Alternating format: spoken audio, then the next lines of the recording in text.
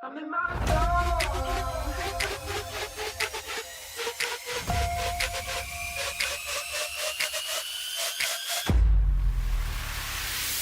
I woke up today, feeling brand new, nothing in my way. Sun gon' shine, yeah, it's here to stay. And I'm gonna say what I need to say. Hey, I'm feeling free.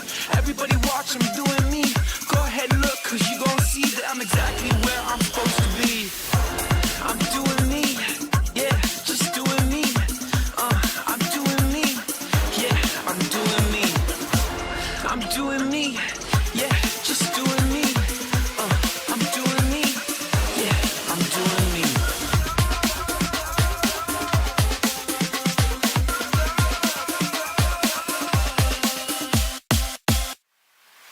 I'm in my zone. Everybody watch, you gon' see.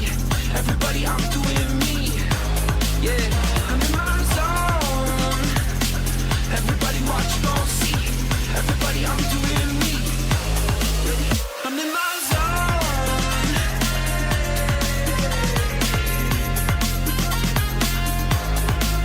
I'm in my zone.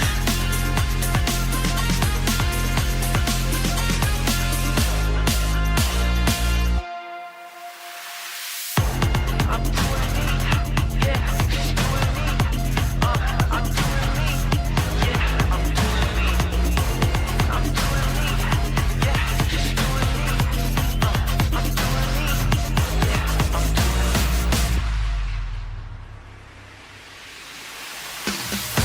I woke up today, feeling brand new, nothing in my way. Sun gon' shine, yeah, it's here to stay. And I'm gonna say what I need to say. Hey, I'm feeling free. Everybody watch, I'm doing me. Go ahead, look, cause you gon' see that I'm exactly where I'm supposed to be. I'm in my zone. Everybody watch, you gon' see.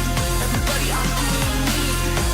Yeah, I'm in my zone. Everybody watch, you gon' see. Everybody, I'm doing me. I'm in my zone.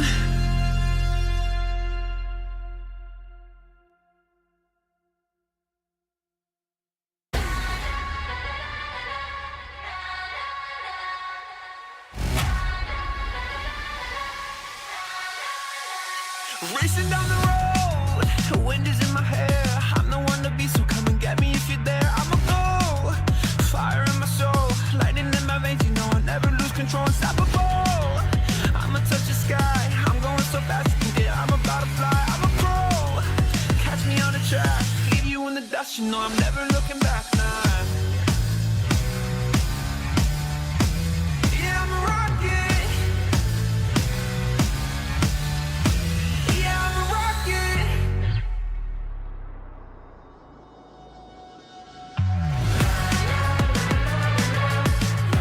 I'm just flying through the air like.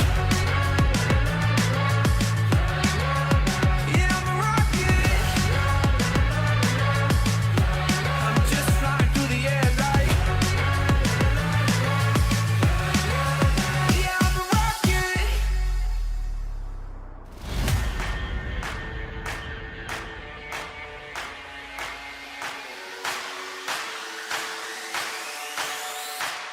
Racing down the road, the wind is in my hair. I'm the one to be, so come and get me if you're there. I'ma go, fire in my soul, lightning in my veins. You know I never lose control, unstoppable. I'ma touch the sky, I'm going so fast you can get. I'm about to fly, I'ma grow. Catch me on the track, leave you in the dust. You know I'm never looking back now. Yeah, I'm a rocket. Yeah, I'm a rocket.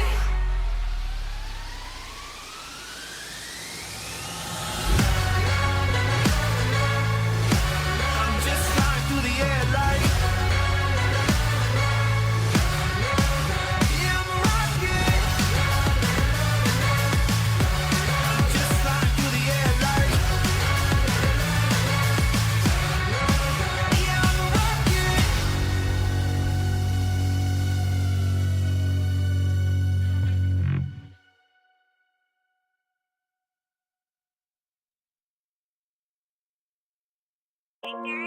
Oh my god.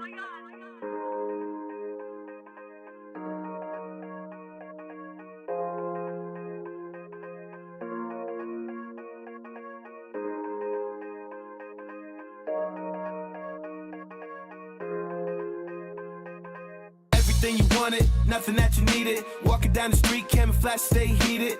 Ready to capture each moment that you're breathing. But when the breathing go become good reading. Came in the game for a couple of reasons. Got so many things I never needed. And if you went too many times, the critics will say you cheated. Put it on the web and everybody believe it. Everything you wanted, nothing that you needed. Everything you wanted, it is yours. Everything you wanted, nothing that you needed. Everything you wanted, at your door. Everything you wanted, nothing that you needed. The people say you're great, you don't believe it. Is anybody real? Is anybody all deceiving? Walking through the alley all alone for a reason. Cause even old friends could go and commit treason. Stab you in your back just for something that they needed. Is that really what you want? Tell me, is that really what you want? Everything you wanted, it's yours. From the struggles to the many awards. Everything you wanted, you got it. So what you gonna do to get more, get more? Everything you wanted, it's yours. From the records to the friends that want more. Everything you wanted, you got it. Success is knocking at your door. Everything you wanted, you got it.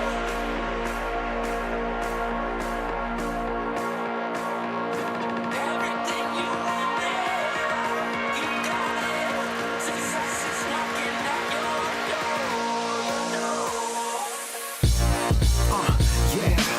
What mean the word of you?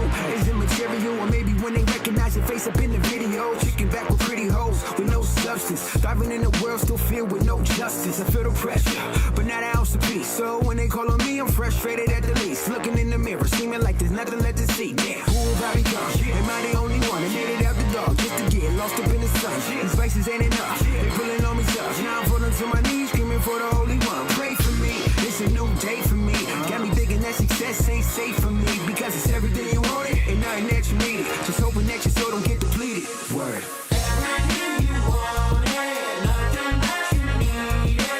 Everything you wanted, it is yours. Everything you wanted, nothing that you needed. Everything you wanted, at your door. Everything you wanted, nothing that you needed. Everything you wanted, it is yours. Everything you wanted, nothing that you needed. Everything you wanted, at your door. Everything you wanted, nothing that you needed. Everything you wanted, it is yours. Everything you wanted, nothing that you needed. Everything you wanted, at your door. I can't get no more out of myself for everything I wanted more. Please forgive me, I'm not myself. I've been lost while out on tour.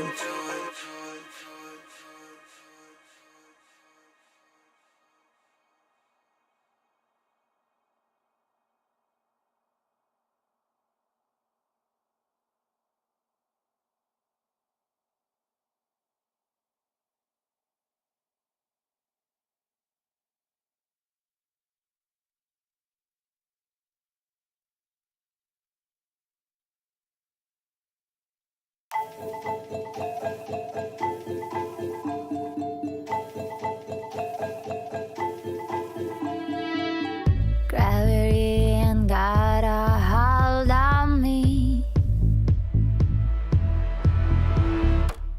Sanity is where I need to be.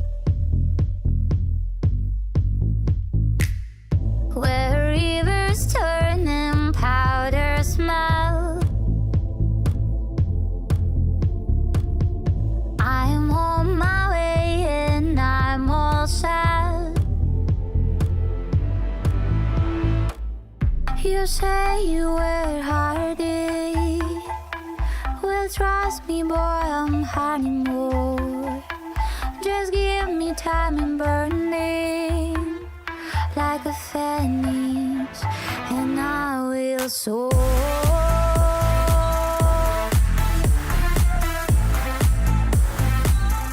And I will soar.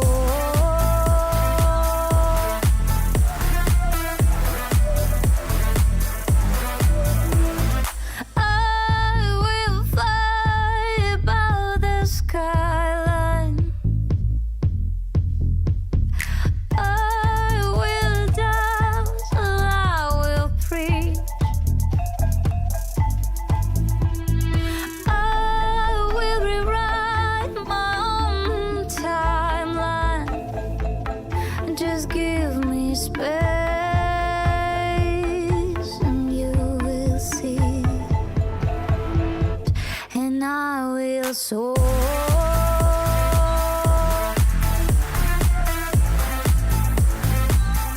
And I will soar.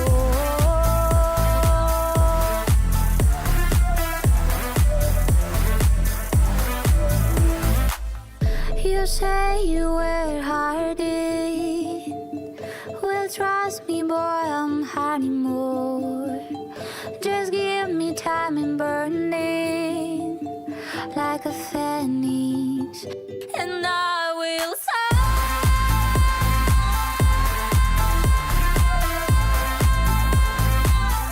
And I will soar. And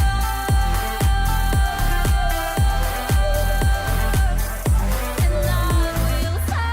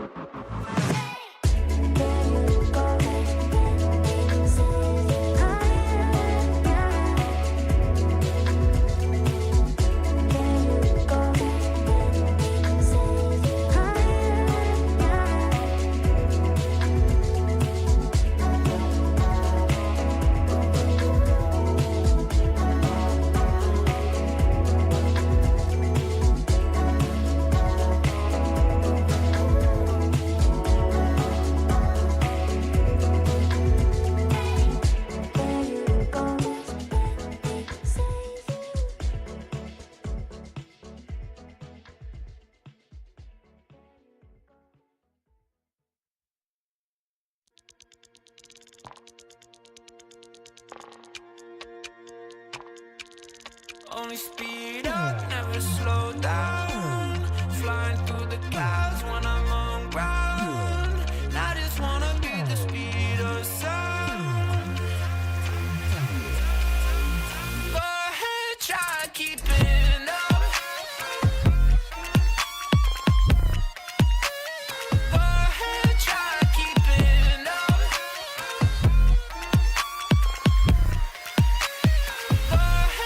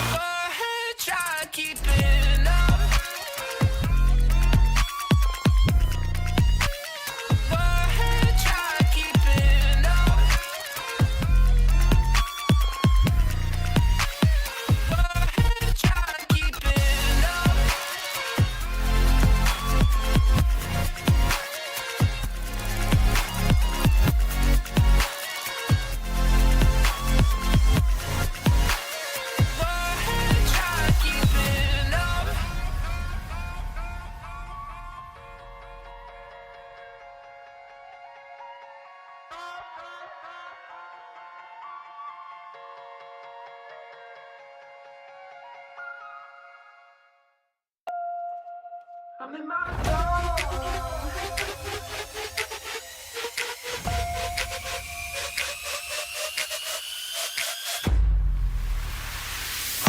I woke up today, feeling brand new, nothing in my way. Sun gon' shine, yeah, it's here to stay. And I'm gonna say what I need to say. Hey, I'm feeling free. Everybody watching me doing me. Go ahead and look, cause you gon' see that I'm exactly where I'm supposed to be. I'm doing me, yeah, just doing me. I'm doing me, yeah, I'm doing me. I'm doing me, yeah, just doing me. I'm doing me, yeah, I'm doing me.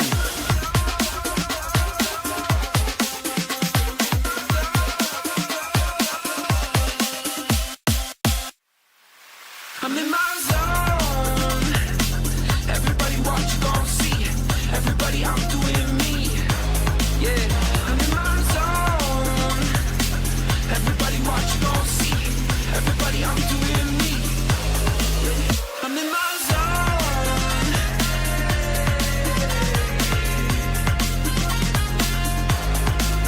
I'm in my zone.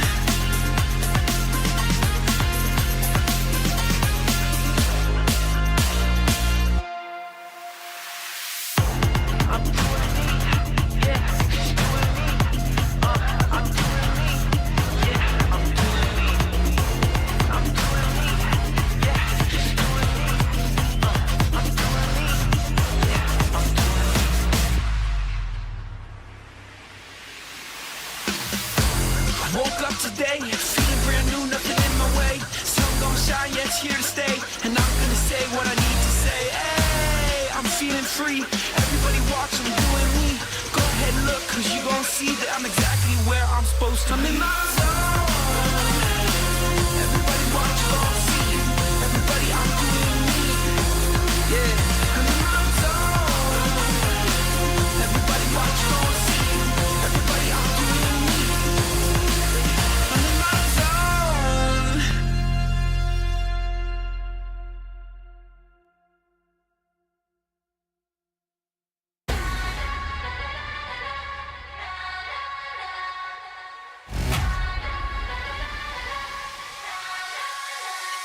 Racing down the road, the wind is in my hair.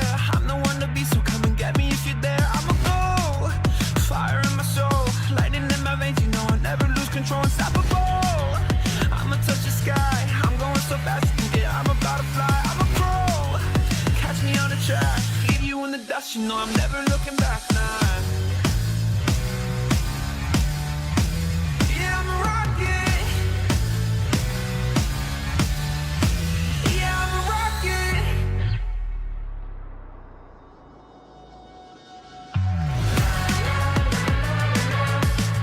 I'm just flying through the air like.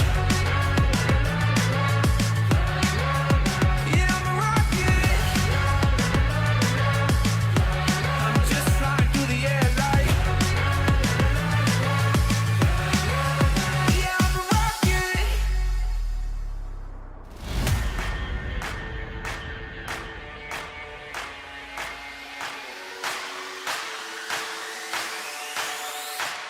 Racing down the road, the wind is in my hair.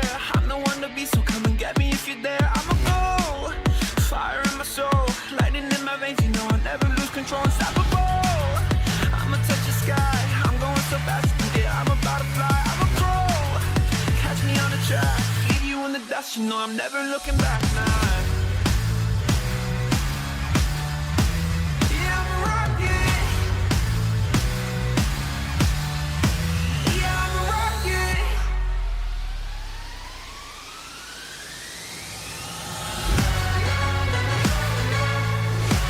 I'm just flying through the air like. Yeah, I'm a rocket. I'm just flying through the air like. Yeah, I'm a rocket.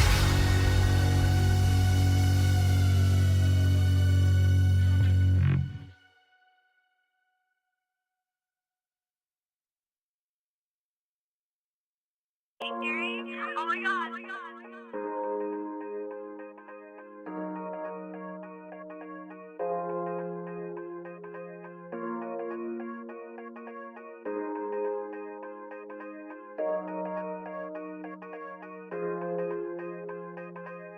Everything you wanted, nothing that you needed. Walking down the street, camouflage, stay heated.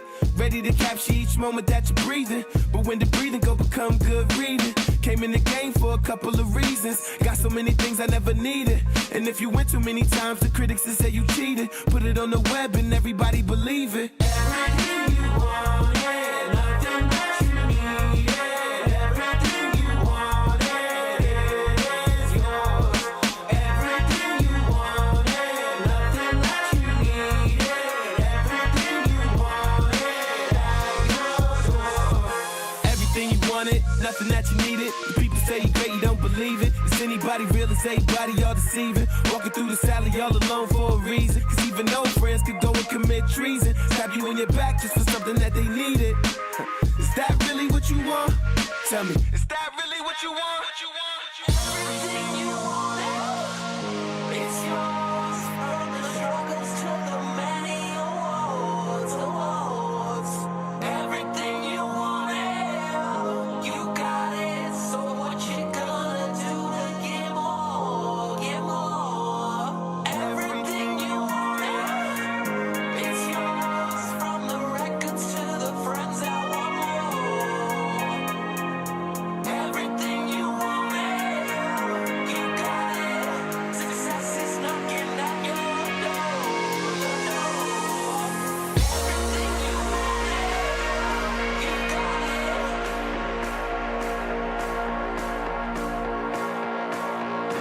Everything you wanted, you got it. Success is knocking at your door. What mean the word of you is immaterial, or maybe when they recognize your face up in the video. Chicken back with pretty hoes with no substance. Diving in the world still filled with no justice. I feel the pressure, but not an ounce of peace. So when they call on me, I'm frustrated at the least. Looking in the mirror, seeming like there's nothing left to see. Damn, who have I become? Am I the only one that made it out the dark just to get lost up in the sun? These vices ain't enough, they pulling on me tough. Now I'm falling to my knees, screaming for the Holy One. Pray for me, it's a new day for me. Got me thinking that success ain't safe for me, because it's everything you wanted and nothing that you needed. Just hoping that your soul don't get depleted. Word. Everything you wanted, nothing that you needed. Everything you wanted is yours. Everything you wanted, nothing that you needed. Everything you wanted at your door. Everything you wanted, nothing that you needed. Everything you wanted is yours. Everything you wanted, nothing that you needed. Everything you wanted at your door. Everything you wanted, nothing that you needed. Everything you wanted is yours. Everything you wanted, nothing that you needed. Everything you wanted at your door. I can't get no more of myself for everything I wanted more.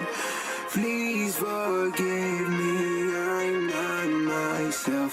I've been lost while out on tour.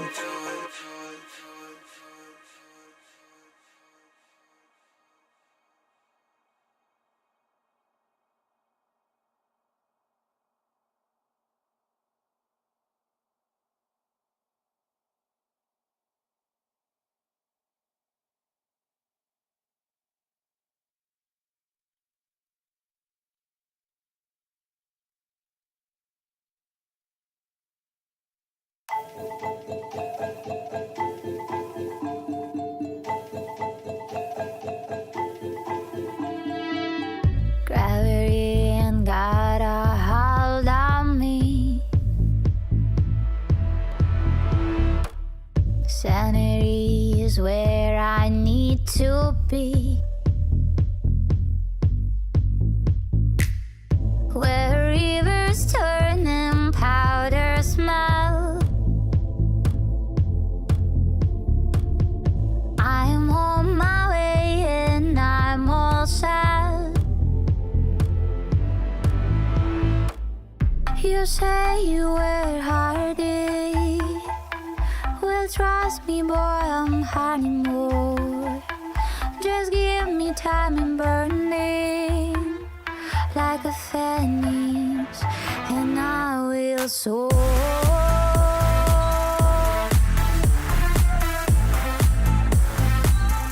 And I will soar.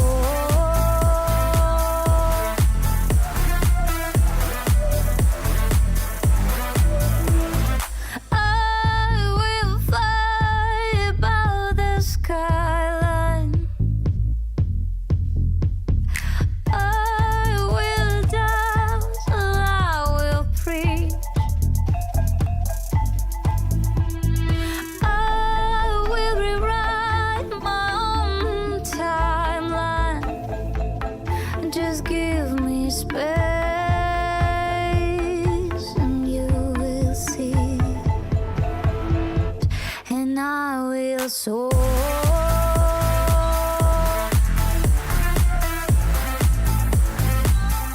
and I will soar.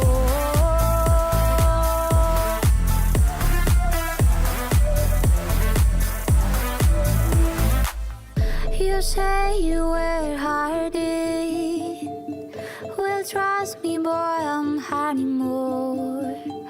Just give me time and burning like a phoenix, and I will soar. And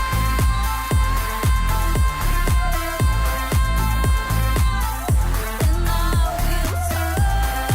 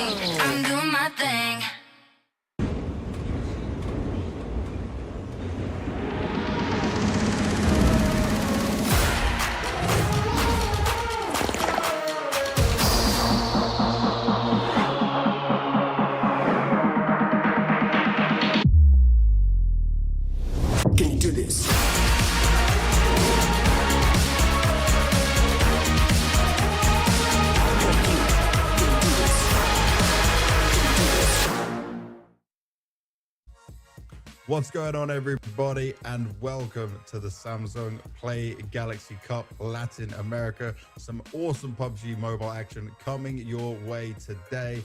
My name is James Banks, and I'll be one of your commentators across all of the action that you're going to be seeing today. And alongside me is Toby, my good friend. We started commentating PUBG all the way back in 2019, and we're back once again, reunited for this, ready to watch the madness unfold.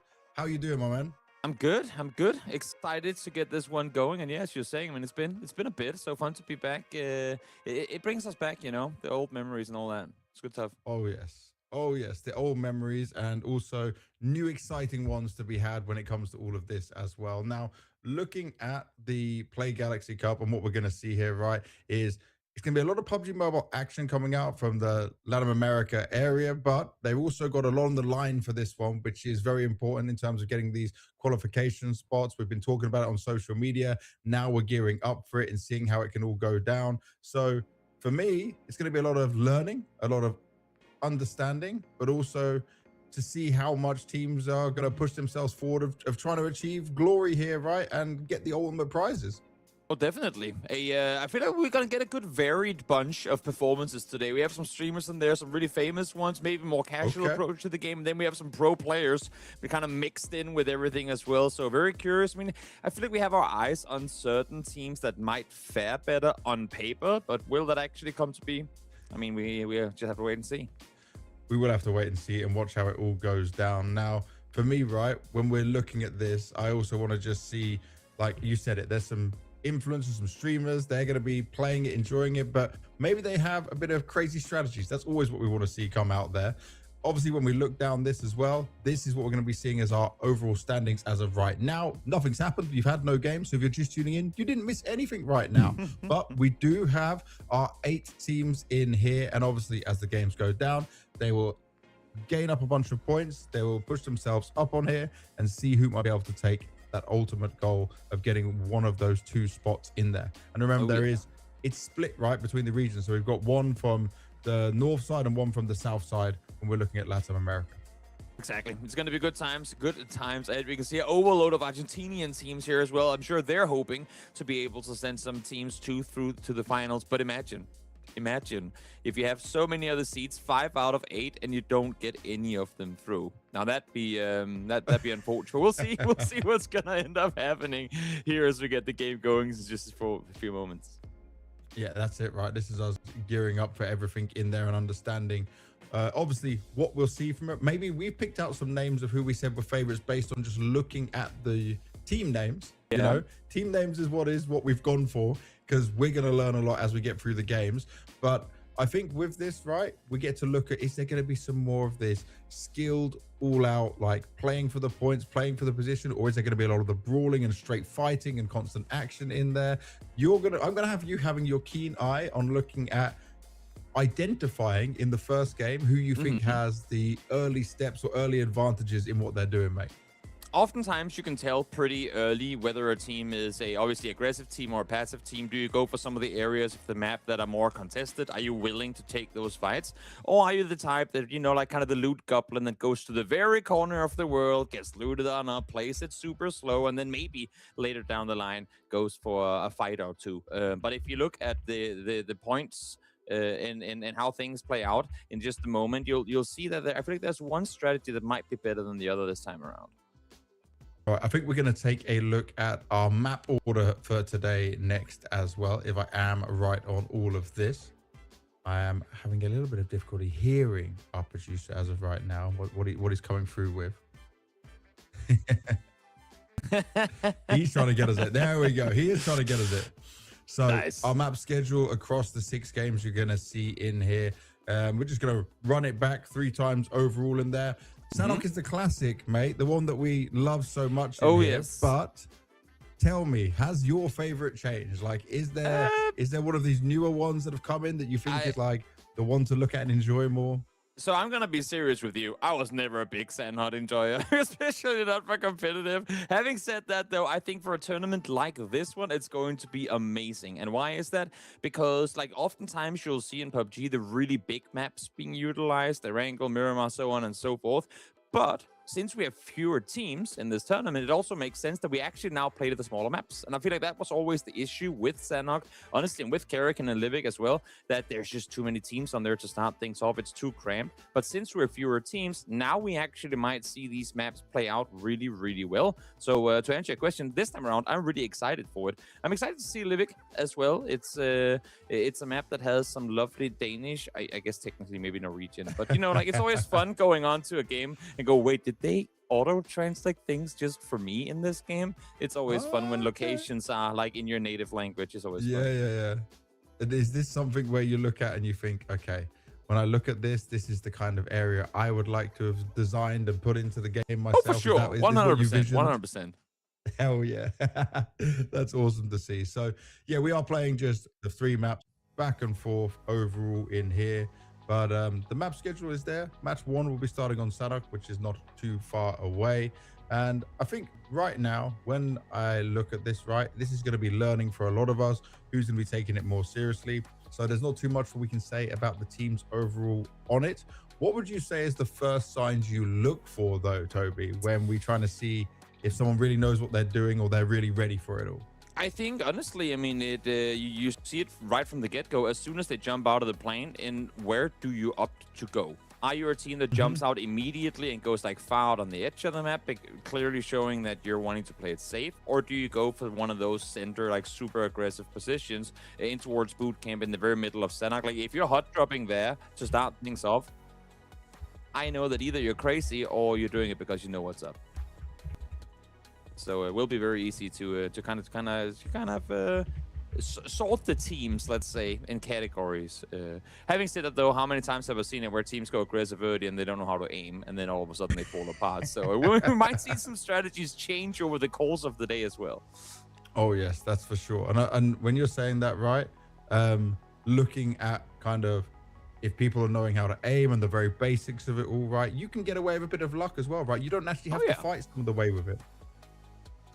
On top of this though, right, what I do need to remind everyone is about the Galaxy S26 Ultra. Now, this is very important for everyone because I'll just give you the heads up. Throughout the live game, you're going to see a lot more information about the Galaxy S26 Ultra on screen. For mobile players, especially if you're playing PUBG Mobile, you need this kind of device. It's built to take the gameplay further, give you smoother visuals, faster response, and a more complete experience from the first drop to the final circle.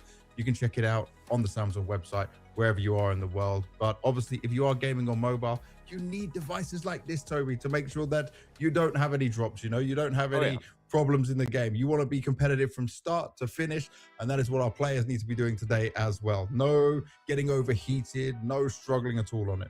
We've seen it, I mean, in pro competition as well, that players and teams are using devices that are just not up to par, especially, I mean, going in, playing a game or two, hopping out can be fine, but you're playing 6 matches back to back to back to back, as you're saying. You need a device that can handle it all, and this one sure can. Definitely can. Definitely can. Now, we're going to start to make sure we can see. I'm just checking it right now. We've got the map stream up on our sides that we can see that everyone's getting in the lobby as well and getting themselves ready for it. I can see plenty of the teams joining in it. I'm going to look down. I'm cheating to the side over here, Toby, on the other monitor, looking down some of the names we have, right? So I really like the team name, Monsters Inc. That was the one I was going for. I thought that is a dope name. That is a name that I can get behind. That's just a bit of like a nostalgia bias for some, you know, references to movies in there as well. That team is going to be coming out from Central America and Caribbean, so that is going to be looking at what they can do. Do you have a favorite team name? Did I just steal your one? I know we were talking a bit about this before. I mean, you did kind of steal my name, not gonna lie. But I'm gonna change it up just for the sake of us having 2 different opinions and therefore more horses to gamble on. I'm gonna go with Los Galácticos. I feel like you know, they're staying true to the tournament atmosphere. They want to claim the galaxy. I mean, not content with just 3 maps to play on. They want to claim the whole thing. I feel like that might be in it to win it, you know? Los Galacticos, that's where I got my my money on. It sounds to me like that could be a football team that has picked up a PUBG mobile team, you know, and they're taking it real seriously. Exactly.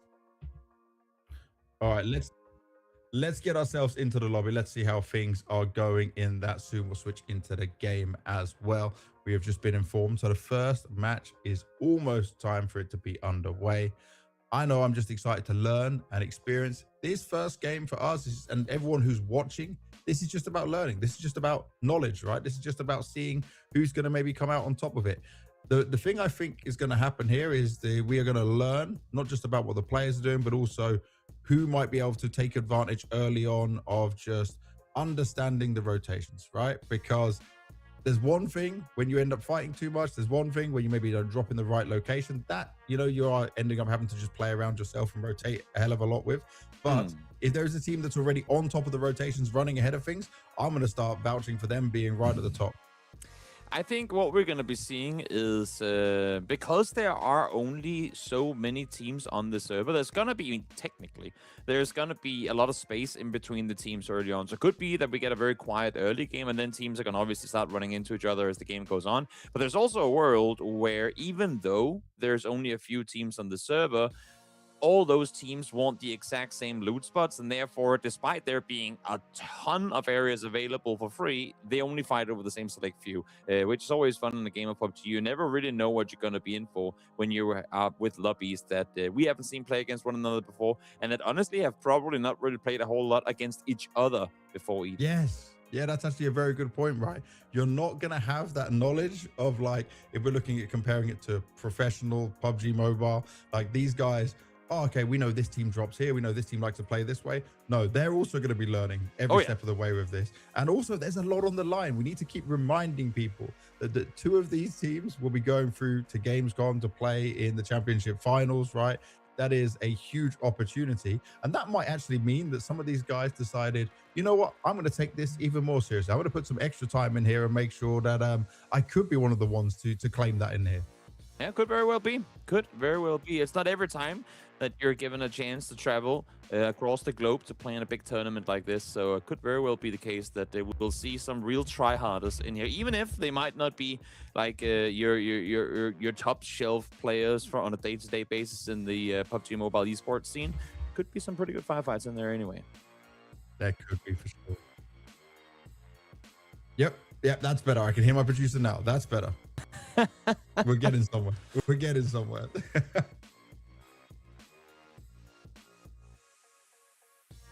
Okay, that's fine. We can just fill some more time. That's no problem at all. So we have, as of right now, a team having a few problems connecting. This can happen all the time. This is another thing to look at. The pros have experience in all of this, right? When we're coming into this, and some people are not used to this. They're just used to queuing normal matchmaking, going into a normal game. We got custom lobbies. You need to make sure everyone's ready. We need to have all the communication on point. However they're deciding to talk, and actually do their communication needs to work out, whether it's microphones, earphones, everything else. So we may be a little bit delayed here for the first match, but once the first match gets rolling, I'm sure everything will be smooth after that. So it's just a waiting game as of right now. I can just go down for a few more of the player names in here. You were saying, right, there's some pretty big people taking part in this, right? And from all over Latin America. So let me see. Who did you point out? There's one guy in here. Mexico, it says. And he is Guerrero. Hopefully I'm saying that correctly. I will probably butcher some of these names in here. He's at 1.3 million followers right now. That's crazy. Pretty big deal. I mean, in general, the Ultra Squad, they are a pretty darn famous bunch. I mean, Mexico, a lot of PUBG Mobile fans from there, a lot of esports fans, Mexico in general. I feel like, honestly, Mexico is one of those countries, when you look at the esports sphere as a whole, that it doesn't really get enough love. You know what I mean? For how many passionate fans there are, they don't always produce a ton of top shelf talent. I mean, just from the games that we're casting on a day-to-day basis, how many Mexican teams do you have in the top of the scenes that you are working in? I mean, I feel like, and despite that, they're always there from a fan perspective, from a follower perspective. Some of the biggest esports influencers are Mexican, despite the pro scene itself not necessarily being able to deliver. So I feel like that's one of those countries that we maybe just maybe we're just a couple of years out of seeing them deliver some real talent. So what you're saying here, should we be looking at Ultra Squad as a squad that is knowing what they're doing a bit more? You know what? Let me put it this way. If the Mexican esports scene or fan base needs a beacon to go towards, they need their heroes to carry the banner all the way to the grand finals, then what better team than Ultra Squad? Do you know what? If also, this is the thing I just thought about, just popped into my mind. If one of these teams, or if one of these players is actually a bit more experienced with it, maybe you start being the bully from the very first game. For sure. Maybe you just go in for some of those fights. If you know you're going to have a lead, take away some of the easy pickings, but you also need to be careful you don't overextend as well. So I'm already just kind of theorizing what's going to happen and how we're going to look at this, because what can happen as well. If you fight too much at the beginning, then you're going to be low on some supplies. You might be on the back foot in some ways as well. So there's going to be pacing that we need to look at the same time for these guys. Yeah, it's gonna be interesting. And also, I mean, again, despite the fact that we don't have that many players on the server,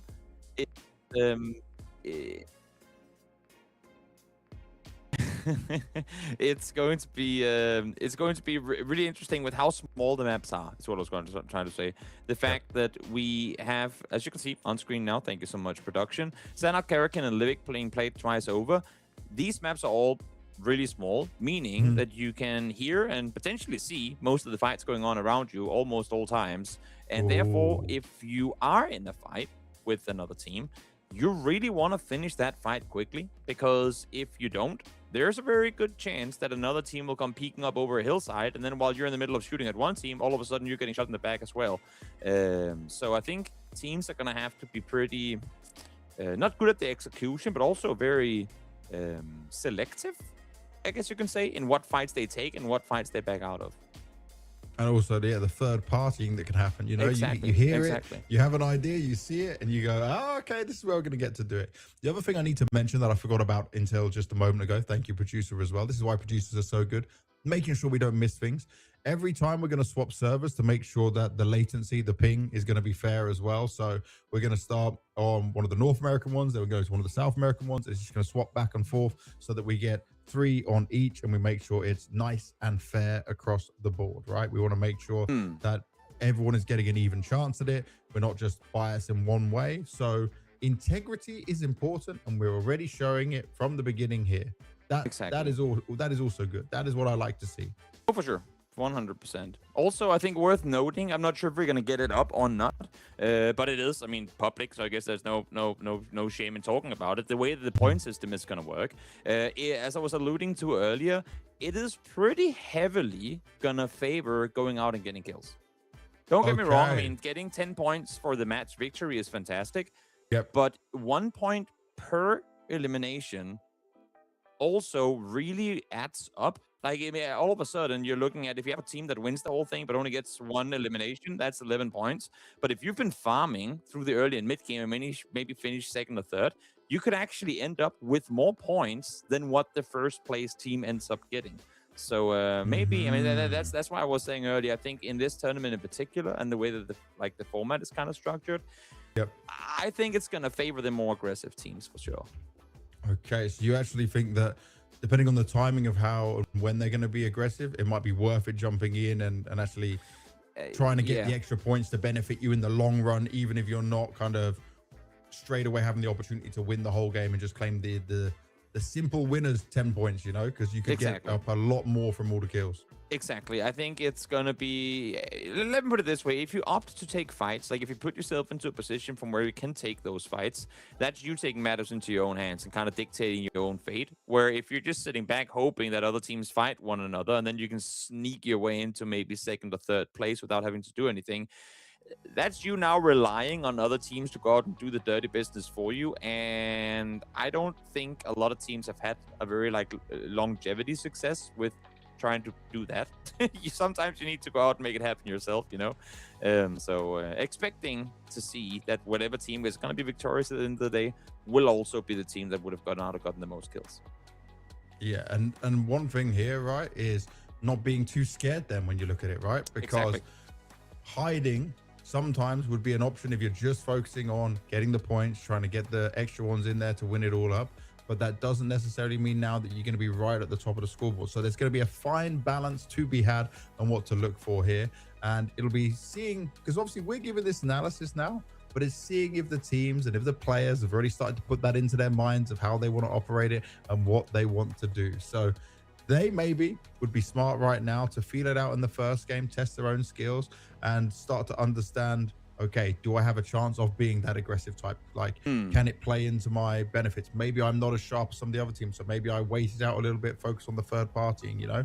It's going to be their understanding of what is best for them and also how far that can carry them through. Because maybe if they consistently hit like a top 4 or top 3 position, but they're just picking up kills off the end of it, it could still be enough, right? What would you personally do if you were just like, say, lesser experience with PUBG Mobile doing it this way? Like, what balance would you have, Toby?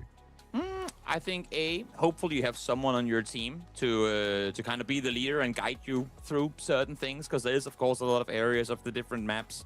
It's not like your arena shooters where everyone knows there's maybe 2 sides to go towards and this and that. There are so many different areas you can play, and every game is going to be different based on where the circle takes you. So you really want to have someone on your team that knows like what are some of the priority spots in the different areas of the maps to fight from.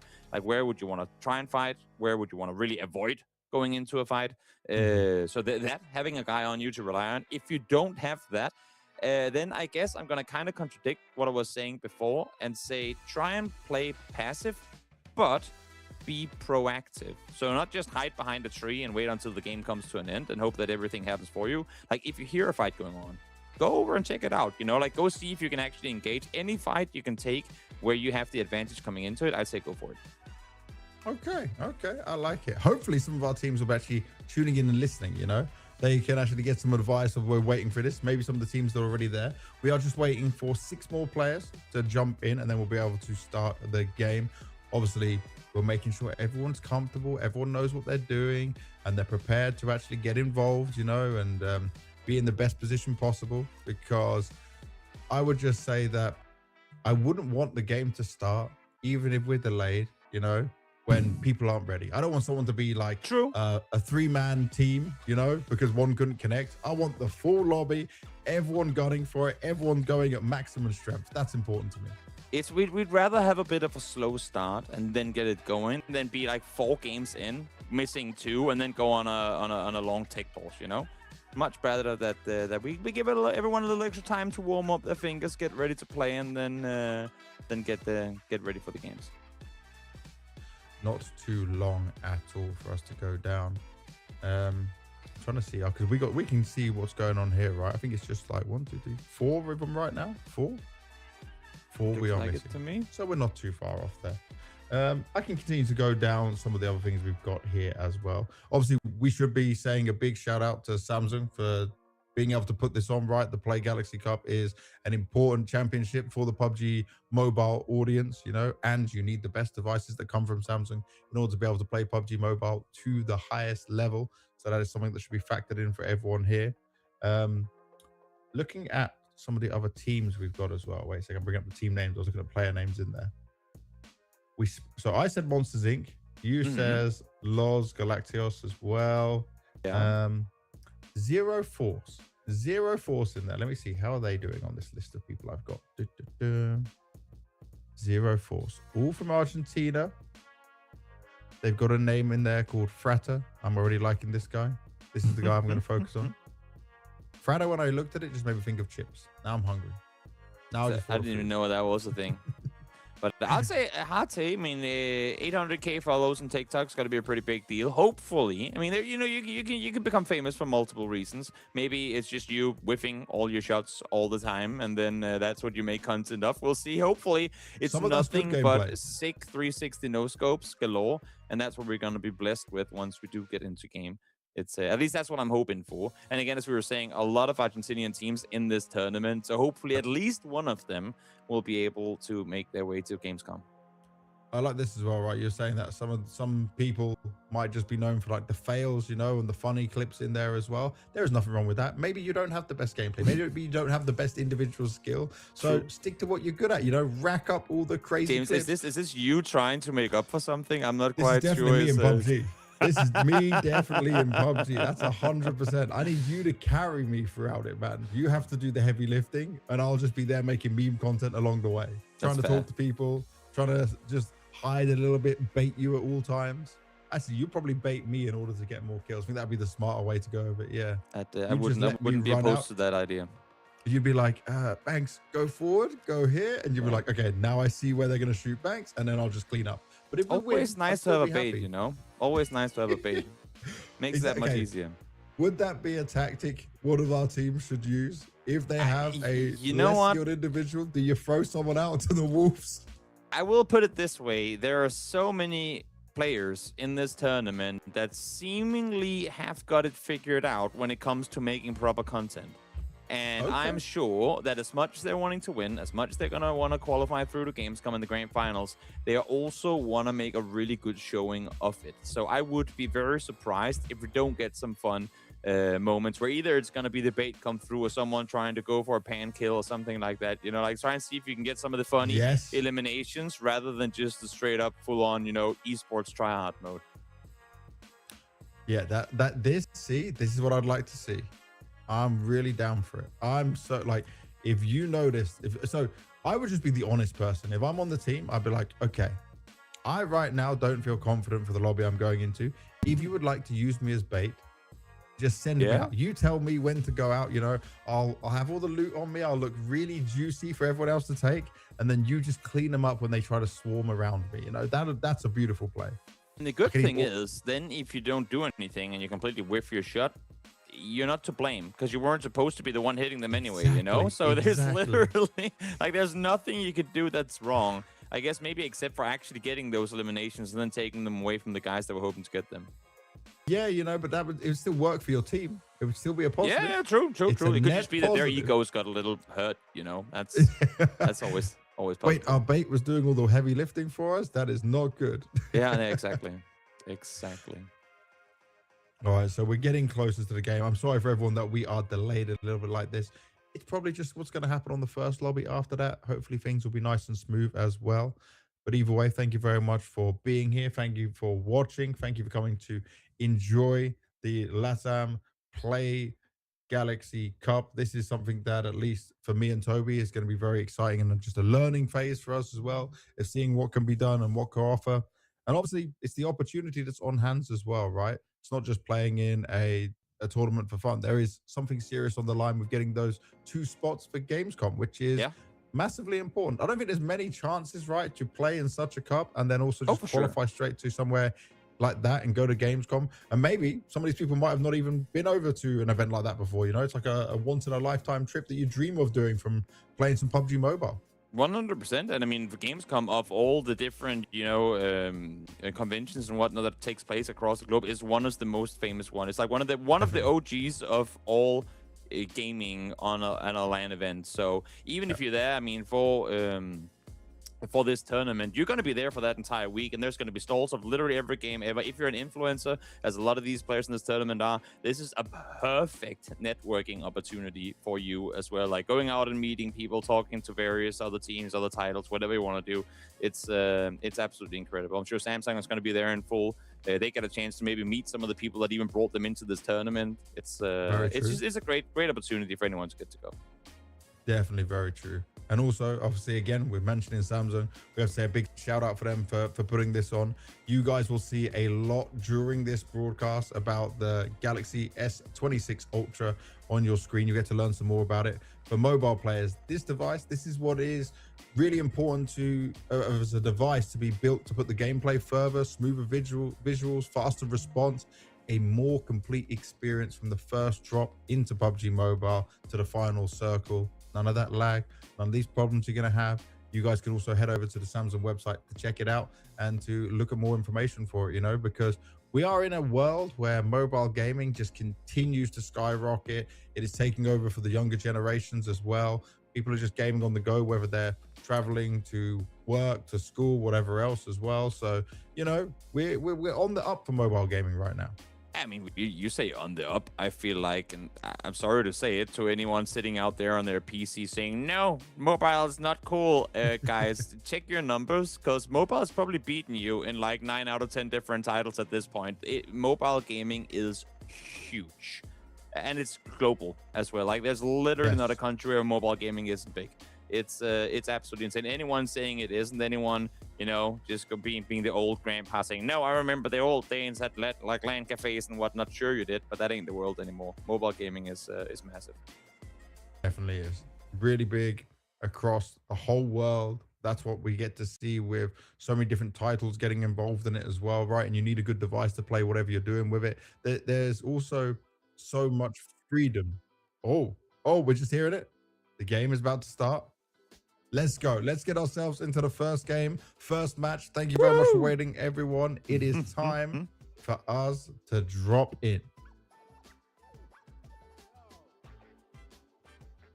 He still said 1 minute. I thought we were there. Bro, producer full baited us.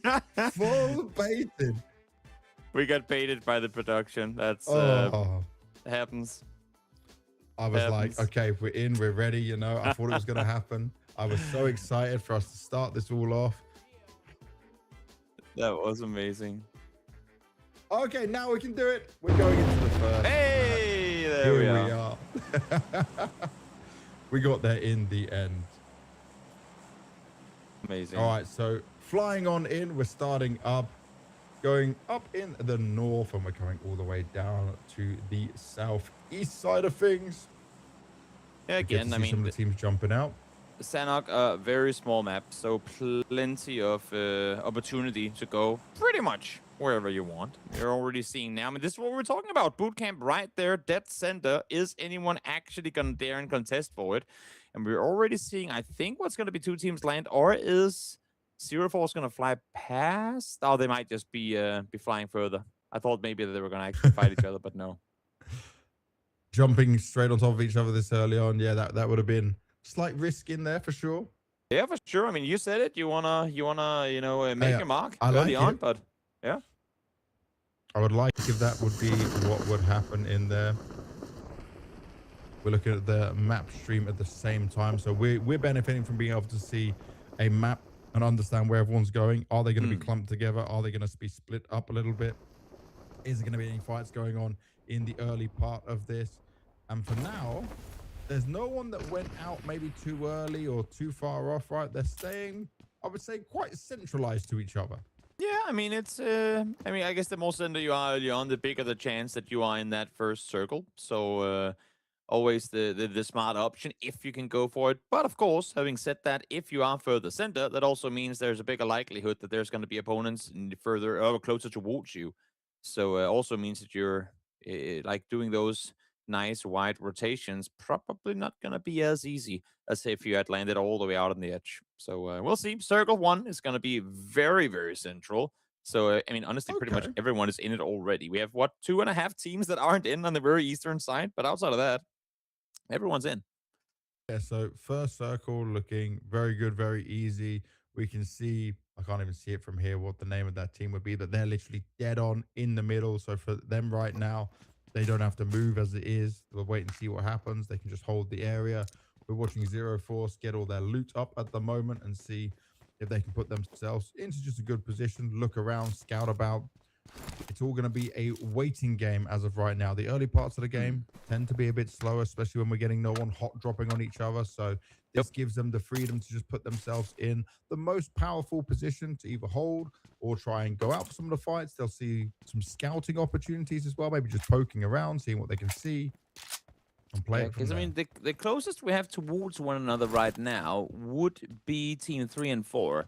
Team 4 sat down towards Quarry. The other team sat just north thereof. There's a world where they end up fighting each other real soon, because Quarry is not really a place you want to linger for too long. There isn't a whole lot to get done there after you've done looting. So we'll see if maybe they run into each other, or if it's gonna stall out for a bit longer. Also, I mean, I feel like we're already now starting to see what is like the strategies, because you're seeing here the Paraguay and Ecuador Tupava team running north. It seems like they're hunting the mix guys that are currently making their way up towards Camp Bravo. So it could be that they saw them, like when they flew in early, they saw them in their parachutes and went, great, if they're up there, we should go for a fight. So it could be that that's what they're going for right now. Yeah, they're going to try and get up on a bit of high ground, see if they can get some visibility on them at the same time. They are being careful in case the same things will be happening to them, but this is good to see early on that the teamwork's there. They are a bit split. It's a 2-2 split for now, so they're just going to have a look around. You can see, look at this. Good decision-making, being very careful. Oh, yeah. Zooming in, seeing around, trying to understand, is anyone going to be maybe close that we can take a few pop shots at? And it also depends on how close they'll be able to get before they're spotted, before that initial engagement will be in there. And they are actually pretty close, because as you can see, I mean, in Team 4 has one of their players very, very close. I mean, kind of just proning right over on the other side. It's Fabicin, who's down here. I'm not sure if he hurt them or if they were able to kind of wrap around it, but I think he might have. Oh, so if he's got the information, if he does hear him, he might be able to call that in, but he needs to make sure he doesn't get picked off from afar while Exactly. he's isolated from his teammates. The worst thing that could happen is him getting picked off now before anyone else can get close to him and help him out. So trying to regroup and join back up with the team, that would be ideal. Still though, plenty of opportunity. You saw the med kit in front of him as well to get all this extra loot in there. Make sure you're stacked up for when this engagement might come in. But for Mix, at least they could be, from what we're trying to seeing, that they could be aware right now. They could have an understanding. Yeah, I feel like the way they're running around looting seems somewhat carefree. You know what I mean? Like they're not Yeah, like they're every time they they're go not. outside, they're not holding ankles. They're not being Yeah, very careful in how they're running around. And on the other side of that, you have the guys from PTP who are literally just sat waiting for them to come out. So they clearly have an idea that something's happening to the northeast. now we've got Ultra Squad here, which one of the teams we said certainly to have a look at. Already grabbed themselves a vehicle to help with their rotations and where they want to go in here. Already some fighting going down though. Two Argentinian teams going head to head potentially. One's actually taken a bit of damage in here, so does need to be careful. The rest of them are just trying to run across and get towards it. First knock's going to be found though. Good start. We were talking about exactly this. I mean, it's dangerous to take fights because all of a sudden a team will pull up on you from behind, and that's exactly what's happened to FD. They're sat in between two teams right now, and they've only got these small sheds to work with, so not a whole lot of cover. Now, the dangerous thing is if Argentina Gaming starts pushing straight into this could be dangerous. They get one more, though. Do they get a third? Yes, they do. In. Great work from them. Damn. All the knocks coming in. Straight in for the finish offs as well. Good damage being done. They spotted another one running away. No chance at all. Wow. Brilliant. Yala just walking forward, doing a ton of damage as well. Confident as you like. And they're going to continue to push on forward here. This, if they're not careful, could just be really positive for them. And more coming their way. This is a great early start. Already 7.7 kills going their way. And we're not even 7 minutes into the game. And that's what I was alluding to in the pre-show, right? Is like if you can go out and get a lot of these kills, I mean, of course you want to get the win as well, but even if they go out now, like if they somehow got eliminated right now, they still got 7 points off of this game and will probably finish top 3. So very, very good beginning for Argentina Gaming here. They picked up so much of it, very positive. And now they can take some extra high ground in here. They can have a look around. We're getting towards the end of the first circle as well. So soon we'll see the shift once again. Yep. And they've got that central position around boot camp. So they're looking very confident. They know they've cleared it up for now. There is still a team close to them, though, who might want to try and get into that action after hearing those shots go down. But you need to be very careful considering how deadly they looked in those first 2 fights. Oh, for sure. For sure. If you see Yala anywhere near you, you're running the opposite direction. That's for sure. But here we have the guys out on the eastern side. I mean, they were the ones that we saw early on kind of closing in on one another.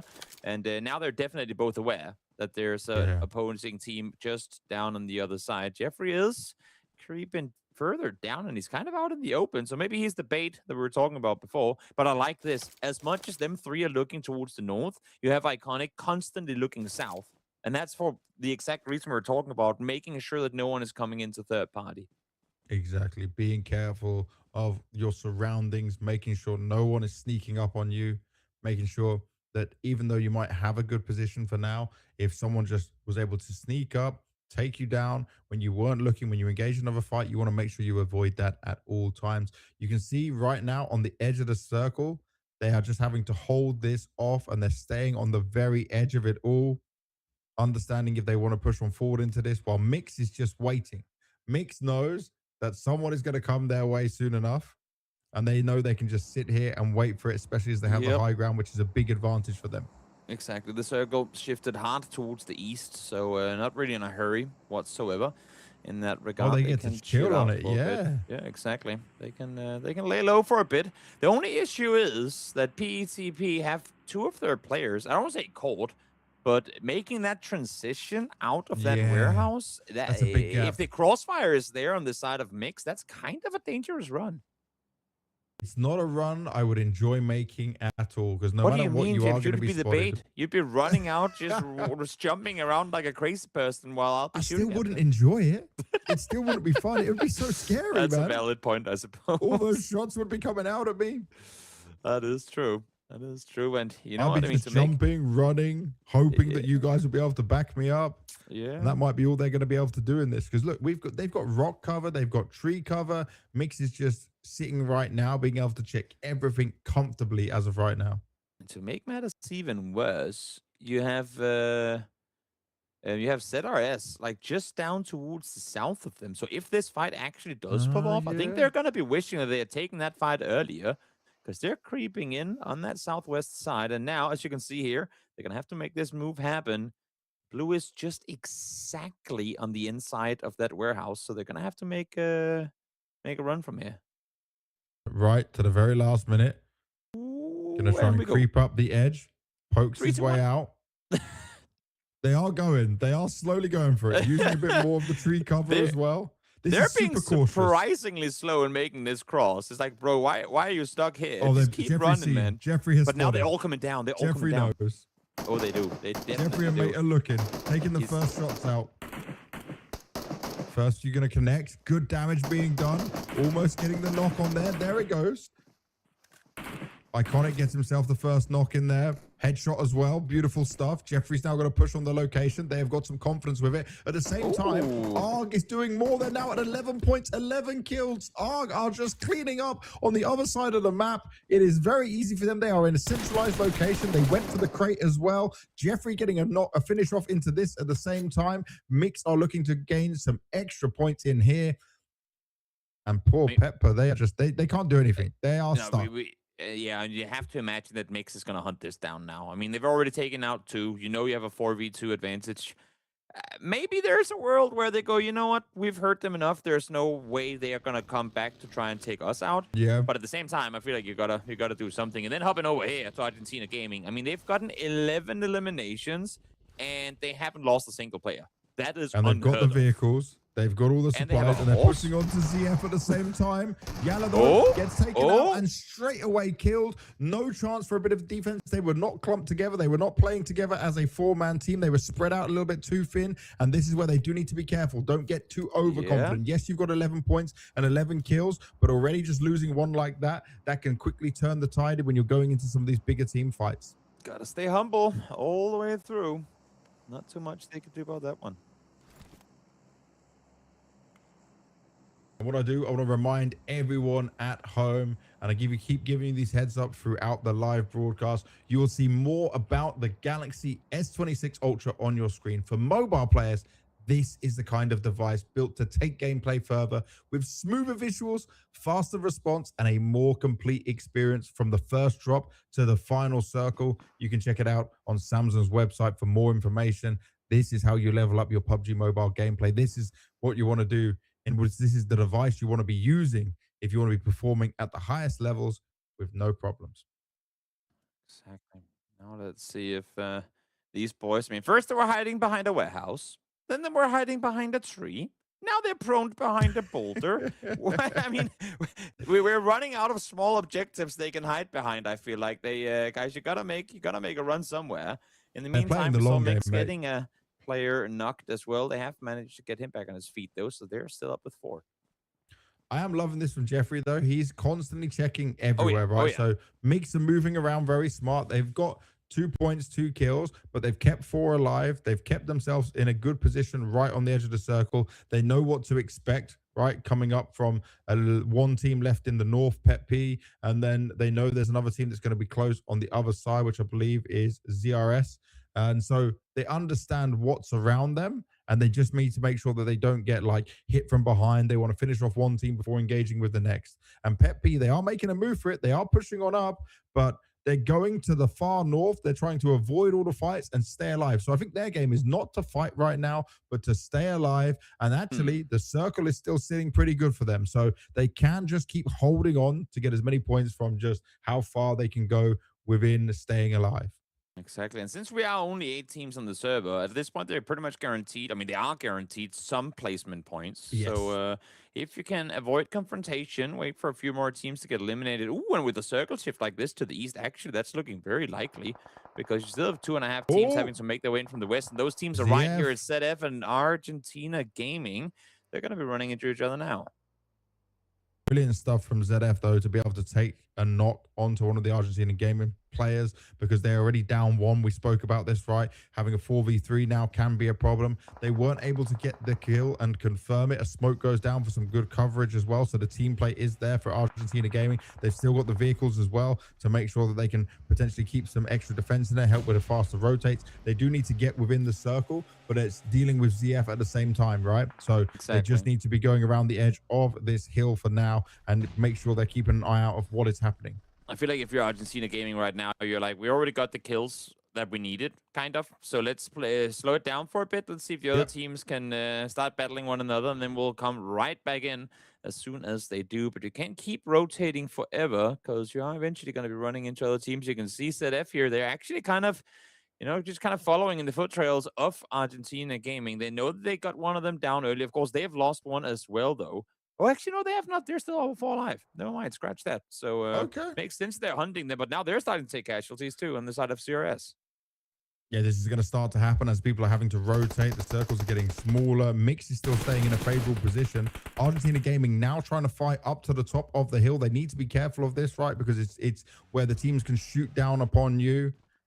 And you need to make sure you're not just caught out in the open the whole time. Yes, you can find a house to hide in. Yes, you want to try and catch the people having their rotation on the way down, but it is hard to spot on their way up, down from the top of the hill, down the bottom is a much better position to fight from in here. And Pet P, by the way, they are still going. They're still creeping. Just creeping their whole way through this, mate. But they're running out of places to creep because they're going straight up towards ZRS now. And once again, these fights take off, and it's hard to, again, the big guy from Argentina able to get himself one more now, though. ZF kill has gone down. So it's a nice little response there, but they've lost two. Great shooting from Powerzada. He does get tagged up quite heavily. He doesn't get knocked. Is still alive for now. How much more can he do in here? This is an awkward position to be in. Luckily for them, they're all the way out on the edge of the circle, so they're not going to be shot from behind at this point. I think they should be pretty clear on that. But, of course, always rather be safe than sorry. He's checking everything very cautiously. Going to go and find himself some extra cover in here as well. Jump inside the house. But they're already up at 12 points, 12 kills. We've only got 5 teams left within it right now. 15 players in total. Still a lot to play for, but the circle is continuing to shrink. Pet P now, actually the circle lands on top of them. They're still in a great position, and they're on top of a hill. This is one of these runs where a 2-man team could do work. Yeah, the only issue is they have 0 kills so far. So that's the thing right now. You're relying heavily on getting the placement points because you didn't get any kills to back it up. Where if you're Argentina Gaming, as we said earlier as well, you can die now and you'd still be great. So yeah, so they're really, desperately having to come out victorious, or at least get like a top 2, top 3 in this game. And at the moment, for Mix and ZRS, they're the only 2 teams with 4 players still alive. Yep. Everyone else is on 2 or 3, so they are wounded. They are dwindling in numbers. ZRS, they've not really been engaged in it. They took a few shots, right? We saw them take some fights, but they've not been able to confirm anything. And they've now got ZF very clearly close to them, and that could be the next fight they might be able to take. No, the vehicle. Oh, that's less than ideal. Got to turn that thing around. No style points for that one. But hey, at least they got there in the end. And they secured themselves their way across, which was essential because they were outside the circle on the western side. But now they've just exactly made it inside. ZF are going to be, they're right on the edge of it. They know exactly where ZRS is. So it's just a waiting game of who's going to be forced out of position. They're going to try and throw some grenades in there by the looks of it. Shooting through the door. Oh, good damage. And a knock. Can they confirm it? Wow. That is beautiful. I think Frada initially just shot there to kind of destroy the door. But then he was like, wait, there's a guy there too. I'm going to keep shooting. That was incredibly successful. Have you got game sound? I do not. No, me neither. Okay, I'm just making sure it wasn't me going crazy. So there's a lot of action happening. Mix now on the top of the hill, getting absolutely destroyed. That is not what you want to see if you are Mix, who's been able to stay alive for so long. ZF jumping out into the fight as well, trying to get the confirms. P actually picking up some at the same time over Argentina Gaming. So right now on this last bit, we've got 5 left alive, 2 teams in total. Yep. 3 for ZF, who are looking to win this with the last few kills. Pep P going to be the second team overall, despite not engaging in many of these fights at all. They don't have the numbers. They did have the position, but now they're going to fight for their lives and try and fight for this chicken dinner. Exactly. Second place guaranteed so far. And you know what? They were down to 1, but actually Danico was able to get Paco back up alive. So they are 2 up alive now in a 2v3, which of course numbers against them, but it's not impossible. It's not impossible. Let's see if they can somehow make this happen. Nades are being primed, locked in their direction, but they don't know their exact position here. There we go. Got the game sounds back as the grenade does fall. But it's going to be just throwing out some of these grenades to try and push them out of position, right? Yep. Try and make them come to you. Exactly. Pep P wants to engage with this together. They can hear the footsteps. They have an idea of which side they're coming on. Oh. Lots of shots coming through the smoke as well. Another grenade's going to go out. See, look, they understand where they could be close to. Oh, that's a great huge nade. Grenade. Right on point. Oh, and that's going to be him finished off. Frater doing the damage. And ZF walk away with the winner chicken dinner. 0-4 starting off strong from Argentina. Impressive stuff from these guys. What a game. Also, I mean, considering the fact 0-4s were playing it so cautious, so careful. Yeah. Really taking their time with everything. But I mean, they played it smart. They did effectively what we talked about. They sat back, waited for everyone else to fight and get wounded in doing so, and then just came out and cleaned up in the end. And yeah, I got to say for Pep P, they started off so bad. They were trying to just hide behind trees, hide behind rocks. They had 2 players picked off from the very beginning. I kind of felt bad for them. You know, they were pressured very early on. But the fact they still walked away with 2nd place and picked up some kills, like, that's making the best of a bad situation. Oh, 100%. 100%. It's, that's exactly, I mean, if that's the playstyle you're going for, would we have wanted to see them a bit more aggressive? Sure. But I mean, hey, they got themselves a 2nd place and kills to boot as well, as you were saying. So that's exactly what you want to have happen. Definitely is. We're going to have some match highlights to look at in a little bit at the same time as well. And there will be some highlights from that. I would say the quality of what we saw from that was better than I expected for like the first game where everyone's feeling each other out. You know, we saw this very early on. Argentina Gaming going through all these points. They may have not finished as high as they wanted to in the end, but they already racked up all the kills to get themselves meaningful points for the whole game. And this is seeming like an aggressive team that wants to fight, wants to take good positions on the map very early on. Oh, yeah. I'm not going to lie. I got a little word on behalf of the entire lobby whenever they started farming very early on there. But clearly they weren't immortal, and that's what any game of PUBG and any Battle Royale really is always going to be. It's a game of risk management. Yes, we can take a fight. Yes, there's a chance we get a couple of kills. But if you get 2 kills, like 2 points in doing so, and lose a player for it, is those 2 points you get early then worth it come mid to late game when, because you're only 3, all of a sudden you die and with no placement points? You know, like, you always got to do that math on the fly as you play. That's why it's so difficult to be a good in-game leader in PUBG as well. There's so many different things that you have to consider, not just, of course, playing the game itself.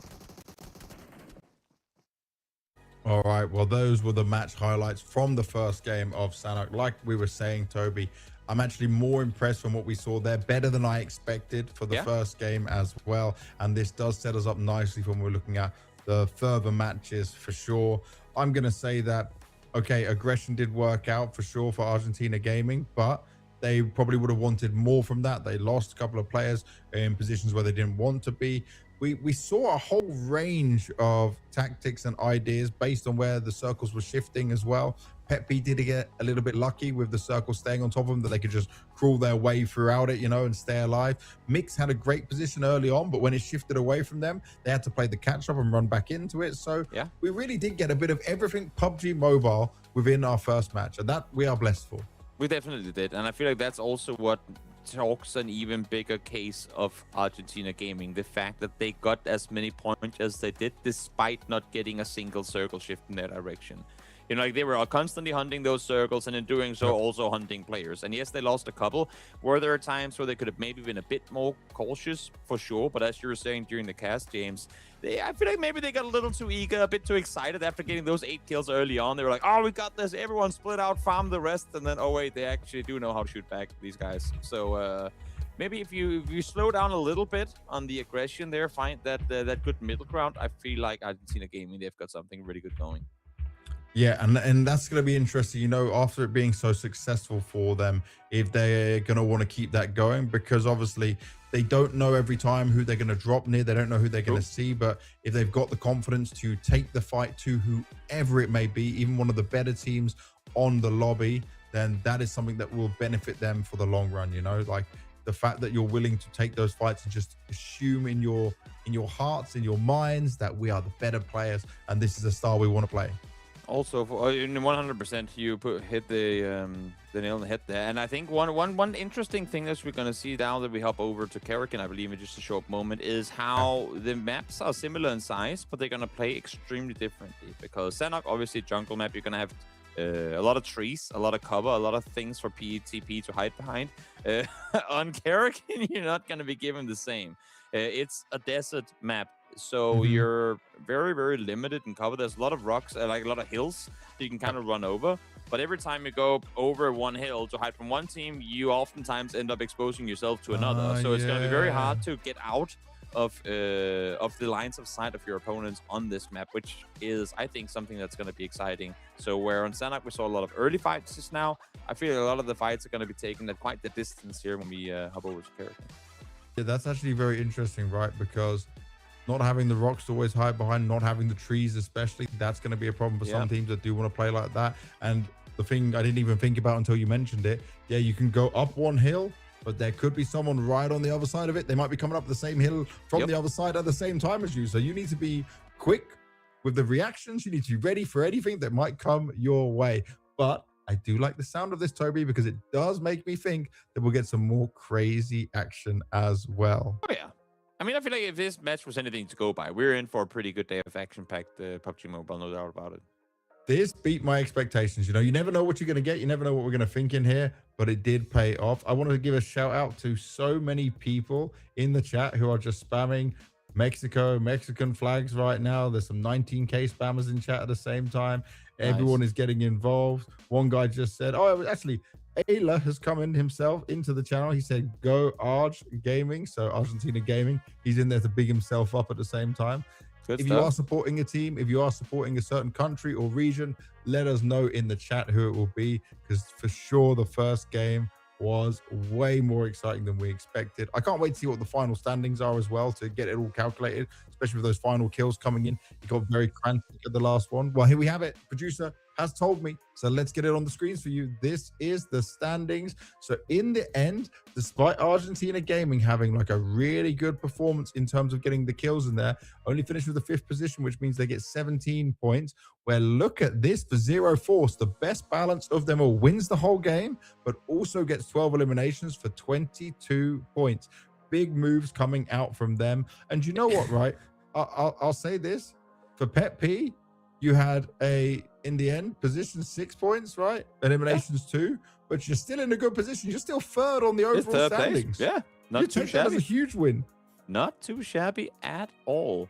One thing that does terrify me a little bit, though, not gonna lie, James, the fact that we had, quick math here, 28 total kills on the board this game.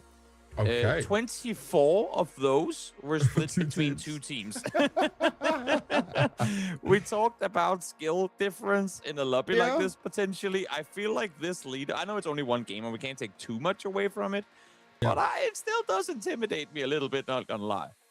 Yeah, do you know what? They really set the tone for these lobbies. Oh, you know? Zero Force, Argentina Gaming, both from Argentina said, hey guys, you know, we like to fight. We like to get eliminations. We will run at you. We will fight you. We will take space away from you. we will make it very difficult for you to breathe. We will suffocate you around the map, get as many kills as possible. And if we can get good placements alongside of it, you will not have a chance to battle against us. They showed it in a big way. Oh yeah, for sure. It was a good start, as you said. I mean, we wanted to kind of feel out these players and see what they had to offer, and I feel like we definitely got a good view, a good glimpse of what these teams are capable of. And also just, I mean, again, to kind of echo what I was saying before, with how Argentina Gaming was playing those early fights, they knew as soon as they heard those shots fired between two other teams, this is something we can capitalize on. Yeah. In PUBG, it's a game that it's so paradoxical in a way. The fact that you have a game that can last up to 30 minutes in some of the bigger maps, and you think, oh, it's so slow, there's like oftentimes fights are decided in seconds, and it's most oftentimes, and you would know this from other games too, it's how quick you can turn data received into coming up with a plan and executing it as well. And Argentina Gaming, they saw those fights, they saw or heard all the shots being fired, and they immediately not just ran towards it, but had a plan of approach as well. And that to me just shows a team that knows what's up. You know what? My favorite quote was always, when it comes to this and when it comes to competition, Toby, I remember saying it to you 7 years ago, and I'm going to continue saying it now. Communication is the key to success. When you've got someone who can take that information quickly and say, guys, we need to make this decision, they're going to follow that person and go with it. No one second guesses it. No one has some doubts, and then they move on forward. That is the difference that can be between victory and failure, you know, just being able to be so reactive to what you're going to do. And also, there's nothing wrong with some teams, like we saw with Pep P, is hearing that information and deciding, you know what, we're going to back away, we're going to hide, we're not going to involve ourselves in it. You know, we're going to choose our time to strike and when to get it done. Maybe we'll just pick off a couple of kills from the side. Maybe we'll actually wait it out and engage when there's less teams around, or when we see that they're really fighting, and we can just jump on it when no one will expect us, because the element of surprise is also a real thing. Yeah, no, for sure, for sure. Also, got to keep in mind, this is not a one-match affair. I mean, it's 6 games total, so you can afford having 1 or 2 bad games. I mean, I don't imagine any of these teams having every single game in double-digit points. You know, like, there are going to be games where you hot drop, you thought you had it in you, and then someone else just picks up a better gun than you early on and comes out and takes you out, and that's going to happen. And of course, I mean, only 8 teams. 2 teams qualify through. Yeah, I'd say you can have 1 or 2 bad games and still make your way in the top. But of course, the more bad games they have, you're relying on those individual matches being absolutely stellar. I would say, right, if you're a team that ends with just 1 or 2 points after the second or third game, then it's kind of GG, and you just become the team to upset everyone else in there, right? Because setting the tone the first game, sure, that's one thing. Being able to do it in back-to-back games, or struggling in 2 games in a row, then you're really fighting that uphill battle, and you need to either completely change the way you're playing and the idea you came into the games with and mix it up a bit, you know, or otherwise you're just watching the opportunities pass by you. You can't do anything with it. So very valid point. Certainly something we have to be aware of in here. But there's still a lot of people in the chat getting hyped about everything in here right now, which we appreciate. So thank you very much, everyone, for watching. We do need to remind you all that this is the Play Galaxy Cup, the PUBG Mobile Championship from Samsung. Already, first game has been done. We're soon moving into our second as well.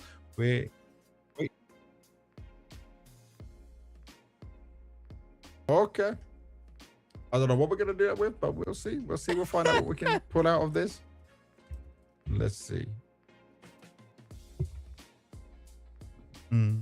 So we still need a few more minutes in between these games to make this work, as they're going to just continue to get themselves ready into the lobby as well. We know what we've got. We know what we saw in the first games. We understand what people are going to be doing right in terms of now being maybe more aggressive. If you're one of the teams who placed with like 0 points now, Toby, in the first game, if you're one of the ones who struggled, what do you think they need to do to at least have themselves a fighting chance in it? Do they, like, if they're not confident, if their confidence has been knocked, do they still try and go for some fights? Do they hot drop someone? Do they wait it out a little bit more? Like, what would your pro opinion be? I mean, to kind of go back to what I was alluding to before, I feel like the more games you play where you don't dare take risk and it goes against you, the more you're then relying on your last couple of games to be absolutely phenomenal in order to climb you up to a qualifying position, right? So I feel like if you had a 0 point game now, but you really feel like your game plan is good, it just was one of those games where things go against you, because that does happen every now and again. try once again, maybe try one more time and see if you can do it. But then after second game, if you're still at like below, let's say 4 or 5 points, that's when you got to start considering maybe it's about time now that we start doing something different.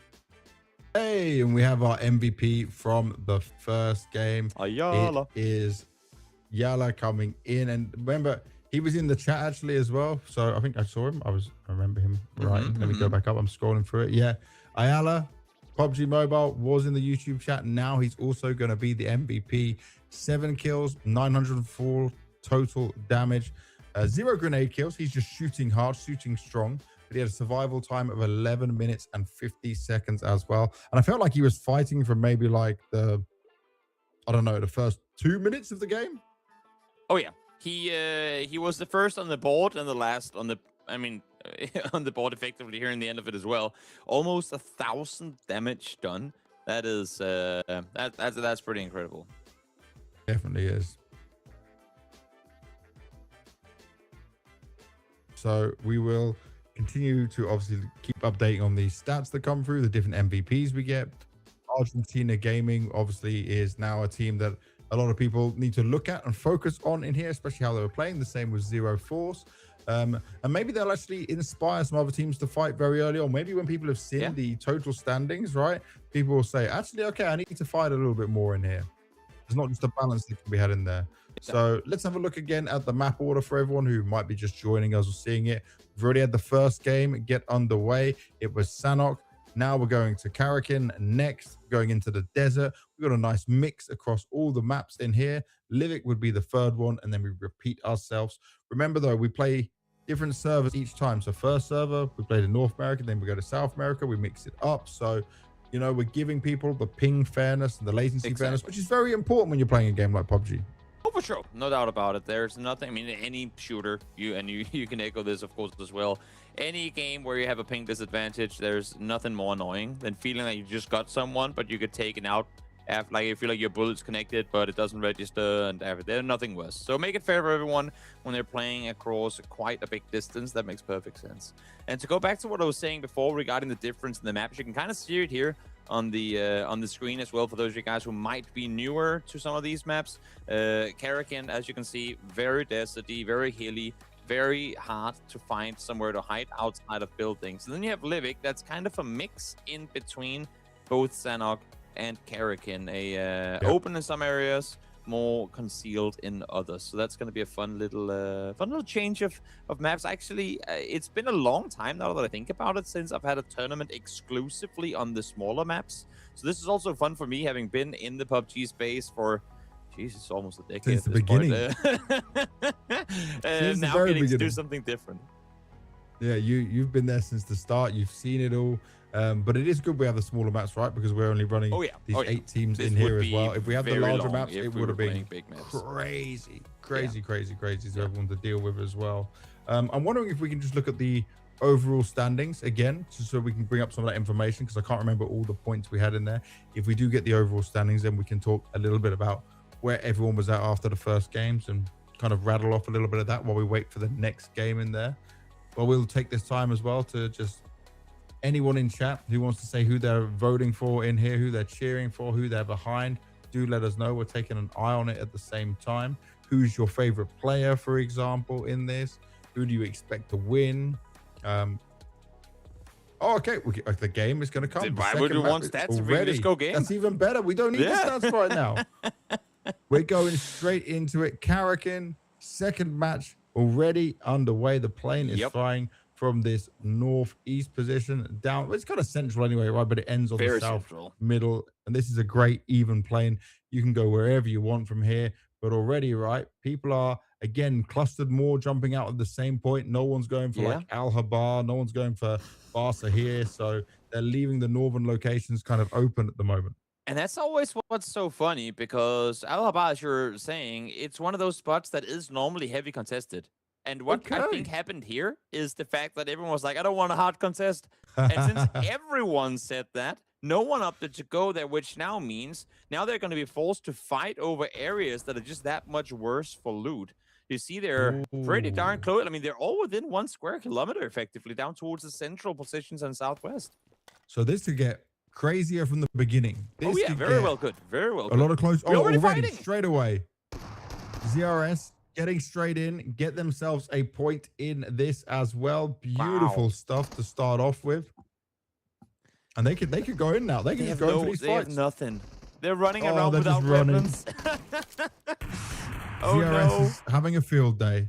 They are just on the hunt, getting themselves easy kills in here. Still being careful, gonna go in for the kills. And squad right now, they are having a bad time. Oh yeah. We talked should them say big squash. coming into it, but they are not off to the best start. They've just got wherever left alive. Not gonna be easy for a solo to make this happen. Yeah, wherever on his own, he did run. He did escape. His team have all fallen around him. His job now is just to stay alive and play the long game. Get as many points as you can. That's all you can hope for right now. Yep. Just hide in the corner and hope that the circles come your way. And it This looks is like that's beautiful for exactly what it's gonna ZRS. do. Yep. I don't blame him. I would be doing the same Oh as no. well. Oh no. You're hoping 100%. someone's just going to push through and fight you. Oh, Argentina Gaming once again find themselves a knock, and they're going to go in for the kill straight away. Extra points for them, already up at 18. ZF, though, onto ZRS. They heard this fighting. They heard what ZRS was doing, and 04 said, hey, we like to fight. We like to get into it. Oh, no. I Pet P, think what a happened? player might have disconnected. You Okay, can see okay. Danny is he's not having a fun time. He's going for a swim with the sharks right now, and that ain't where you want to be when you're playing a big tournament. Pet P can't catch a break. Doesn't matter what game it is. Yeah, true. No luck is coming their way Not as of easy. right now. Not easy for them whatsoever. In the meantime, if you look at the map, I mean, Argentina Gaming, they've opted to go for a really wide split. You have one player sat very central on the island, and then you have the remaining three playing over towards Nemo on the east side, which is pretty brave. But again, I mean, kind of goes. I mean, echoes their playstyle of the previous match, I suppose you could say. Zero Force again. They're just any opportunity to pick someone off to finish them off. They're straight on top of it. Oh, the distance, the shots from far away. That is some really good shooting. Really CRS good shooting from out was of so there. split up, and Heitzy just owned them, just dominated them. Solid Remember, it's performance. once again Zero Force and Argentina Gaming straight into the fights. Now, we did see the first initial engagement. ZRS, they were just all on top of it. They wanted to get the job done. They took the fight onto the Mexico team, SQAD, but now they're just fighting on their own in this one. And Argentina Gaming, they're pushing on up. Oh, a lot of damage coming his way. Oh, he Not gets ideal. down. Gets knocked down. Is he going to get finished? Yes, he does. Yeah. And this is, I mean, this area shows exactly what I was talking about earlier, how you're so visible. Like, once you peek over these hilltops, half the server, like half the map can see you. It is incredibly dangerous. Not making it any easier when you're and you're playing with a shotgun as your second weapon. You want to have either the DMRs or at least the rifles in there to get to shoot at a distance. That's going to make it a lot easier. But of course, when you only have 2 weapon slots to work with, you go, do we want double long range, or do we want that shotgun in case it gets close range? And when you get the Yeah, you DPS, kind of need gotta to find go the for it. balance, right? Yeah, Kind exactly. of got to have the balance. But there's going to be a lot of long range shooting going on here for the players with all of those skills with it. Already though, Zero Force with 3 kills, still 4 alive. They're already way above everyone else with 25 points. Argentina Gaming obviously the closest to them. So still a lot to play for in here. Definitely. And I think one of the big things for them is, yes, they have 3 kills, but who did they take out? Like, they got one of the Argentina Gaming players. I think that's, looking at the leaderboard right now, at least, that's their biggest threat, because as we were talking about, 2 teams go through, but it's not any 2. It's one from north, one from south. So these 2 teams, I mean, Zero Force and Argentina Gaming, they're fighting over one spot effectively. They can't both make it Very through from true. here. Very true, right? That is actually their biggest competition in terms of just the region and country and taking that spot. So if you take them down early, it's going to be a big win for your chance to go off to Germany and to Gamescom to play in the finals. Exactly. It's going to be interesting to see how things are going to pan out from here as our Pet P guys are creeping on over. Ooh, he saw one down below. Does he Did he want to see fight too much though? for him to want to shoot at, though? He's running the other way. He looked, he saw, and he said, Uh, "Not today. I like no, my thank long game. you. I would rather stay comfortable in my position, hiding around, you know." Yep. And obviously, everyone's very in the circle right now. You know, we've Oh not yeah. got I down mean, to the a point circle is where the it's entire map. squeezing anyone. So we're in a comfortable position, right? There's no need to be making any rash decisions just yet. Hmm. Yeah, I mean, when the first circle is almost the entire map, it's oh wait, what? How far was that? Hansa just got a double. That Oh, was insane. oh. He's, by the way, this is the second time already this game that he has done this. Yeah, He is on point. He's had 3 absolutely. eliminations already, and he is just not stopping. He said, okay, whatever I see, whatever I can get, I believe in my long range ability. I will clean up. Sabita's taking a few shots as well. Not as accurate as what we saw from Harte, but this is 3 kills already for Harte. He's got his teammates backing it up. Harte's now moving forward, trying to get closer to the situation, trying to make sure that he can get those confirms in there. He doesn't want them to bring anyone back to life. He's checking carefully. You can see he's ducking left and right, bobbing and weaving around it all, and his teammate is there behind him right now. So they've got some playing the long range, trying to go close range at the same time. They've got a good balance here to take a lot of space away from Pep P and get some extra kills. 4 already, and they are not done just yet. Not done at all. Quite the contrary. They're on the hunt in this one to try to see if they can get even more with it. Here I was thinking it was going to be Argentina gaming all day, every day, but then Zero stepped up to the plate, and they sure are Oh, the fifth delivering. one. Yeah. Fifth one came in, it just went up. And more being done. Harte, long range once again. This guy's aim is incredible. It really is. Really is. What an incredible start to this one from him. Single-handedly taking out all the competition there. As now Yalam going, hey, I'm here too. I'm here too. I was the MVP last game, remember? We can't just make it a Harte highlight reel. He is there as well, able to find himself one. And again, I mean, Argentina Gaming, they are incredibly split. It's actually kind of fun to see how their playstyles are different, how Zero Force are playing very much on top of one another, kind of peaking every fight together, even if it is hard to getting all the kills. And then on the opposite of that, you have Argentina Gaming that are just big splitting this one. Yeah, they're trying to play the long game themselves, right? They want to make sure that, okay, they're surrounding the crate, so they might be able to get some extra loot in there that can help them later into the game. But already being down a player, despite having 3 kills, they've probably seen on the scoreboards, right, that ZF is jumping on up, getting a lot of kills and knocks in there. So they're already being very scared at the same time that their closest competition is literally just taking points away from them, gaining a bigger lead each and every time. Yeah, exactly. Exactly. So the entire Northeast now is completely vacant. We still haven't even closed in the first circle yet. This is a slow roller of the circle settings, but it doesn't really matter when all the players are going hunting for one another anyway. They could have all just found each their area and just laid low, played it kind of the way that PCP does, but seems to me like some of these guys are really eager to going out and finding extra points, and Argentina Gaming is one of those teams. And I do like that even though they lost a member, they're still willing to at least poke around, look around, see if they can pick anything off, use the high ground to their advantage. And also, right, here's one detail that makes a difference in intense matches. It's the Galaxy S26 Ultra. It comes with the largest vapor chamber ever integrated into the Galaxy lineup. That helps keep performance steady through hot drops, close fights, and late game circles, so you can stay focused until the end. Very important when you're gaming, especially on the highest levels, when you're having long gaming sessions as well. Definitely something you need to take advantage with the Galaxy S26 Ultra. Exactly. We see so many teams and so many players forced to buy like mini fans and whatnot for their phones because they get way too warm. In this case, won't be needed. Exactly. Not needed with the S26 Ultra, that's for sure.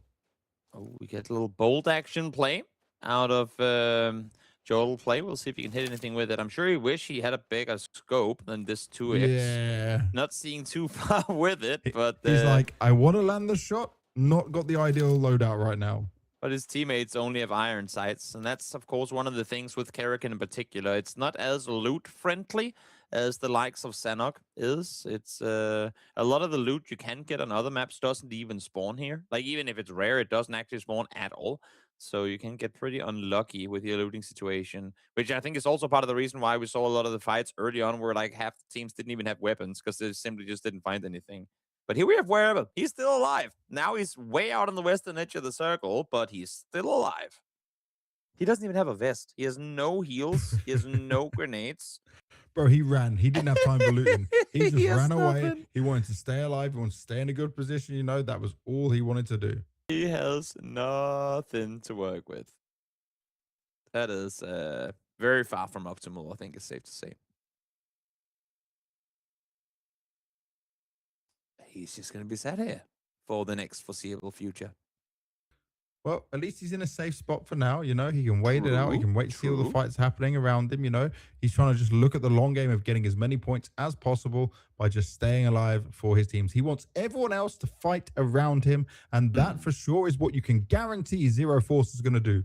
Zero Force, 6 kills already. They are still hunting. They're still looking around. And Hattie has been hitting some great long range shots as well. Like super impressive spray downs. Oh, yeah, definitely. And Oh, one of the things do that they we like know? to talk about in PUBG is circle control. And look at Argentina Gaming right now and their circle control. They have said, guys, we'll go center because eventually they'll have to come to us, and we will Yes. claim literally the entire thing.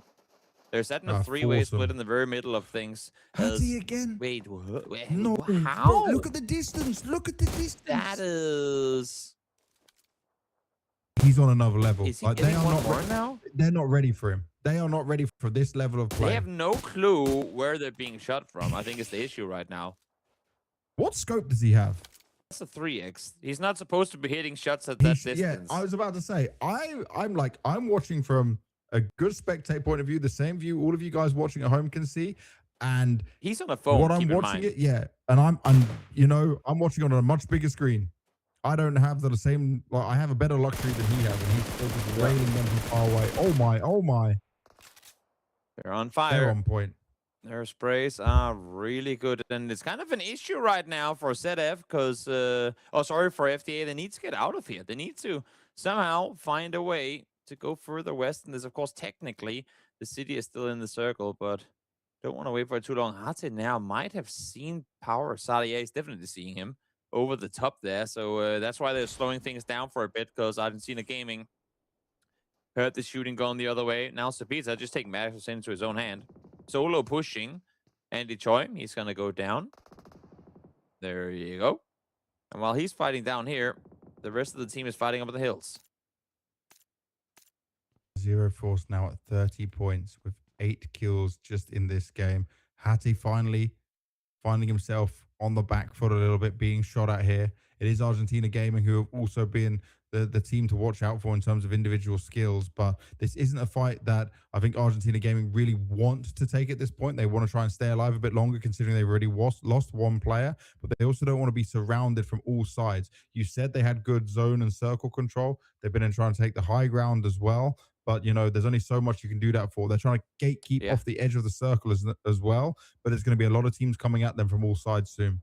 Exactly. It's just a bit of sprinting around trying to find the last FD player now found. And able to get down as well. Good job, Sabita. Clearing out the 2. Now they can play with a little more space, knowing that they've eliminated that entire team. Frada's in a precarious position as well. Because he knows they're going to have a line of sight onto him. Harty's trying to play the long game again onto Ayala. And it's certainly, he's been hitting some great shots, but he's in a position where he's going to have to fight a bit solo because his teammates are so further away from him, but they need to try and engage at the same time. You can see he's proning behind the rock here. Not really a whole lot to work with. He can see them over the top there, but every time he sits up to try and go for a shot, he's in trouble. So he needs Frada. I was just going to say, to set up a crossfire, do something to kind of force them out into the open. And if he gets taken out, if he gets knocked here, the help that's going to come his way is not going to be quick enough, Oh, for sure, for sure.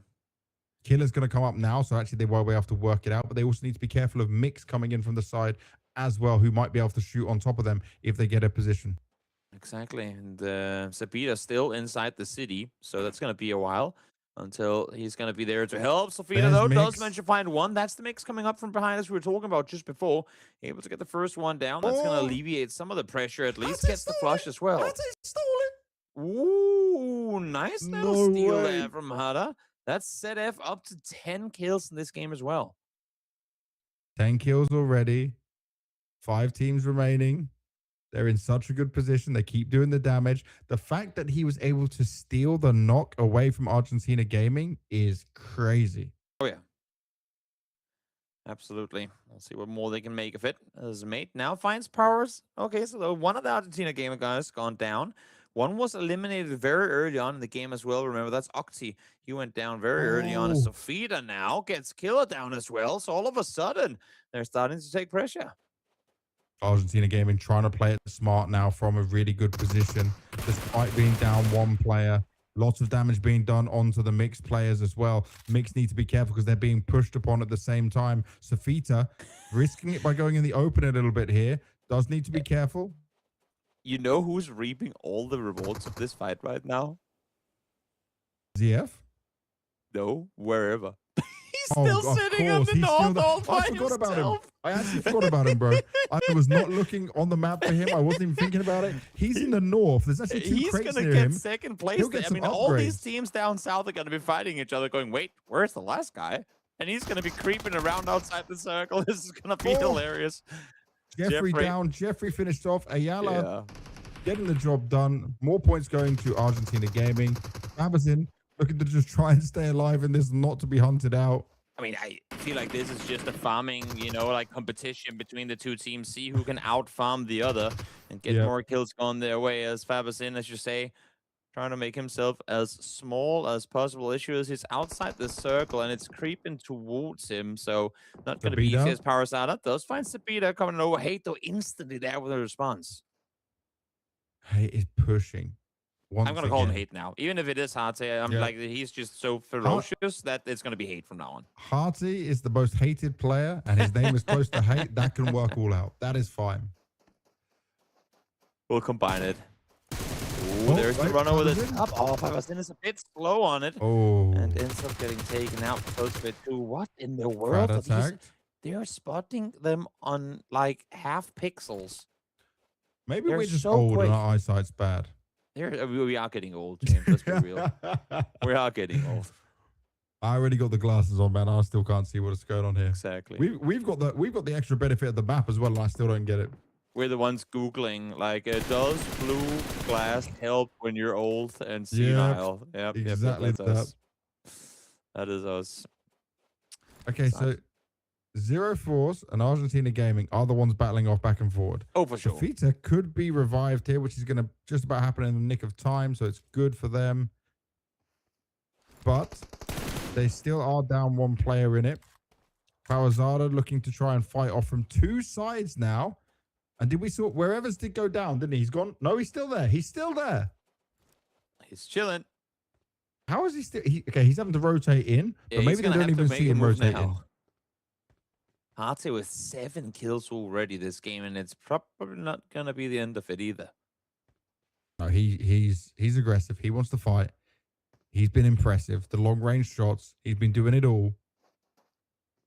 Oh, there we lost high wherever. ground here as well. Oh, wherever went. Okay. He's out. Wherever. Who took him out? Yeah, I'm not even sure. You just watched him die on the map. I saw him die on the map feed, but I didn't see him fall in game, so I'm actually not entirely sure because it couldn't have been Argentina with the angle that they were at. So I'm not entirely sure, but nevertheless, we are in the top 3 now. As Ayala try to make his run on over. They're forcing ZF back here. Maybe it's a trap. They're warning them, like they're trying to lure them to come over this next ridge line so they can all sit and shoot at them as they do. Oh, lots of shots being fired over. A few connecting. It was Harte from a long range once again. Who's the other team that's still up in this? It's Ultra Galacticos. They're down in the southeast. Okay.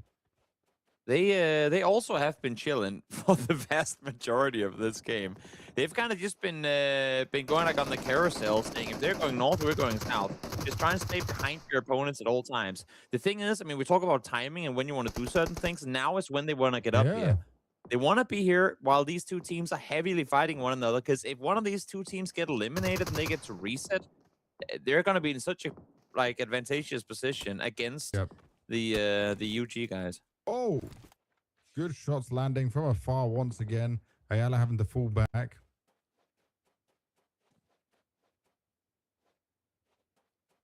He's looking for cover, going up and down, running around. You can't risk poking up too much at the moment because it's Harte will hit you from so far away. Killer's yeah. doing a bit of scouting down on the ground. He's playing the more risky position. You could call that maybe more of the bait position in there. Now, one of the things you have to keep in mind to us that's been doing this, because they're taking all their fights from afar, they don't really get a chance to run over to their opponents and loot them. And look at his ammo count. He has 41 bullets with no spares. And as far as I saw earlier, he had a shotgun as his second weapon, right? So if you can, I mean, obviously they won't be aware of this, but if you can kind of bait out the shots from your opponents and then make a play off of it, you might be golden here. As we see Ultra Galacticos, they get themselves the circle down in the south, and they say, fighting? No. Guys, the circle is over here. Let's go. Yeah. We'll throw it up. But no, now they've been seen. And it's Harte again. Bro, he doesn't miss. Run, guys, run. He was Keep just running. absolutely railing them. He's shooting at everything. Oh, He's they've thinking- changed their targets now. They don't want to fight Argentina Gaming anymore. I think Harte's got something else in mind. Yeah, Harde's thinking, okay, He's on the they're hunt. taking the circle. I need to make sure we clean them up. I know where they are. I know what they're going to do. But Argentina Gaming, they have to rotate in. So let's play this to our advantage and get them on the rotate. Oh, first three shots headshot. landing. Big That damage was- being done. By the way, they're so lucky that Ultra Galacticos just aren't fighting them. They're just staying completely. Oh, they would have circled. been dead long ago. Yeah, exactly. Already This is one the being issue taken now. out, knocked on. Oh, they are all stuck inside that building as well. One rocket in there, and they're all dead. Let's see. Argentina Is it Gaming, going to be still trying to Sabida just jump in swing on the the corner? Oh! Yeah, that's Destroyed. Absolutely destroyed. They'll get some loot for their troubles as well. The extra ammo they need at the same time. wow. Harte is still doing so much damage from afar. He is 0 force with 13 eliminations, 7 on Harte, Wait. plenty of knocks, so much damage.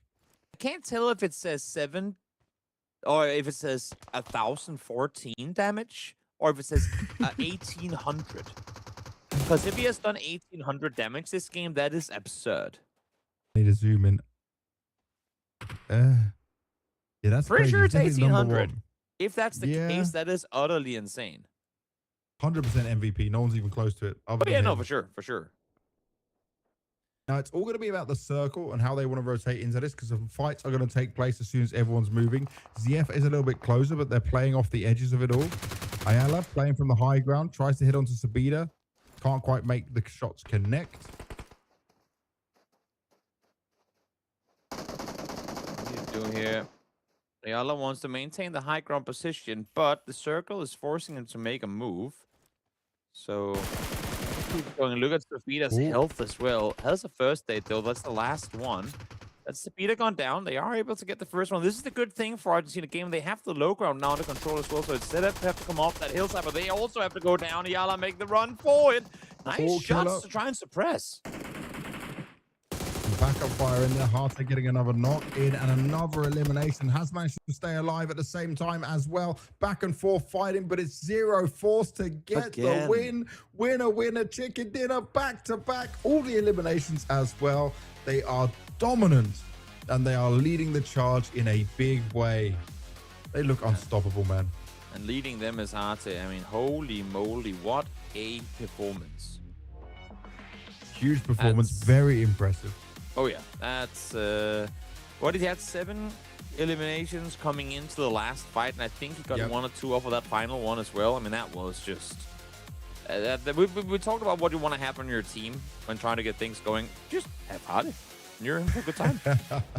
Dude, it's the long range shots he was hitting the Oh whole yeah. time. Oh yeah. That's what impressed me. Like, it's actually kind of crazy to be able to, even without such a good scope, just dominate across the field while your teammates are backing you up from around you. Like you saw, they were playing 3 players in front of him and letting him play the distance, knowing that he's very good at the long range shots. Like, these guys are just going for that spot. They're going confidently into it all. And here we have the highlights from the game straight away. Now, this was the early fight we saw right at the beginning. ZRS got onto the team of SQAD before they could even get themselves loot. Yeah, it was not a beautiful fight to start things off, but then once teams Yeah. did get something in their pockets, it was just a Harte. I mean, I feel like Harte and Yala show they were the ones that were taking turns making highlight reels. Definitely. From start to finish. Those two are like, need to have a 1v1 for who the best player is from the region. Yeah, but again, that's the dangerous thing. I mean, if you want to be the king, there can only be one. There can only be one in all of these Argentina teams. So even though they play well, it's still close competition between the two.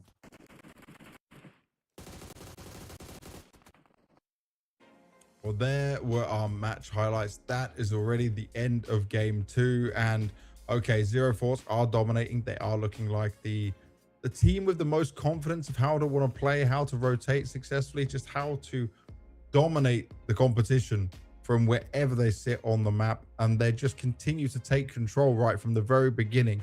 They are not backing down from any fights. And even when we saw at the end there, they were like moving away from Argentina gaming. That's just because they saw another opportunity to fight. It wasn't just to back away and reset. It was like, okay, we can just go for this fight and then we'll come back into the next one afterwards. You know, like they were just thinking 2-3 steps ahead of everyone else.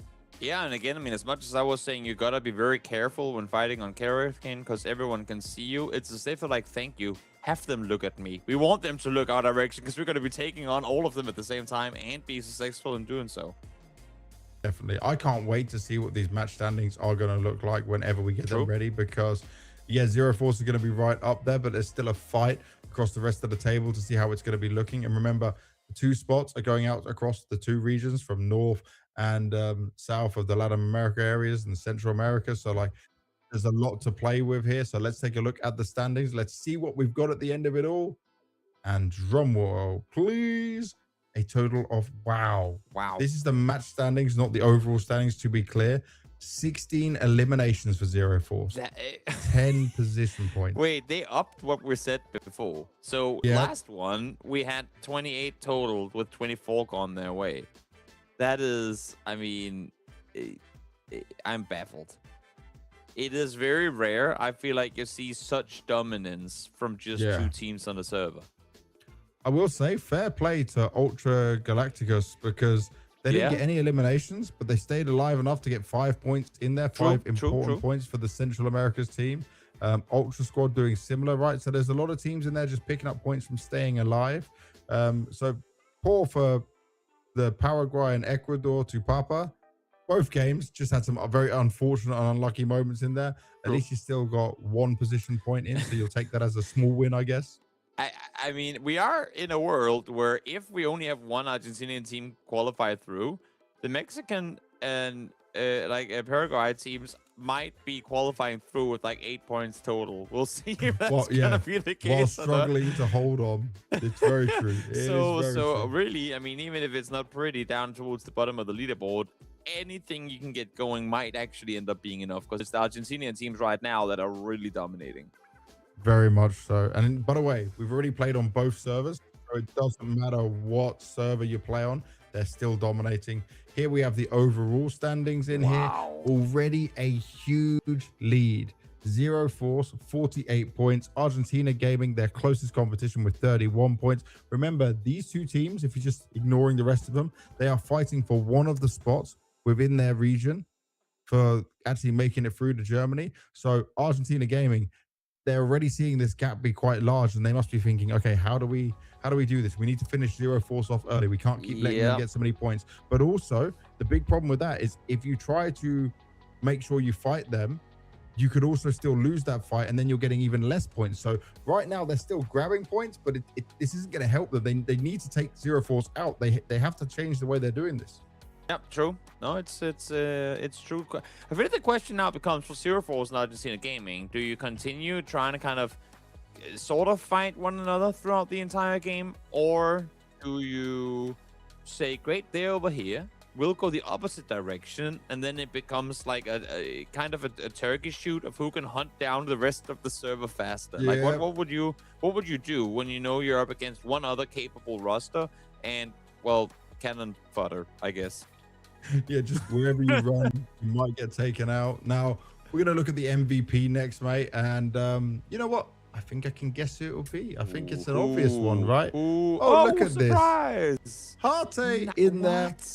Look at the damage, 1,958. 0 grenade kills, by the way. 9 kills with a lot of distance kills in there. Precision, dominance.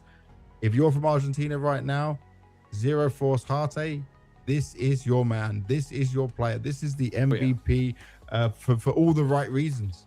Yeah, I mean, that is those numbers, they do not come around often. That's a rarity and then some. Also, I mean, you got to keep in mind there aren't that many players on this server. Normally, when you have players that get anywhere near those numbers, you have like 50 plus players to shoot at. Yep. Where here he's farming this damage against a very small lobby, which just makes it even more insane. It makes it more impressive because, you know, less targets for him to focus on, less for him to shoot at. You know, the lobby is smaller. You need to obviously go in for some more of these fights early on to be able to pick it up. You know, he's not just like picking off dead weight from far away and then working his way inside the circle. Also, it's the amount of time that he didn't even take to reset. It felt like we were just following Zero Force and Harte so many times, but just fighting and fighting and fighting. And you mentioned it, I think, during the commentary that, like, you know, even being able to go and loot some of the kills he was getting wasn't possible because they're so far away. Exactly. I feel like he's some teams will have those robot players. I see opponent, I start shoot. I mean, that's Harte. He's just a full-on robot. All right.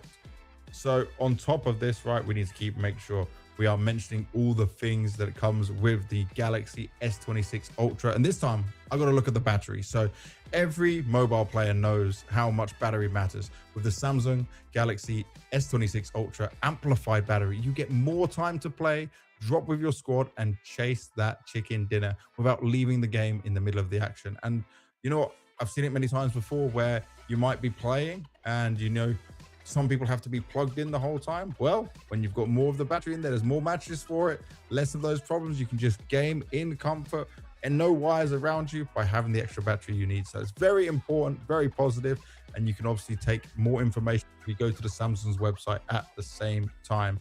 Definitely worth looking at if you are a competitive gamer of any sort, not just PUBG Mobile, everything with that as well. So next, we need to have a look at the next map we're coming into, Toby.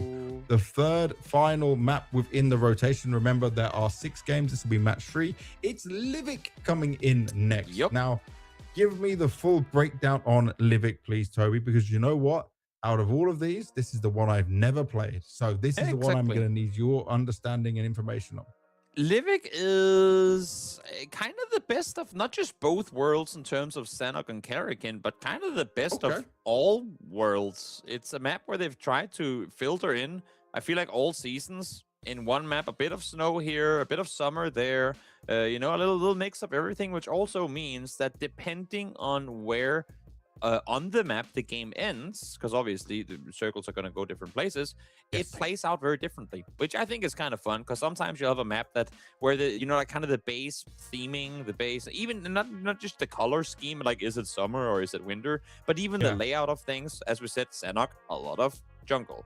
Karakin, very open. It's like no matter where on the map you end the game, it's gonna play out very similar. Yes, the rock formations might be different and the tree might be here rather than there, but on Livik it really is like a complete up and down depending on where you end on the server. So I feel like that's one of the big upsides to the map. That's what, at least to me, what makes it more fun to watch and to play. The fact that you get a lot of variety in different games. Like you can play that map 10 times over. will most likely be a new experience every time. That's perfect. This sounds great. How much did you have in the development of this map? This sounds like this would be a map that you would cook up in your brain, my man. You know what? I didn't. Let me just quickly get Oh. that out of the way. No lyric creation on my end. Having said that, though, I do like the variety that we're getting out of it. I think it's. I also do like games maps that stay true to like one theme through the entirety of it. But I do like the idea that with this map we're being presented a lot of variety, because I think that's what a lot of people want in their gaming experience. They don't want to necessarily have to play different maps all the time. They want one map that can give you a bit of everything, and that's exactly what this map can do. Do you think it will change anything here for our dominant forces, or could it add a bit more of that randomness where some team that's really struggling for points might be able to pick some up extra here, or is it going to be at least more of the individual dominance the same? Given the fact that we've seen two teams be not just dominant, but absolutely in control of the server on a very deserted map and on a very foliaged map, like we've seen both two kind of extremes on either side. The fact that we're now getting one that gives us all, I feel like nothing's gonna change. I hate to be that guy. Like, I want to keep it close, I want to keep it exciting. But seeing as how we've seen from these two teams, I would imagine this is going to be a Zero Force and Argentina Gaming race all the way through to the end. Having said that, and as we've been saying coming into it, that's going to be a race for first place, sure, but the second qualifier spot is going to be fought between other teams. So I think that's going to be an equally exciting match, because where this is going to be the fight at the top, it's going to be who can outlive those two teams the longest, and that's kind of a fun race to be as well. That's it, right? Rack up as many points as possible while not being shot at, by finding some cover, by seeing if you can get some positional points during the same time. That's kind of now the game plan for everyone else who's fighting this out. Like, you know that if you move, one of these other two teams is probably going to shoot you. So be aware of your surroundings. Look at who's getting knocked down and what usernames appear in the kill feed, and make your decision based on that sometimes. To paint a picture, I suppose, we have a scenario here where we have a sheepfold, or whatever you call it, like a whatever cage for a lot of sheep. Then we have two wolves running around doing what they do. Only the biggest wolf is going to win, but the best sheep is also going to qualify. So it's about who avoids the wolves for long enough. Oh man, I like the way you've put it. I completely understand you. It's kind of crazy we got there, but let's get ourselves into our third match. It is Livik. We're in game 3 of the Play Galaxy Cup, our PUBG Mobile Championship from Samsung. Just remember, and I'm going to keep pointing out to everyone, 2 of our teams will be going to Gamescom in Germany off the back of this tournament. A huge opportunity for the players here who might want to get themselves further into the PUBG competitive field and have a chance of lifting a trophy in Germany. It all starts here on the online side of things. Let's see what will happen as we go further into it all. And it's only right that we do start with Killer of Zero Force and Harte in there as well, because these guys have been lighting it up since the very beginning. Oh, definitely. And just a quick shout out again to this map, because if you look at the map feed, there are some fun location names on there. As, you know, I'll hold that thought for a second, because we actually have fighting going on early on here. Straight into it. Good damage being done. They got the weapons faster. They jumped in. This was a hot drop, landing on the same position as each other. Oh, before he can even finish looting, Ayala's come in and picked up. That's 3 kills found already. That's much needed points for Argentina Gaming. This is a beautiful position to find themselves in straight from the start here. Only 1 member left to fight. Oh, no, wait. There's all that member. Wait. Okay, from what I'm looking at, they got 3 eliminations, but they seem already eliminated. Am I right? Yeah, there's only 6 I think another team might have joined in on the party as well, or maybe they might have no one else got a kill yet. Yeah. 3.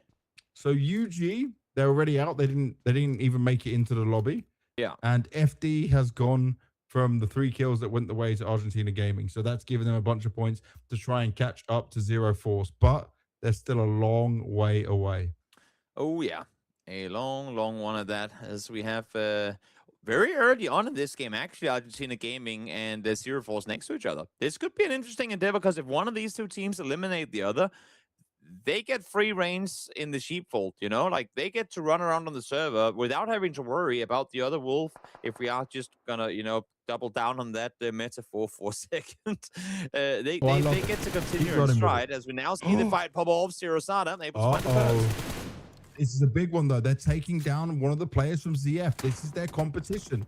This is what could give them a huge lead. But Harte, long range, once again, he's getting the knock in there. Straight in for the second. So Vita's out in the open. Good damage being done, but can't confirm the knock. Sabita, he hears it. It's close to him. ZF, they're aware. They understand what's happening. Harte wants to play the long range game, you know? Oh, yeah. That's what he's enjoying. That's where he strives. Also, he doesn't have a helmet, which makes things a little tricky. He's jumping around for information. Maybe I think he's shooting right now, maybe trying to bait their attention in his direction. So we'll see here. He can hear it, Sabita. He can hear it, and they don't know. Ayala. He's going to make sure he's behind as many of them as possible. Harte's gone down. Our MVP's out of it. Oh, he's been found and flushed as well. Sabita, it's the time. Times Nice to strike. timing. One knock comes in, but he needs another. And now they're going to start coming on top of him. They're going to jump on and try and take the action onto him. He fires out some to Ayala. There's another player close to him. He's got to be careful around the side. Oh, this is being focused on. Good damage being done, but it's not going to be enough. And Powerzada comes in to provide the backup at the same time. 6 eliminations already for Argentina Gaming and Zero Force. They're going to find themselves in a very bad position early on in the game when they were dominating and leading lobbies up until this point. They did not want to have this fight early on. Not at all, and good for Argentina Gaming, the fact that not only do they get all that going for them, but they don't take a single casualty. They're able to get all their players back on their feet and can now continue forward with everything going their way. So very dangerous endeavor on the opposite end of things. If I'm right, though, right? Zero Force out? Are they gone or they're still up? Yep, they've been able to bring their players back into it. But I saw like the graveyard for Harte, no? Yeah, but they went to the rest station and got one back in. So brilliant. Okay. So that's the smart play. Yep. And now they're fighting once again, and now they're dominating the rest of the map. Of course. What am I watching? They're back to it. So right back to it. For you to tell me, Argentina Gaming got the kills onto ZF, the dream scenario. Who stayed alive? Who was the smart one that got them back to the res station? One person is all it took. One person. Yep. That person is a genius again. Definitely. And now ZF are going to fight some more. This time they've got Mix in front of them. They've already got 4 kills to rack some extra points on the board. I cannot. Oh, Killer though. Killer needs to be careful. He's not going. Oh, he found cover just in time. But now we're talking about some of these teams fighting for the other qualifier spot right now. They might not be as flashy up on the top of the leaderboard, but there's still plenty for them to try and claim here. Well, this became a crazy action-packed game very early on, faster than we expected. Harte once again doing some long-range shots. It's Fabazin that he's taken down this time. There's only 5 teams remaining already. Jeffrey's on the floor. Iconic's out in the open. Is someone going to shoot at him? He's trying to get there in time to help his teammate out. They're going to try and do the revive. Harte once again. It's long range all day long for this man. He is a beast. 14 bullets. My, oh my, that nade. Oh, just short. Not enough. Could have been huge. He's got one more, though. It'll go fine Bit enough. too far. Bit too far. Bit too far. Iconic, though. He feels the pressure. He's really stuck between a rock and a hard place, and that hard place is full of force. Zero force. I would actually call it maybe full force or 100% force. Zero force is the wrong name of what he's trying to deal with. All the force coming straight at him. More grenades. They can't quite get it to land on top of him. They do spot him out, though. Tag him up just a little bit. He's hanging on by a thread right now. Harte comes in close range with the MAC-10 as well. Beautiful stuff. And once again, Zero Force are just racking up the kills. So Argentina Gaming thought they did good. They thought they had the best start to a game possible. Then you told me that Resurrection comes in, and look what happens now. You know what Mate is doing? He's sprinting for a rest tower or recall tower. He's going to go for it as well. He's running. We might be in for everyone being alive for a very long time in this game. We'll see. We'll see what's going to happen. He is definitely on the run, and he's the last player alive on the team. So if you want to eliminate them, find Mate right now, because he is running as fast as he possibly can try and get the safety as we now go to one more fight. Argentina Gaming rushing the building, jumping straight on in. Oh! They will trade it Reload. out a bit. Oh! Save just in the nick of time. Kawazada will be actually brought back up at the same time. SQAD going down at the hands of Argentina Gaming. And we're already down to 4 teams here. Wow. Mixed, though, trying to bring themselves back up with the Resurrections as well. Do you like having the Resurrections in there, mate? You can answer my question, Toby, first, and I'm going to do that. I'll answer your question after this. Go. Okay, perfect. Well, I do need to remind everyone, because while the action is tough, you need to make sure you've got more battery for more matches. Every mobile player knows how much battery matters. With the Samsung Galaxy S26 Ultra Amplified battery, you get more time to play, drop with your squad, and chase that chicken dinner without leaving the game in the middle of the action. And if you've got action like this, you do not want to leave in the middle of the game. And now you get to ask me the question again. Do you like the Resurrection Towers? Do you agree with that thing? Do you like that big in the game? Because I was not ready for it, and you know what? I didn't expect it. No, I think they bring a fun element into the game. Because obviously, I mean, everyone is aware of exactly where they are. And when you get 3 of a team down, you know we got to get all 4, because there's the world where you can go and get the reses. I think it should be harder. We see it in other games where you have to go get their get their chips, get their ID cards on them, whatever, in order to then run to the rest station. The fact that you can just run and get it for free, I think makes it maybe too easy. But I think overall, I'm not against the respawn mechanic in a game like this. But oh my lord, look at that circle shift all the way down to Fiskerhus, which, by the way, in Danish means fishing house. Might be easy to read, but nevertheless, I'm just, again, we didn't have a chance to talk about the map itself at all. Yep. I love the fact that there's some fun Danish names in here, or Norwegian, Nordic, let's call it. Yeah, it's just the Scandinavians, right? Yeah. Does that work? Yeah. Yeah, I guess to some extent. Ooh, a monster truck. That was always fun. Fun, but very obvious. They're not exactly the hiding machine, are they? No, but that's the thing. When you have that, you don't hide, you go hunting. You go hunt. Okay, that makes sense then. Argentina Gaming are hunting, same as 04s always. Mixed, by the looks of it, didn't survive, didn't get the Resurrection Tower off, so that's a problem for him. And now we're just ZRS versus Argentina Gaming and 04s in here. Oh, Sofita, that is a tree. That's the issue when you have a car that's the size of 5 cars, is that it's a little harder to navigate between trees. Now, how many recall towers were here on the map? A lot. If you look at the map, all the small green hearts are the recall towers. That's crazy. And it's only Livik that is in. Yeah. So Livik is just a special recall tower. Obviously, 04s knew how to use it perfectly, but now they need to be careful because Argentina Gaming once again saw 04s trying to take a good position, and now they're fighting off against each other. Oh. Is there a recall tower right near them now? No, which is good. So this means this could be the fight for the game between these 2 teams. What you see actually is that Octi, while the 3 players are fighting, he is sat on the recall tower on the west side, just waiting for them to fall so he can respawn them back into fighting. Kind of smart. It makes perfect sense. I would do it. I mean, as of well. course, you lose 1 player in your aggressive position, but yeah, true. I mean, it comes with less worry when you take those fights. Big grenade coming out from Harte here. Ayala with the monster truck just pushing on in.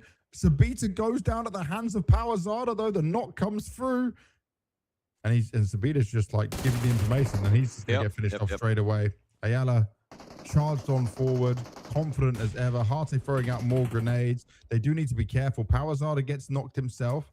Won't be finished off. The revive will come in from his teammate. That is all important. Picking him back up, helping him out.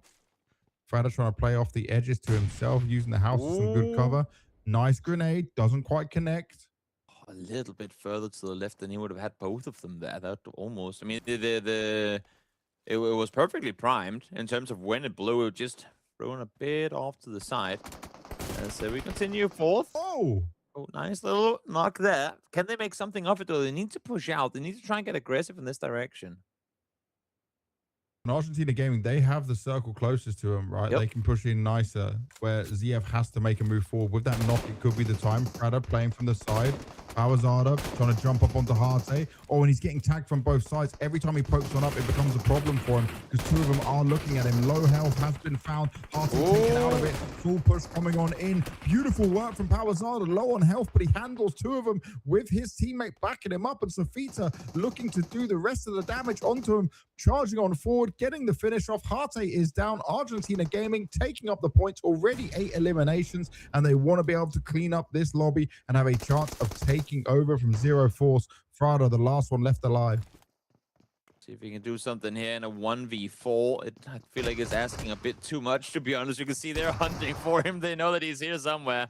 Want to see if they can deal with him. Take him out now. They found him down to low HP, and there he goes. Parasada takes him out. And once again, it's hate with all the kills. Look at the amount of kills they have now. 14 eliminations. 14 eliminations. If they win, that's an extra 10 on top of it. And obviously, if they can take down the remaining 4, that would be a similar amount of points that we saw from last game for Zero Force. I was going to say, how did they get 14 eliminations this game? But then I realized people got rest so many times. I was like, how are there enough players on the server for this? I will say this about Argentina Gaming. Technically, they beat Zero Force twice in this game. True. You're not wrong. That's impressive. That's not easy to do. Especially considering the fact that it was Argentina Gaming who was sitting on the rest beacon. Or the recall tower, we should call it. Yeah, exactly. So good on them. And now we're down to 2 teams. So now the question becomes, when does Argentina Gaming find the boys from Soros and Galinos? I probably butchered that name, nice, but that was pretty good. That's better than I would do. I'm just going to keep calling them ZRS. You did good. Yeah, fair enough. You've always been good at the pronunciations. I try. It has been a skill of yours for many years. I do feel bad for ZRS though, because like they're just kind of waiting right now to see what's going to come towards them. They're still looting up a little bit at the same time, but they don't know what's about to hit them. They're like, we're just looting. We're just having a good time, chilling. playing our own game. Oh, wait, you found a first aid? Oh, cool, bro. And then you just see a wall of fire coming your way and you realize, oh, wait, they're coming. I'm hearing the cars now. They're hunting. Yeah. And the thing is, right, Argentina Gaming have had the circle benefiting them. Yeah. They're going to take this fish house that you were telling us about, the translation of name. But look at this. They are just in such a good position on the map. And ZRS have to push in. As soon as they start to push in, they will be seen. They know once they've been seen, all those shots are going to be coming out towards them. Oh, yes. Okay, I'm going to... I know you're a gambling man here, James. Oh, no. How much... of your life savings are you willing to put on our ZRS win here? So I will put 1%. You're not fair enough. Oh, Fernando saying, bro, you don't believe? You don't believe in us, James? They're out here to show up now. I don't believe. Look what's happening. There we go. Back to normality. Argentina Gaming picking them all up, picking them off, making them hit the ground. They might have got one knock in there, but Ayala's there. He may be even taking zone damage just for the fun of it. Wow. ZRS trying to hide behind the tree. Oh no, that was not ideal. He gets absolutely destroyed from the side. And there we have it. Argentina Gaming with the 3rd match win. They are getting that winner chicken dinner. One to be proud of, especially, mate, as they took down Zero Force, not once, but twice.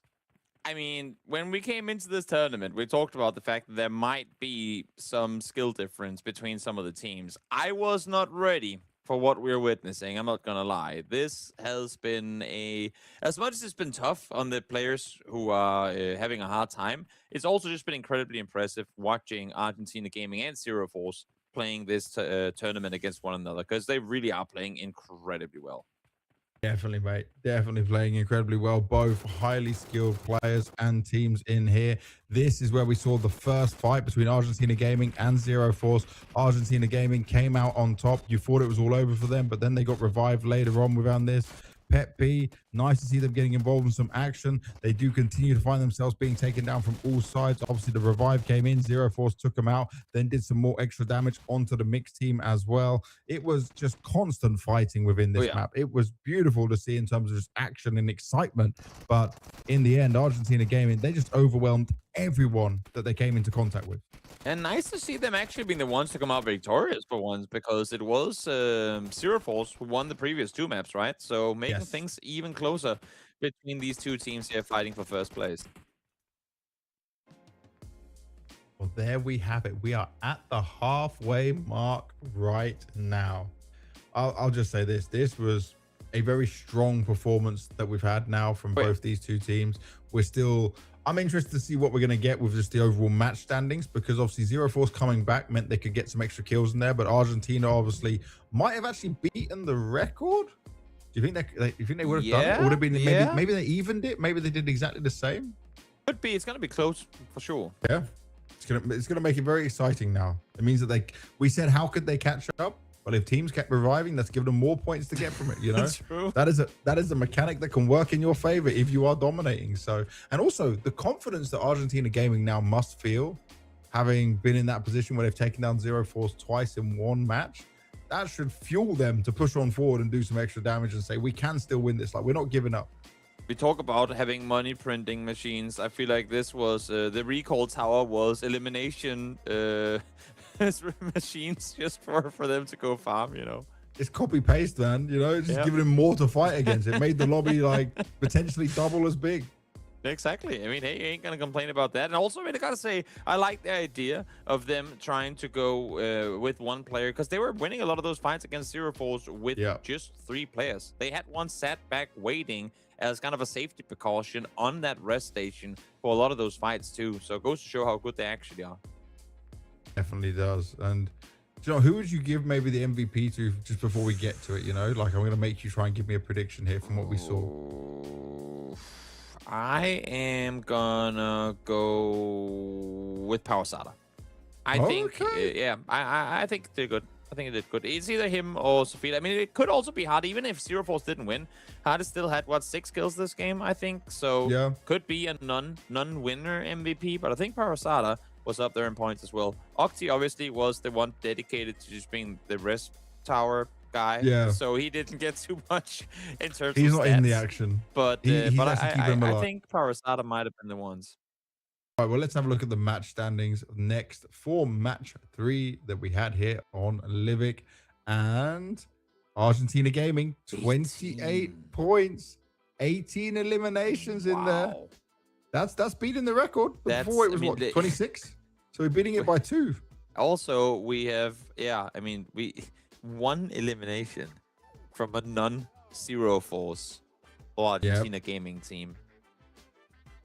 It's starting to be a little, what, you know that meme? Stop punching him, he's already... Yeah. It's already over. It's getting abusive at this point. Also, I will just say for everyone in this, UG did decide to forfeit the tournament as well, which is sad to see. We don't want to see any teams forfeit, but sometimes this does just happen, you know. There's only so much time to play. So we do just have 7 teams remaining for the rest of the matches. They weren't in this 3rd match either as well. So thank you very much for them for playing. Sometimes, you know, things don't work out, things happen, and other teams have to leave. But that means there's obviously less people to fight on there. Maybe, Toby, maybe we should quickly join up. Can we get maybe me, you, and the producers as well? And then we'll add in. We'll be the filler. You know what? I'll if I can get if I'm allowed to have the map stream open at the same time, then maybe there's a world where we can do all right. Straight cheating. But, okay. But even with that, even with calling out that I would in that case be against the rules, then I probably still would get absolutely stopped. It's Ayala's the MVP. Okay. 8 kills. 1,350 damage, not as much as what we saw come the way of the Zero Force player Harte, but still a very strong performance, leading the charge for his Argentinian gaming team. Gonzalo Ayala. I don't know why I slipped under my You forgot about him, bro. A second. I was on the Parasada race. I was on the Parasada run there, but it's true. Ayala was doing all the damage. Because he was in the monster truck, you know. You didn't think he would be doing it, but he was going for some aggressive plays. He was running on forward. I also feel like maybe actually he was more impactful in the latter parts of the game as well. Maybe that's why we just remembered too much of the early ones of what was happening, because bit of a change up in it. But let's have a look at the overall tournament standings after our first 3 matches. Let's see where we're at the halfway mark here for the Play Galaxy Cup from Samsung. And Zero Force still in the lead, still in first place with 2 winner chicken dinners, but they're only 3 points away. It's 2 points away. That Bro, is oh, quick math. 2 points away. You know, I counted 59, 60, 61. I was like, yeah, 3 points away. Ah, yeah, But that's how counting works. yeah. It is already Guys, 1 in the he's morning. British. It's okay. They do that stuff. It's 1 in the morning, dude. It's been a long day. But Zero Force narrowly in the lead, just 2 points in it. It really is close. We said, how would it change around? Well, Argentina game, and they did it in 1 game. So there's obviously a lot to kill within the lobby each time. And if you can farm like that, you can have some success. It can go your way. So crazy stuff overall. But Toby, it's time for our well-deserved break. We'll be back in a few minutes for you guys. Don't go anywhere. Get yourself a drink, a snack, maybe whatever you need, and come back for the final 3 matches to see who will be the champion of the Play Galaxy Cup Samsung Latin America.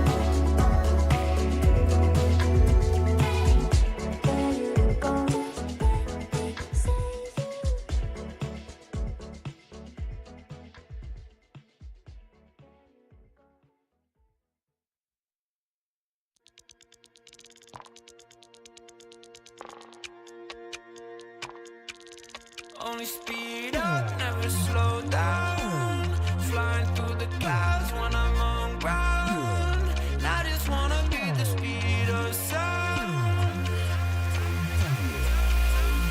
Go ahead, try keeping up. Go ahead, try keeping up. Go ahead, try keeping up.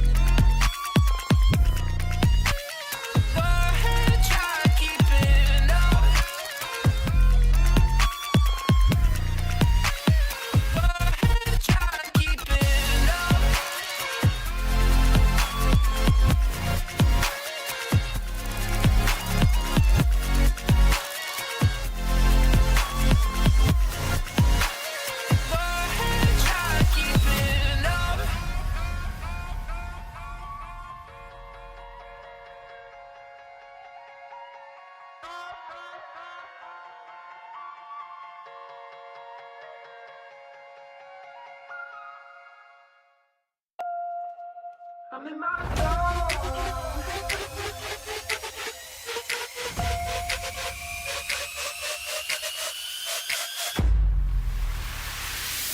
I woke up today, feeling brand new, nothing in my way. Sun gon' shine, yeah, it's here to stay. And I'm gonna say what I need to say. Hey, I'm feeling free. Everybody watch, I'm doing me. Go ahead and look, cause you gon' see that I'm exactly where I'm supposed to be. I'm doing me, yeah, just doing me. I'm doing me, yeah, I'm doing me. I'm doing me, yeah, just doing me.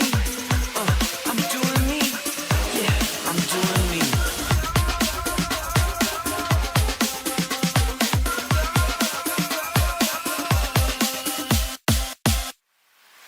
I'm in my zone. Everybody watch, you gon' see. Everybody, I'm doing me. Yeah, I'm in my zone. Make you move now. Like the way you're moving. You're just my type. So good. This is how we do. Make you move now. Make you move now.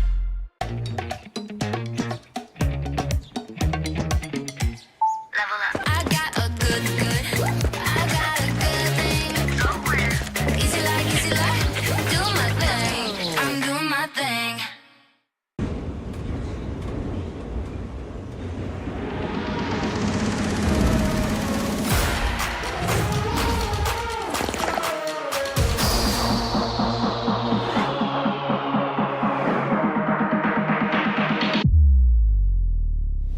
Can you do this?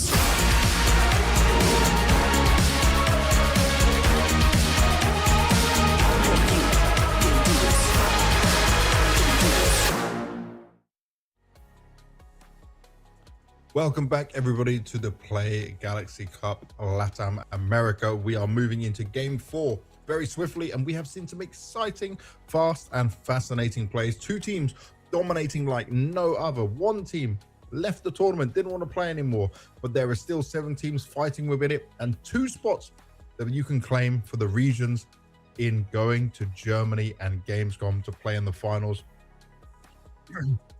Huge opportunity. But on top of that, I need to remind people of everything that's going on right now, especially with Samsung putting up this amazing tournament for us all. So quick reminder, here we have is for mobile gaming, sound can also be very advantageous, especially like if you're playing PUBG Mobile, you need to hear what's going on, the shots coming through, right? So with the Galaxy Buds 4 Pro and hi-fi sound, you get deeper immersion, hear more details around you, and stay more aware of every move happening in your match. You can check it out on the Samsung website. And Toby, sound is so important because you don't know who's coming around the corner, who's coming over the hill, shots from far away. You need to hear this if you want to have good sound and good understanding of what's going on in the game for all types of different games as well, but especially PUBG Mobile. Oh, definitely. I mean, you need to be aware of where Hata is shooting you from, because oftentimes that's like a kilometer away, and you need to have Hata good is sound definitely in order playing to on the figure that Galaxy out. Buds 4 Pro. He's definitely playing on that without a doubt, man. For sure. It is a must. For sure. All right, we're going back to our map order as well. First 3 games have been fast and furious, and we're moving into the next 3 again. And we're just doing the same rotation. So Sanok, Karakin, and Livik at the end. Back to Sanak we go. And the last one we showed was a pretty good showing, I think. I mean, going over to the east there towards Bar, I think it's one of the more fun areas of the map to take the fight to. But now, of course, I mean, for any viewer that doesn't know Sanok, now they get to see it for a second time. And also will be well aware that it is an area or a map where your lines of sight are going to be reduced by quite the margin because of the trees and the foliage. So hate or hard take, call him what you want, can't be as big of an impact player from a distance as we saw in the previous map. So curious to see how they're going to plan to utilize him now on Zero Force as we get into this one. Exactly. And for Zero Force, right, they now know that if Argentina Gaming have a chance to take the fight to them, they will, and they won it the last 2 times around. So if Zero Force now have a point to prove, they need to show it. They need to show us they can be the dominant team, because Harte, we've been talking about him, right, and praising him. But I will say this, like, I feel like saying more members of Argentina Gaming's team has been normal for us, because they've all been taking parts. You didn't even know who True. was going to be potentially the MVP.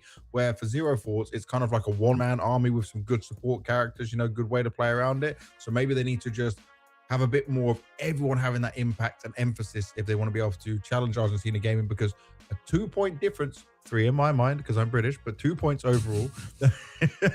But it is a 2-point gap, all jokes aside. But 2 points is no joke. Now it's all open once again, so anything can happen. It's not just about the chicken dinners, it's about all of those eliminations in there. And now, because of the resurrection on Livik, I really enjoy the fact that we end on that as well, because that can just throw a huge spanner in the works.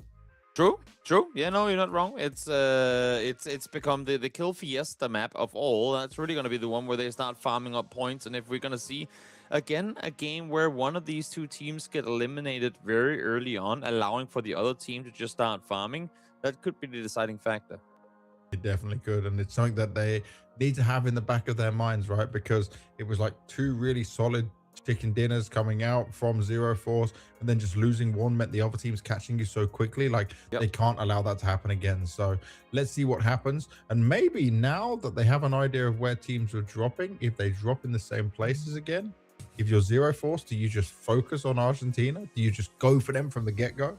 Do you take it to them from the beginning? Do you do that risk? I'm not sure what you do. One thing that I can inform you though is that we have another team that has said, you know what, we don't want to be butchered anymore. No! This is too tough. So you know what, I feel really bad about this too, because it's PETP. We like them. They were one of our highlight teams of Sanok. Yeah. They got second place. They did some stuff. And I guess even though they did some stuff, it wasn't enough. They simply got too demoralized from having to be absolutely bullied map after map after map by Zero Force and Argentina Gaming. You know what this means though, right? This is just giving more, like, less kills and more opportunity for the other teams that were within it, Like, you're letting them jump up, And also, by not being in the lobby, that means the other teams who would really want the points can't get them. So this throws things really up in the air and makes it harder. Like, I just need the rest of the teams. We have 6 teams left out of 8. Keep playing. Don't give up. Please keep going. We need to. We can't just commentate Zero Force and Argentina Gaming going head to head. We could. But imagine commentating a 2v2 on maps, even the small maps. This would be terrible, Toby. This is not what I would want to enjoy. So long finding each other. We would have to make sure unless if they're just in the vicinity. DMs going like, bro, we'll see you over there. Because I mean, they would see each other jumping out of the plane. So maybe they'd be kind to us and kind of follow each other down and land the same place. But given how competitive they are, I highly doubt that'd be the case. Oh man, I'm really hoping that we don't see any more teams drop out. Here we have it. We're going into match 4 of 6. It's very close at the top of the standings. And right now, this game could decide things once again on who can take a slightly bigger lead. Already early on, we're seeing some teams drop out. We're not getting it's a central plane, but it's central from west to the east. Before we've been going north to south each time. So a slight mix up in it as well. But overall, it's just about who is going to land close to each other. I'm looking for Argentina Gaming. I'm looking for Zero Force. Where are you guys going to go? What space are you going to take? And SQAD right now, they're going much on their own. So I'm bringing up my map stream as well. They're going down in, let's have a look, down towards Tambang by the looks of it, potentially. So I'm trying to, the reason I'm being a little quiet right now, I'm sorry, James, just leaving you alone for a second there, is because I was trying to figure exactly where geographically we were splitting, like cutting the line on these qualifier spots for the tournament. Because as we've been saying, it's not just the top 2, like regardless, it's not just the top 2 in the leaderboard that's going to be going through. It is split so that there's like, of course, for the global event, they want as much global representation as possible, and therefore it's a North LATAM team and a South LATAM team that is going to be going through. Meaning, we currently have our top 3 of only Argentinian teams, which means only one of them 3 could qualify. Then we have PETP, who dropped out. I mean, they're not playing anymore, but technically they're still No, in. The thing they is, dropped out. That's it, Paraguay GG. is also in South Latam. So you know what? The fact that they would have to beat ZF or Argentina Gaming, That's I not guess happening. I understand why you'd be a bit demoralized by game Yep. 4. But then we look down the list and we have Central America and Caribbean and Mexico on the list. And of those teams, it's Los Galacticos, it's ZG or ZRS, sorry, Soros. It is Monsters Inc. or the Mix, and it is Ultra Squad. Well, So Ultra Squad's those out are of the it. teams that are fighting for the other spot. Is Ultra Squad out or not? I think Ultra Squad is the ones that are just called Squad on the like okay. SQAD. Well, that's SQAD. Yeah. Okay. Yeah. So it's Mix. Was It ZRS? is Ultra Squad. It is ZRS, and it is Los Galacticos. So ZRS are in the best position right now, but by 1 point. So it's actually kind of Anything close. can change. It is okay. again. It is the sheep trying to outlive the wolves Yeah. down towards the bottom. And who can be a wolf of the lesser able teams? Let's put it that way. You know, lesser ability teams. Yeah. What can you do to get some extra points in here? Who's the best at avoiding being bullied? That's Or who's that's the the best- team we're sending on. Who's the best who's avoiding being bullied while being able to bully the teams that are on your level? Yes. Yeah. But that's the question, right? So now that you realize this, wait, we're actually only a couple of teams fighting for this. Do you try and hunt out the other teams, like other teams at your level, with the chance of running into one of the good teams? Or do you hide and hope that you can outlive your competition? I think I think I need to explain this for everyone at home easier, right? We need to make this more simple for people. So Fair. the Argentinian teams are fighting out for one spot, yeah? Really, that's just between ZF and Argentina Gaming Oh, yeah. because of the amount of points and how far ahead they are, yeah? Also, is this point total, is that correct? I thought I saw higher. It's It definitely was different 59. from what it was before. Yeah, it was 59. So, producer, can we confirm the points? Because it was 59 for ZF. No, it was 59 for Argentina Gaming and 61 for ZF. Yeah. And now it's showing different numbers. So now I'm confused. And then, We're keeping it exciting, James. That's what we're doing here. bro, I can't know what's happening. I'm so confused. Also, I like this strategy. Ultra Squad, they're realizing, guys, we have 2 points, but we still got a chance. Yes, exactly. Let's just all prone in a watchtower, and maybe we win. So let's make it simple then, right? Okay. ZF and Argentina Gaming, they are fighting for one spot of going to Gamescom in Germany for the World Championship, the finals. Yes. Then ZRS, Mix, and SQAD, they are fighting for the other spot. Yes. That is our opportunity right now. For the ZRS, Mixed, and SQAD, they actually all have a chance of each other, but ZRS, they do not like that. Losing a player to Harte straight away is not what they wanted. You need to not fight at this point. That's not a team. Is he Thing gonna, is, I don't think they get to decide whether or not they want to fight or not here, Yeah, because this is they're true. getting hard crashed in their compound right now. Prata Oh, no, is the molly. smelling points, and he's going for them. He's burning alive. He is finished off.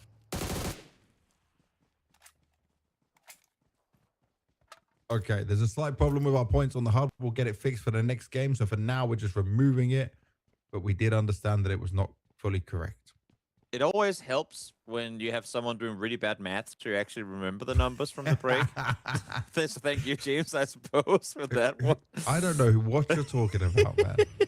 I have no idea. There was definitely a 2-point difference. Oh, yes. Oh, yes. I only said That's three what I to remember test you your saying. knowledge. That's what I remember hearing you say as well. So that's I just had to test your knowledge, man. I need to make sure you were awake at this one in the morning. That's why I was doing it all. A quick little awakening test, see if we're still up and alive and kicking. I like it. You're the And, smart for one. I have ZF to make sure I test you.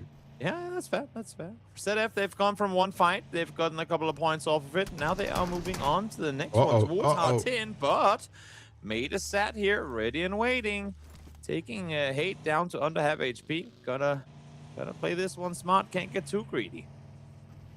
They don't want to lose to Beta early on. Remember, there's no resurrections on this map that we saw on Livik, so it is If he goes down, he's down and out of it, and they don't want to have that happen, especially if they're not going up against Argentina Gaming. All the points matter so much for these guys right now on Sanhok. We're coming to the 7-minute mark.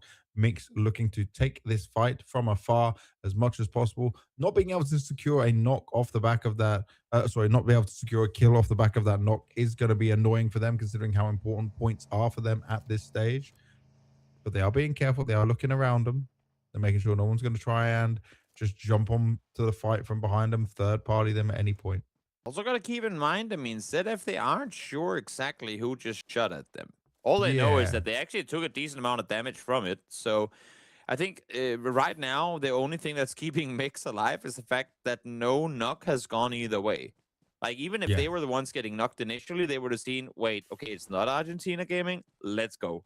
But right now, maybe they're giving them a little extra respect because they aren't quite sure yet. The thing is, Argentina Gaming is actually up over the mountain on the Northwest Island. They're coming in right behind Zero Force. So this could be a fight just waiting to happen.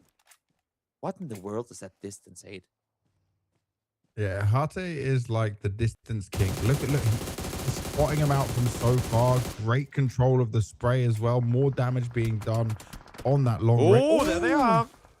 Ayala coming in. And Powerzada as well. That's 2 knocks onto Zero Force. This is a problem for him. Sabita and Killer now.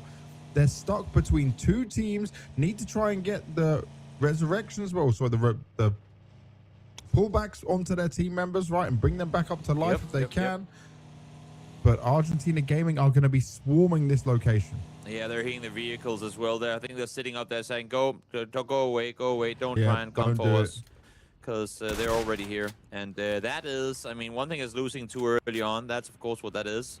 But losing too early on to the team you're trying to beat, that is absolutely horrendous for Zero Force. So we'll see if they can make something happen here. More knocks. You see Hate go down, you go, oh, we're safe now. And then Ayala and Ocho just comes over and say, nope, you're not safe, guys. We've taken over. And they can do some more cleaning up from here. Yep. Ionix's been spotted as well. Just jumping in the vehicles. They're going in for fights. They already know they're taking down 2. Look, they are the wolves. Truly. Oh, yeah.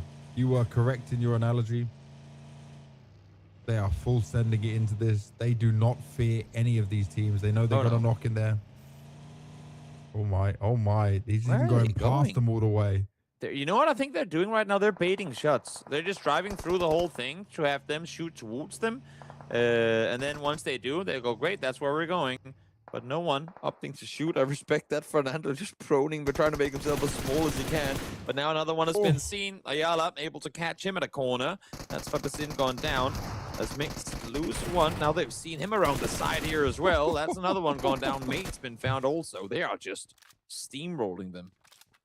And this, by the way, by the fact they're getting so many extra kills in here early on, this will give them an advantage of just overtaking as many points as possible from Zero Force. It was only a 2-point deficit as it was. I think already they've cleaned up enough because that's 6 eliminations going their way. So they are the current champions, the current leaders, and we're not even talking about positional points right now. No, it's pretty insane.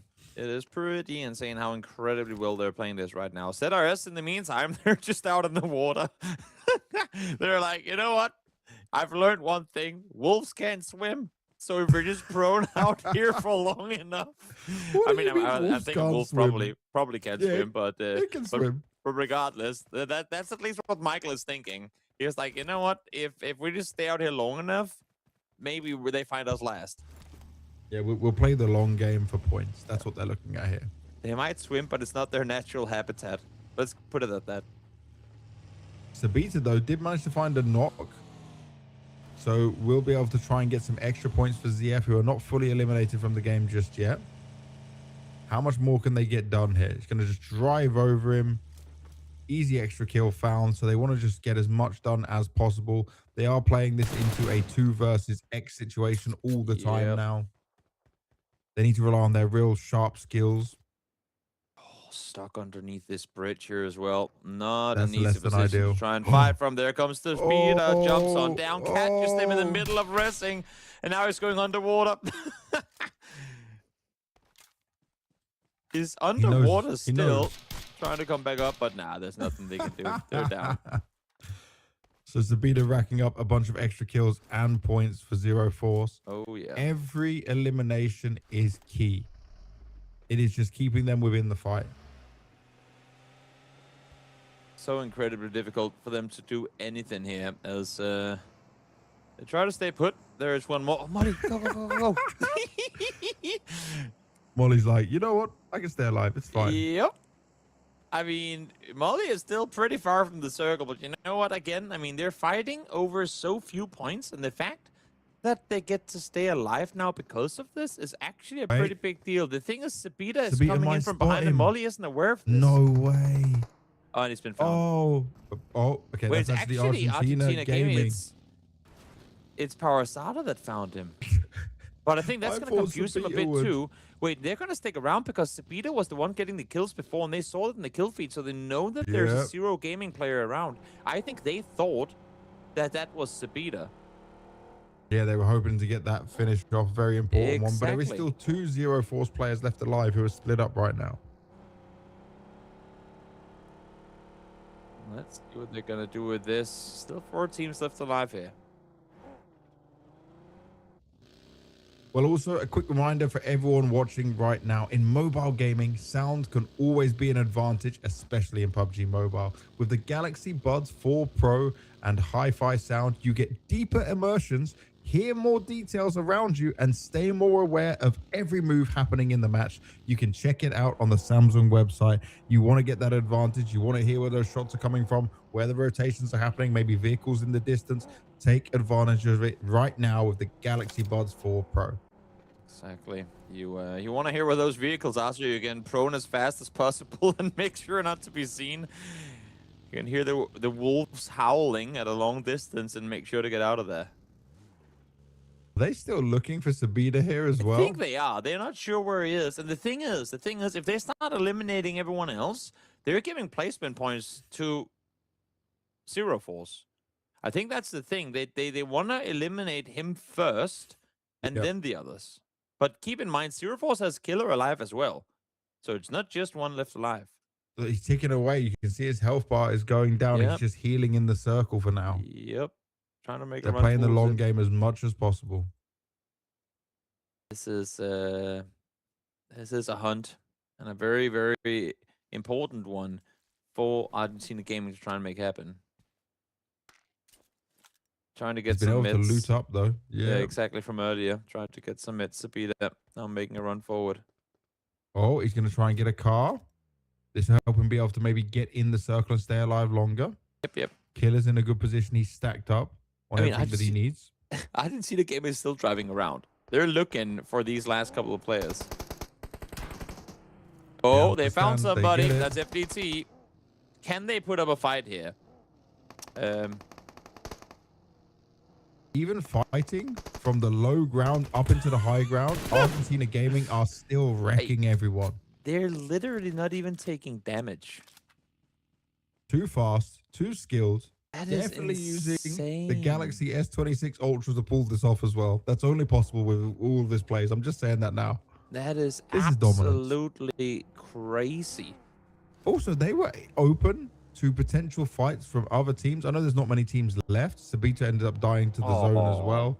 Couldn't he run tried in. to stay alive as long as possible. Couldn't quite make it in. Killer, the last one left alive.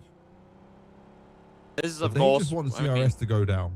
Yeah, I mean, I was gonna say when we only have 7 teams, or make that 6 now playing on the server, it does mean there's quite a bit of space between these players. Normally, we would have a little more of a continuous flow of fighting through the games, but we end up in situations like this where one team will go hunting, and that's exactly what Argentina Gaming is doing right now.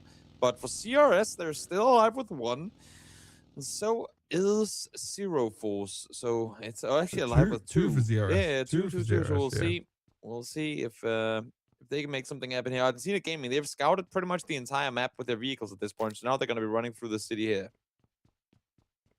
And you know what's interesting, right? Is that like ZRS has been able to sit in this position. They just moved across the buildings as the zone was swapping around. But Killer, when he moves, okay, he'll be hidden from Argentina Gaming just because of how the map is working out. But he doesn't know how safe he is, so he's very scared to make that move just yet. He wants to go at the last second. That is true. Sofita now running on forward. I mean, they'll find them soon enough because the circle is forcing them to continue to move forward. I think Sofita might have heard something. No, because then Octi would be looking this way as well. Maybe they can catch one. I mean, now would be the time to strike. If you can catch them one by one, numbers advantage going your way. That is the. It's not a good chance given how things have gone, but it's the best chance you're gonna get. Killer's just taking his time, hiding down in the southwest of the circle, hoping he'll get some circle luck in there as well. While Argentina Gaming are just hoping to push ZRS out of position. This is where you start getting a little, like, you have to drive the vehicle through all the bushes now, just to make sure. Yeah, to check everything. There is someone proning in one of them. They are full camping, full they waiting. They are so scared. Oh, Hawazada. Oh. Spotted Do you him. check it? Do you find he knows. him? They're all on top of him. Killer goes down. Argentina Gaming will make sure that they only finish in third place for Zero Force, their biggest competition on the match. And now it's Argentina Gaming with 4 alive against 2 members of ZRS. ZRS, by the way, with these amount of points, are going to put themselves into the #1 spot within their region for the 2 qualifying spots here. Toby, this is huge. Yeah, it's we'll see. Worked out see for if they could do it. Yeah, I mean, yeah. Well, can they get something more with it though? I mean, I don't fault Argentina Gaming for not going back into hard 10 because they did so much to try and clear that place. Yeah. They don't expect them to be in there. They're like, where didn't we check yet? Wait, okay, so it's been a while since we've been in these houses. Let's go back in here and see if we can find them. In the meantime, Fernando and Michael don't know that they're the only ones left alive. So they're probably going to try and stay hidden for even longer. They're going to play to the very edges of every circle. So all the zone pushing it on them. Now they have to go, though.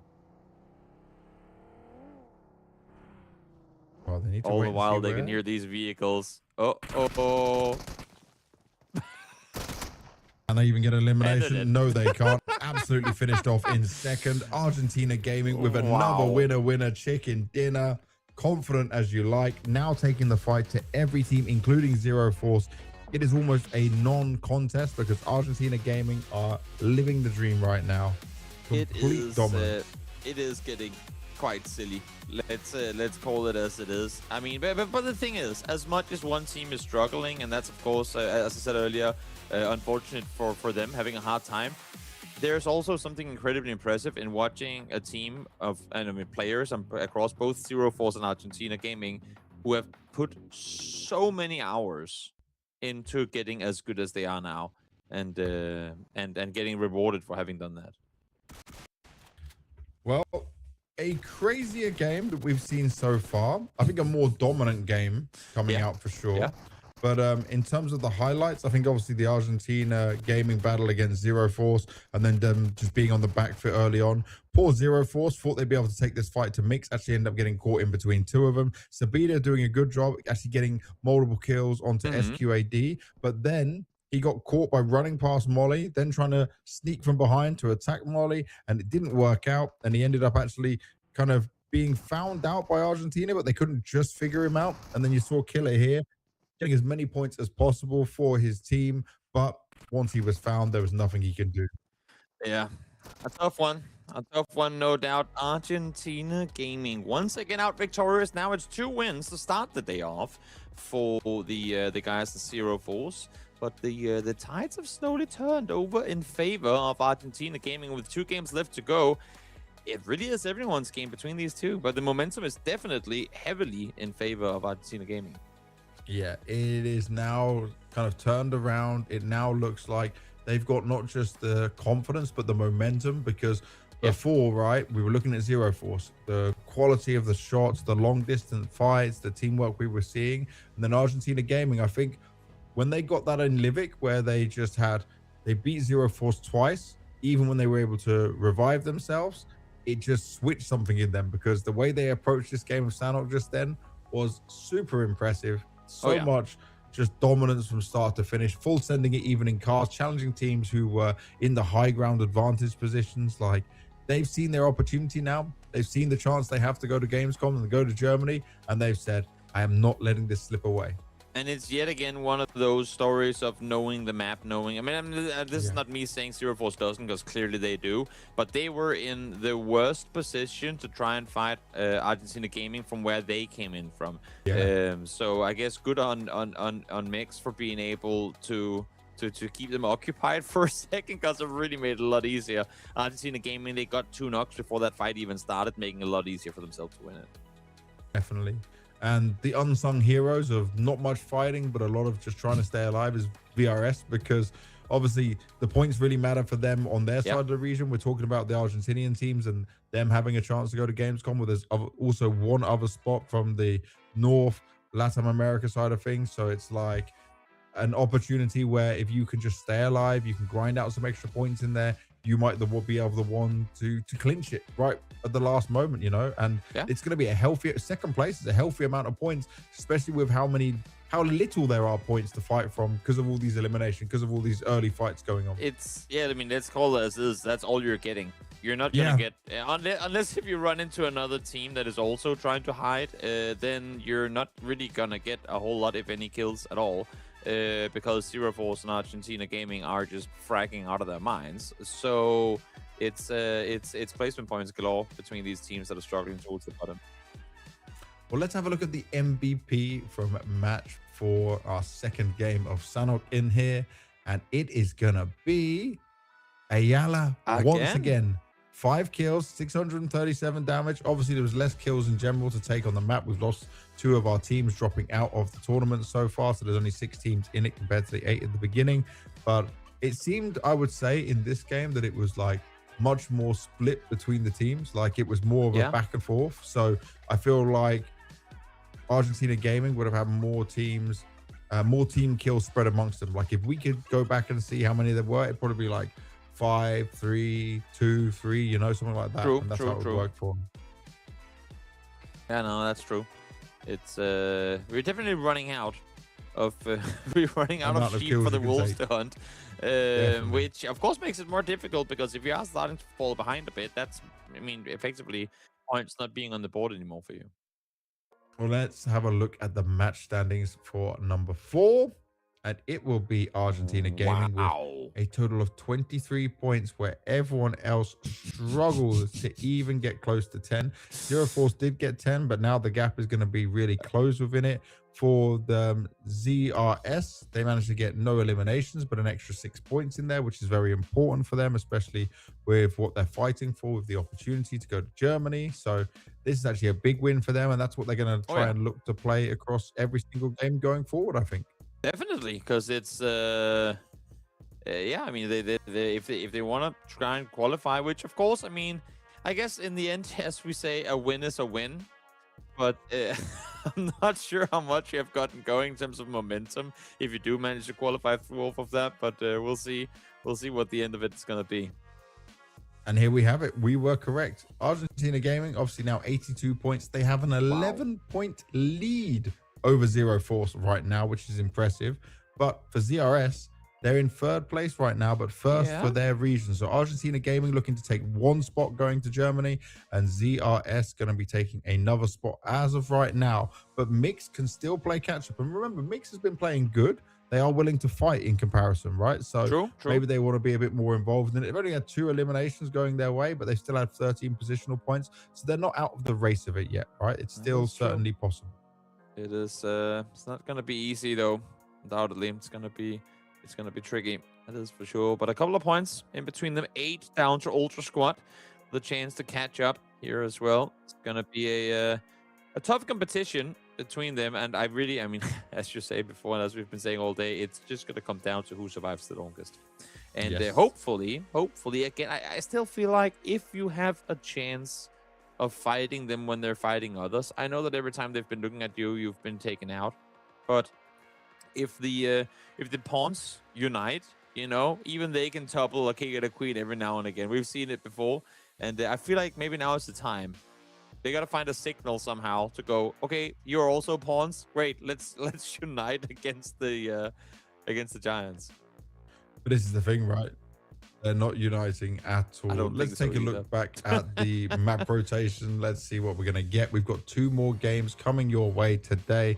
We've got Karakin up next, and we'll be ending on Livik a little bit later on. So only 2 more matches to decide our 2 teams that are going to Gamescom Germany to play in the finals. And like I keep saying, it's a lot on the line. It's an amazing opportunity. Oh, yeah. For some people, you will never get an opportunity like this again. You never know when that could come, to be able to fly across the world from Latin America and just go and explore the world while also playing a game you love and a game you put a lot of time into. It's a beautiful experience, right? Definitely. Yeah, I mean, regardless of who qualifies and regardless in what fashion they manage to do so, I think it's going to be, as you say, I mean, completely unforgettable experience for the teams that do manage to make their way on through. And regardless, again, of how things go at Gamescom in the finals, I think it's you and I've both been there, being in a big LAN environment, getting to get your name on stage. Also, if you look at, if we compare followings and whatnot between some of them, yes, there are influencers in this tournament with an enormous following, but there are also some that have a very small one in comparison. And if you, as a small content creator, maybe up and coming content creator, get a chance to play on the big stage against some really, really big names, have your name in one of those main broadcasts, including the one that we're doing right now, that can be a massive stepping stone in you getting a global reach with what you're trying to accomplish in your career. So definitely a huge opportunity for any of these teams. You could also make some dope content while doing it, right? Make a vlog exactly. of Travel your vlogs, journey, everything, definitely like that. See some of the other games that are on offer when you get to Gamescom at the same time. Meet lots of other players as well, do some content with them. So endless opportunities can come off the back of it for sure. Oh man, you know what? Considering we didn't know where we were going to be when this started in terms of like the level and what to expect from teams, it has been more exciting than I was expecting. It was there's 2 teams that are dominating, but their individual skill is very high, and now there's others who are just playing for the positions and playing for the points, but they're trying to be smart with it, and make the best of what they have within their wheelhouse with what skills they do have available. So I got to respect all of the gamers out here, at least the ones that have stuck around for the whole tournament. Oh, for sure. And the funny thing to me is that, again, I have casted, even when I say thousands of games of PUBG, that is not even understatement or overstatement, I should say.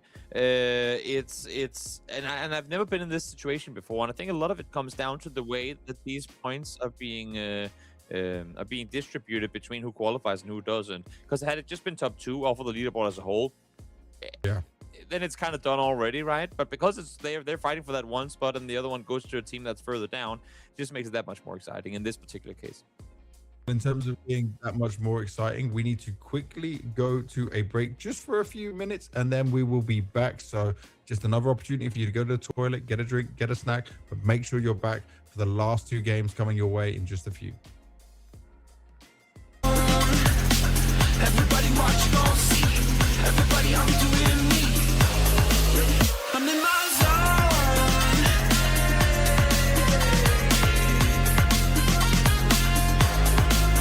I'm in my zone.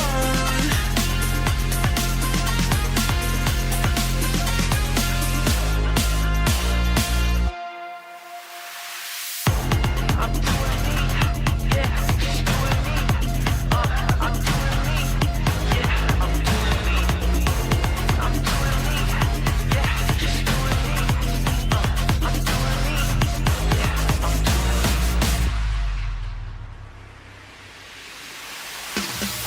I woke up today, feeling brand new, nothing in my way. Sun gon' shine, yeah, it's here to stay. And I'm gonna say what I need to say. Hey, I'm feeling free. Everybody watch, I'm doing me. Go ahead and look, cause you gon' see that I'm exactly where I'm supposed to. I'm in my zone. Everybody watch, you gon' see. Everybody, I'm doing me.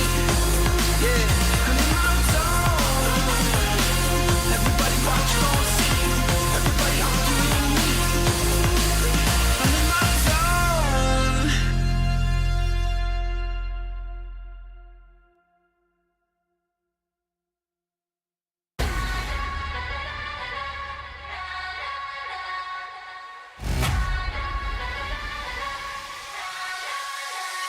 Racing down the road, The wind is in my hair. I'm the one to be, so come and get me if you're there. I'm a go.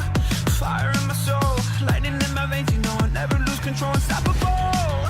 I'ma touch the sky. I'm going so fast you can get. I'm about to fly. I'm a pro. Catch me on the track. Leave you in the dust. You know I'm never looking back. Nah. Yeah, I'm a rocket. Yeah, I'm a rocket.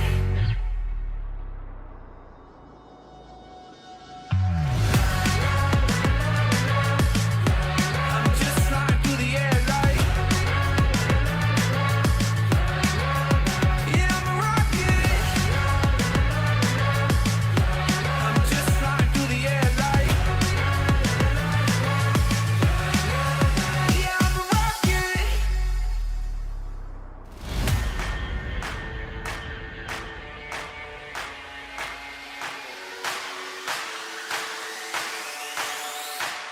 Racing down the road, the wind is in my hair. I'm the one to be, so come and get me if you're there. I'm a go, fire in my soul, lightning in my veins. You know I never lose control. Unstoppable.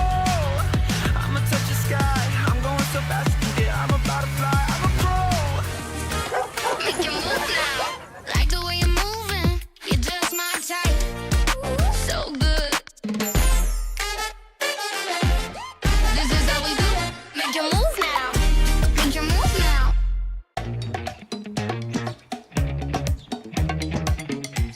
Level up. I got a good. I got a good thing. Easy like, do my thing. I'm doing my thing.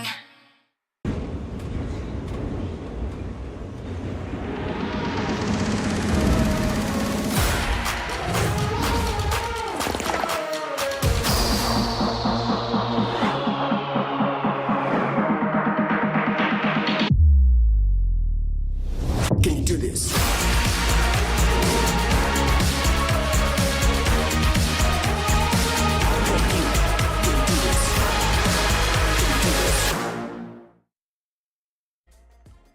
Thank you for bearing with us here at the Play Galaxy Cup presented by Samsung. My name is James Banks. I'm one of your commentators, and alongside is my good friend Toby. We have been commentating PUBG together for, I don't know, like 7 years now. Obviously, not so much in recent times, but it's great to be back doing this. We're having a lot of fun doing so. And as we keep mentioning, if you haven't joined us and heard this already, our teams are fighting out for two very important spots, one for LATAM North, one for LATAM South, to make their way to Germany, to Gamescom, which is a wonderful opportunity for these players. And still a lot to play for, still a lot of points on the lines for these guys as well. We've got 6 of our team, maybe 7 still within it. Let's get straight into it. Let's keep things moving because only 2 more games remain. It is Karakin in here, and we're starting off in the northeast side of things, going down to kind of the central south area near Al Hayek. That's as good a pronunciation as I could have expected coming out of you, James. I'll give you that. Great. Thank you very much. What would you say then? What would you say? I think I'll say something along the same lines. See, I thought I did pretty good. I was going for like a more Arabesque style of thing, you know? I like it. I was trying. I like it. So if we were to look at the previous Karakin that we got and this one, we saw a lot of early game fighting and no one going north. Well, this time around, at least we do have somebody going north. It is our Peruvian team of Mix, who also unfortunately find themselves, as I look at the layout of this, in the pocket of teams that have to try and beat the Argentinian ones. So they're not in the race. So actually, it's ZRS all the way down to squad. So they currently have an 8-point lead in trying to qualify here. Yeah, this is actually a really good position for them to be in, right? Yep, definitely. They need to hold on to it, though. And FD has lost need one to be already. playing strong. Oh, Hate is here. This is not good. Even if he's alone. Wait, ZF, they're what? Look at the map. ZF have one in each corner of the map. Okay, so they're playing just individual skill eliminations to dominate everyone else that's on the lobby. Seems to be working. 1v2 already for, or actually 1v3. He's done 3 eliminations, nearly taking down a whole team. Single-handedly, by the way. Absolutely Gets all the loot as well. Who's he looking for? One more player of FD. We are literally 2 minutes in, and he's already got 3 eliminations. Also, This I is mean, how they're planning to get points. has to be mentioned that Hate is a pro PUBG Mobile player. He Yep. has played professionally for the last 4.5 years. Okay. He has won Latin esports tournaments. Okay. He Why did you has, not give me this information earlier? because I've realized a little late.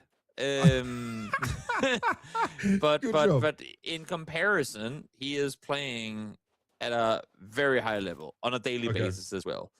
So it makes sense that we're seeing him kind of steamroll through a tournament of this sort. Yeah, now it makes sense, you know? Now Yep. it makes sense. Yep. I just thought it was nice to mention.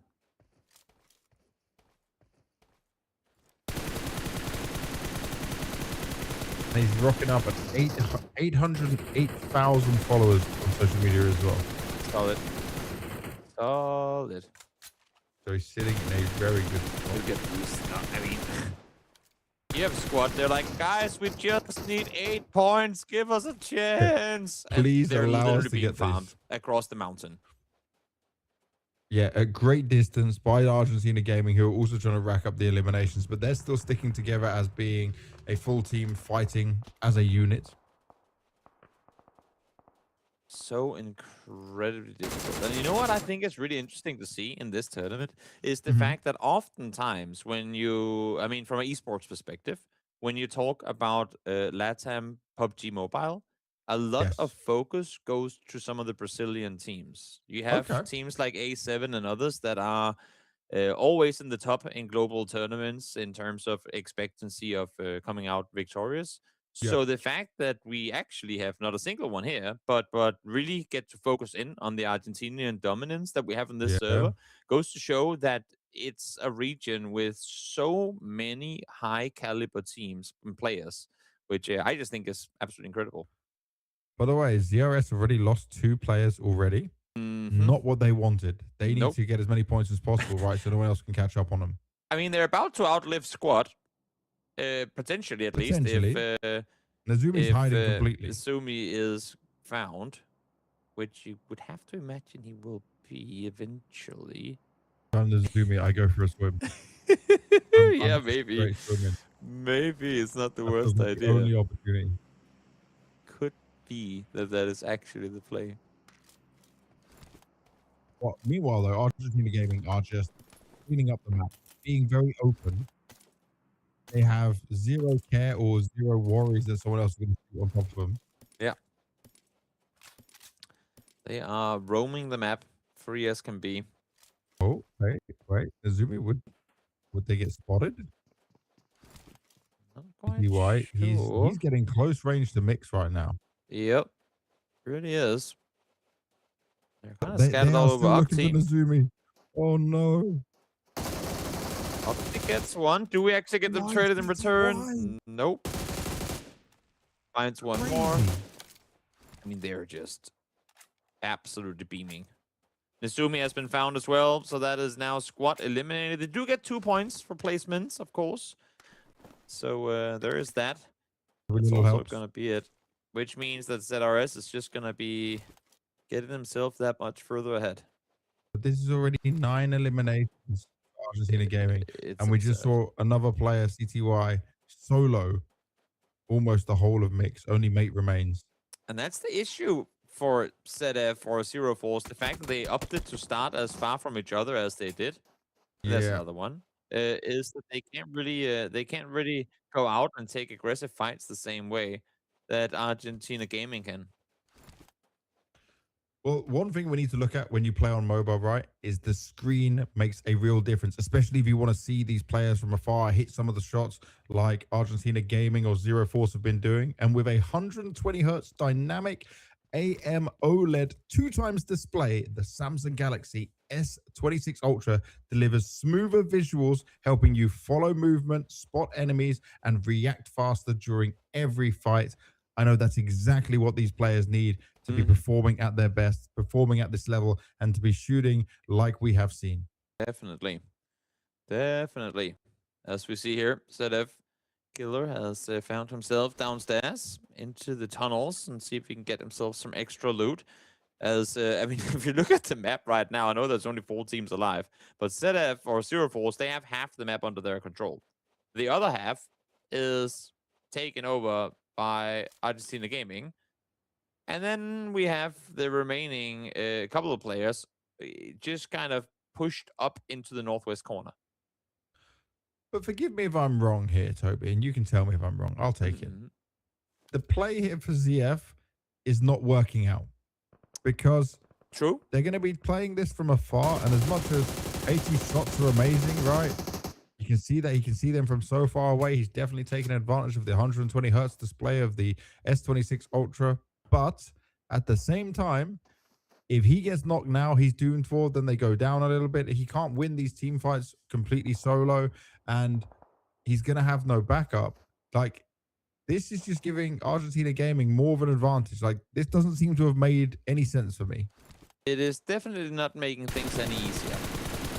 Also, can I just again say how insane it is to me that these guys are spotting each other this distance on a phone? I think it is baffling. Baffling, incredibly hard to do. It is so impressive. Even on the Samsung S26 Ultra, right, it is still hard to do. That just goes to show the skills of these players. But you do need to have that phone if you want to have a huge advantage in it. It is completely insane. Let's see if they can get something more of it here. Zero Force. I mean, if they can, even if Argentina Gaming got off to the better start in terms of kills, if they can eliminate them here and get that win bonus as well, that's all of a sudden a pretty even game once more with just one more left to play after this one. Yeah, I guess the benefit is from all different sides, ZF can try and make something work here, but it does require Argentina Gaming to overextend in some aspects. And that's what they need to be obviously trying to avoid if they can. Exactly. Also, Peter, it's going to be set here. Always nice with the high ground that you can kind of just sit down behind your rock and scout the territory ahead of you. Next circle is still a little while away, 1:30 until stage 1 comes to an end. ZRS playing the here long are the game ZRS again. players. They know what they're doing. They've been here before. It's not their first rodeo. Also, we got to keep in mind, if you look at the map and squint your eyes real hard, you have Bambi down on the southern side, but almost incognito because their team color is orange. And actually, all of ZF has run past him. So if this circle goes south and ZF maintains like their position in what would then be kind of the northern portion, like what is currently the center of the circle, I don't think he's going to be found. Because I think ZF thinks they've cleared the south completely. So he could be big chilling for some big points potentially. Yeah, exactly. CTY looking to spray some out long range. Look, he's spotted where 3 of them are already. Still looking for the 4th one. Wants to confirm it all. Does he dare to make... This is the issue, right? Because they're taking all these shots at one another from a distance. But they're also at the same time just waiting. Like waiting to see who is the one that has to make the run on forward. Because making that run towards your opponent, as we can see here, no smokes to work with. Nothing to really grant you extra cover. As soon as you commit to running over that ridge line and going forward, you can be pretty certain that you're going to get beamed. Yeah. If you expose yourself too far, then yeah, you will be looked at here. Attempting crate for CTY to go for. Does he risk it? I like to call those bait crates. Yeah. Yeah, because usually, as good as they look, you die before you get there. Or, even better, you get there, and then when you try to get back to safety, you die. Okay, yeah, that doesn't make too much sense. But he's able to get a ton of medkits right now. That's true. So the loot here is going to be good for him. Circle's going to center up as well, so not really granting anyone any favors.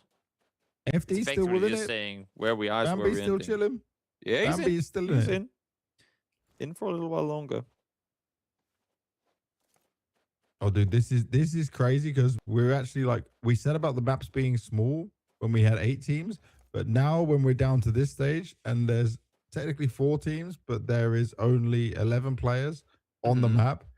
There's just so much space for them Oh, to they have all hide the space in in, the to world. All I wait, mean, and chill in. they could be in the same city and not see each other. Like See? that's where we're at. So that's why we're stalling for a bit. We're trying to keep it exciting while these players are, of course. I mean, that's the funny thing, because as big of a spread as there is in both skill, obviously, but also the leaderboard standings, Yeah. all these teams that are in on this server right now have so much to play for and so much to lose in messing up. So it makes perfect sense from like a competitive. I know it's not the most memeable and haha funny content to maybe just Yeah. watch someone standing for 15 minutes waiting for somebody else to make a move, but in terms of what they are playing for, it makes perfect sense that this is how they're opting to play this game. But Zero Force right now, they really do need to win the fight against Argentina Gaming and have them go down now, right? Oh Because they already have yes, 10 eliminations and they don't want them getting any more position points. So, like, definitely. the best situation is Zero Force to be able to actually win out this fight. Would be And huge. And Frada's this is going to a start great that off. start. That's brilliant. Long range. Yep. Did he see Safita as well? I don't know, but again, this is the issue, right? Because you get the knock, but you're like, do I dare make the run Yeah. forward? Do I expose myself?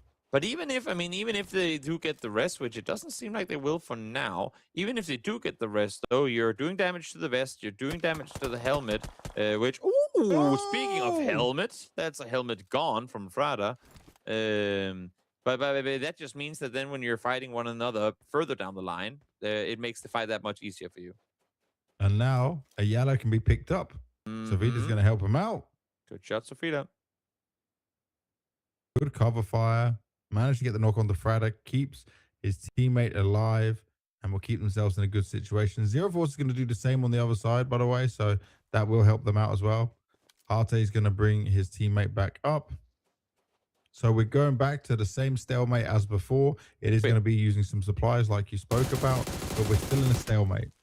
But Oh, a good, more helmetless damage being stalemate done. now on the other side, which of course makes it a little more difficult because when you're peeking like they are right now, all you're really revealing is your head. Yep. So it makes it that much more dangerous. Couple of small pixels. Harte still looking around to make sure no one else is pushing up on their position. Technically, it's like a 2v2 into like a couple of other smaller 1v1s.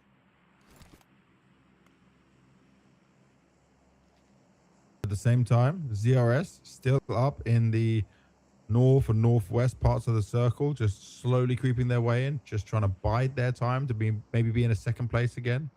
FD Bambina's just been chilling the whole time. Where do we want this circle to go? It's gonna pop now. Let's see what happens Go to with FD. it. Go south. Go south. I mean, that would then go in the favor of Zero Force. It's like whoever gets shifted away from here, that really is going to have a hard time being forced to make the move on forward. As Hate now taking some more damage. That's from Ocho from the side. Oh, and it centers up on Argentina Gaming. Okay. Argentina Gaming now with a big opportunity. If you've got the circle on top of you, you don't have to move. You can keep controlling the position. Yes, ZRS will encroach on your position a little bit, but they're probably not fighting from what we know and what we've seen from them. So it's ZF that, even though they're in the circle, they want to try and maybe take a more forward position or try and actually make a push for this. Definitely. Question is now, I mean, because Zero Force is inside the circle as well, technically, like just exactly. Yeah. But do they have to aggress on Argentina Gaming, or are they satisfied with now only having what, like 15% of the circle to work with? Oh, no. Here he comes, the Bambi. Oh, no. Has he been found? Is he inside the circle? He is just exactly. He might have been hurt. He's sneaky. But we have knocks coming through again. This time it's Hate to find Octi as Bambi. He hears the There footsteps. once more. He knows someone's coming around him. Oh, yeah. Sabita might have heard him as well.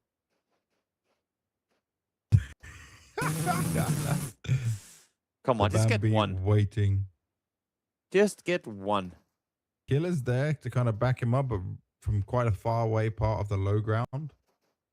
The circle, by the way, has moved more up towards the northwest, which is going to benefit ZRS. Yep. Oh, wait. Oh, He killer's saw been him. spotted. He didn't shoot. Trigger discipline. Now he's been Oh. seen instead. Oh, Bambi. Unlucky. No ice this time around for Bambi. No slipping and sliding. Nope. Did stay on position, but then got finished off. So an extra kill going the way of ZF. But still, they're so far down on points. Oh no, ZRS has been spotted in the meantime by Safita. They have. CTY goes down to Harte. Oh, they're fighting across this one now as well. So maybe despite the fact that they've Long been seen, range, they actually get to long stay range. alive in it. Hate now, down to low HP. No helmet left to work with either, and down to just bandages. So, I mean, we talked in the previous Karakin game that loot is very limited on this map in general. As we now see, ooh, that's an MK. That's the crate weapon being put to use. Wait, was that one of the CRS players getting that knock? ZRS. It was. They're finally showing up here. Oh, and they take down Safita. So this means Argentina Gaming only have 2 players, where 0-4's up on 4 still. If they can clean up here, it won't be the same amount of eliminations, but it'll put them in a nice spot. Sabita taking a lot of damage, but still standing up strong for the moment. What can you do with this? It is, I mean, circle control is almost, I was going to say fully, but not quite fully under Argentina Gaming control. Because now with CRS coming in on the top, and as you said, taking out Safita as well, that kind of leaves them vulnerable from the north too. But now they see Deco. Do they find him? He's 1 health, and Ayala takes him out. Big long range shots coming out from Ayala. Wants to try and finish him off and make sure they confirm that elimination. Pawazada also just moving around to try and get the vantage position. But either way, ZRS, they're in the position they want to be in, right? It's going to be a top 3 finish no matter what. The goal would be top 2 if possible. Arte. Oh, Ayala took tons of damage, but he couldn't quite get it done. Arte again with a long range. Always making it work. Now wants to try and push up on the position. Still being careful, checking around his location. Keep in mind, they're in a 2v4 against 0-4s. So definitely going to be a hard one to bring home. If we see 0-4s get all the eliminations that are left on the map, that'll give them a total of 9. Now that's not possible. That's only going to be 8. Then they get the 10 points for the win. It's still not going to be enough with the 10 eliminations from Argentina Gaming for them to overtake them. True. Good thing. So it's all going to come down to the final game. Yep. That's how we like to see it. That's the beauty of PUBG. Can they do it though? And Incubus, he's in this building, which is Sabita actually gonna go and clear him out? Think they might. It'd be great if they do. Yeah, because then they also know that they only have 2 players left from the side of Argentina Gaming. We'll see if that's gonna be the case or not. Power start. I mean, everyone is sitting looking for solos right now, trying to make sure that there isn't a snake creeping in from behind that could potentially ruin your game. So gotta keep your head on a swivel. You don't want to be caught off guard. Pawazada still seems to be in pretty good condition, though. Oh yeah, he's got resources to work with. Definitely. Jumping around here.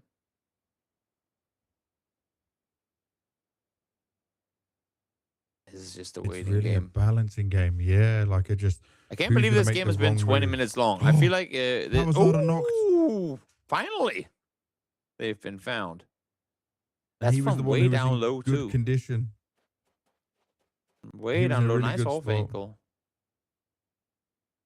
Now, how does 0-4s want to approach this? Can they start to take some more space away? They're in a better position in the circle as of right now as well. Exactly. Now that they find one, and with the rest coming in as well, they know where they have both of them. And as you say, I mean, slowly and very calculatedly, they've just been creeping forward and taking kind of one rock at a time. And now Hate is all the way up close here. Let's see if Ayala can do anything. It's the 2 MVPs fighting one another, potentially in a second. Now they find each other. Gonna be dancing around it. Molly goes up. Who gets him? Fire does connect. That is a terrible situation for Harte. Ayala doesn't want to push on it, though. Sabita's there to provide some backup at the same time. Powerzada around the side as well. They're dancing around the rock. They're trying to make it work. If Argentina Gaming can pull this off, it would absolutely huge. Big damage done. Killer on the floor. Knocked down and taken out of it. Sabita putting under pressure as well. Ayala needs to be careful. Harte comes around the corner but can't make it work. Argentina Gaming, are they going to try and clean this up? Only Powerzada remains. He is low on health. Sabita quick to try and jump back into this, but needs some cover at the same time. And meanwhile, ZRS Incubusa, he's just still chilling. He's still waiting. He spots some of them from afar. Can he do any damage in here? Doesn't want to take the shots just yet. He's just all eyes looking at what's going on around him. Tries to push in the circle as well. Doesn't want to take any more damage from this. Doesn't even have a helmet, by the way. Exactly. He has no helmet. He has no vest. He has one of the worst guns in the game. He has nothing. And then, okay, he does have a G38 as well, which is not exactly a fantastic weapon either. But we'll see what he can do in this 1v4. Imagine if he sneaks it and just wins it all. You know what? That would be the love play. to see it. That would be the play. He's hearing. He's checking. Sabita seems to be aware that his position is there. Sabita playing on the edge of the circle as it starts to come in as well. First shot's being taken. Oh, but he's instantly taken out. Harte says no problem at all. And winner, chicken dinner. Zero Force grabs another one for themselves. I'm going to be really interested to see what's going to be happening on the standings here, because this one is getting very close to call, and it really is decided on the last and final match, match 6, that'll be coming up after this one. Oh my. So Zero Force wins the first 2. Then Argentina Gaming wins 2, and now Zero Force strikes back. It really could not be any closer. There is a world where you kind of wish it was these two teams that get to go play at Gamescom, because they're definitely two incredibly good teams. But at the same time, there's also a thrill in not knowing which of the two is going to be represented in Argentina now. So you said Zero Force strikes back. Does that mean Argentina Gaming for the last match? It's going to be Revenge of Argentina Gaming, and we're going to finish the Star Wars PUBG mobile trilogy right here, right now. Could be. But then we have ZRS, A New Hope, coming in, you know? The new... The new... I don't know. We're really pulling the strings with all of it. It's going to be close, undoubtedly, like the leaderboard between the two here. Because what was it separating them prior to this game? Was it, I think, 12 points or something along those lines? It was really close. And now off of the win going the other way and kills to boot, it's going to be practically tied, I would imagine. Yeah, I guess, how many kills did we see at the end go for ZF? Because I still feel like Argentina Gaming had so many good amount of kills, you know? And even in this top 3 finish, it's going to be, we have proven that crazy close. Or I should say, James can't even count to 3. So trying to do higher math than that, I don't even know why we're trying, bro. I don't even know why we're trying. Live broadcast math should never be done. It's not a good thing. Don't try to do it. Don't try to do it at home as well. We'll leave it for the actual standings and the overall boards that we get on all of it at the same time. Yep. But either way, this was like, you know, it was a game that started off so fast and then just took forever to close it in with just how they were playing around each other. Two teams trying to sneak from different parts of the map, some being kind of forgotten about, then they make too much noise and they get seen. Oh, there was just so much happening, man. I think we had 1 elimination in 16 minutes after minute 3. Jeez. Yep. Just one of those games, man. Just one of those games. And I am a little worried that unless if we see the teams agree on where to go here in the final one, because keep in mind, again, we have the recall towers on Livik, so fights can fights can go on pretty interestingly. Unless if we see that, this could be another long one as well. Well, let's see if we're going to get a Harte MVP, or maybe it's someone else. And it is Harte once again. 5 kills, 23 minutes and 8 seconds survival time, 0 grenade kills, which I'm just sad of. We need to see some grenade kills, but 1,158 damage. Good work from him. Even when he lost his helmet, he was still being able to fight out for it and push on forward. Harte doing all the good work for his team again and again, and a very deserved MVP. He's racking up all the rewards right now. For sure. Incredible performance so far. And yeah, I mean, again, this map just doesn't really cater to grenade kills when you can find people at what, like 300-400 meters and get knocks from there. I don't think outside of the first couple of fights we had where teams were in the same buildings, we didn't have any eliminations be properly up close up until the very end. It definitely could be close up until the very end when we're looking at all these points going down as well. This became much closer than we expected. It wasn't just one team dominating. It may have been two teams dominating, but they have made it exciting. Let's have a look at the match standings before we're going to go further into this. And with our match standings right now, Zero Force grabbed themselves 18 points, but it's still 16 for Argentina game, which means their lead is still going to be huge here, Toby. Wow. They actually, despite winning the game, actually only win by 2 points. I thought it was going to be a much bigger catch-up than that. Yeah, this is it, right? 5 to 10, and then obviously the 11 eliminations to the 8 eliminations. Yeah. It makes a big difference in there. Oh, yeah. Those eliminations are oh so important. Yeah. And Zero then, Force, I mean, they did everything right. And it would have been even more, I think, for Argentina Gaming had ZRS not found that one player from the north when they were creeping in. And that just, again, goes to show, while, I mean, these solos don't necessarily pose a big threat, you take out one, then you're going into your final fight 3v4 instead of 4v4. That is a huge loss, because then if you get one player knocked early, you have to commit one to the rest. All of a sudden, you have no one to defend that position, and then you can get in trouble real quickly. Let's take a look at the overall standing. Let's see how close it is, or maybe it isn't. We're about to find out. And oh my. Now, so it was 11 points before. Yeah. And now it is 9 points. Zero Force gotta go hunt. They have to take them out early, I feel like. You need to go and find Argentina game. You can't do the 4 players dropping in different positions at all. ZRS, by the way, have almost guaranteed their position, right? Yes, it's Ultra Squad that could potentially beat them, which would require them to get a 13-point game or better, and that's assuming ZRS gets nothing. Yeah. So, I mean, we can put it this way: Zero Force needs to go hunting on Latina Gaming in order to get a chance to pass them. Yeah. Ultra Squad needs to do the same exact thing against ZRS. They need to somehow figure out where they are, go take them out early, and then try and stay alive through the mid to late game. If they can get them eliminated early, meaning that they don't get placement points, then there is a world, but it's minimal.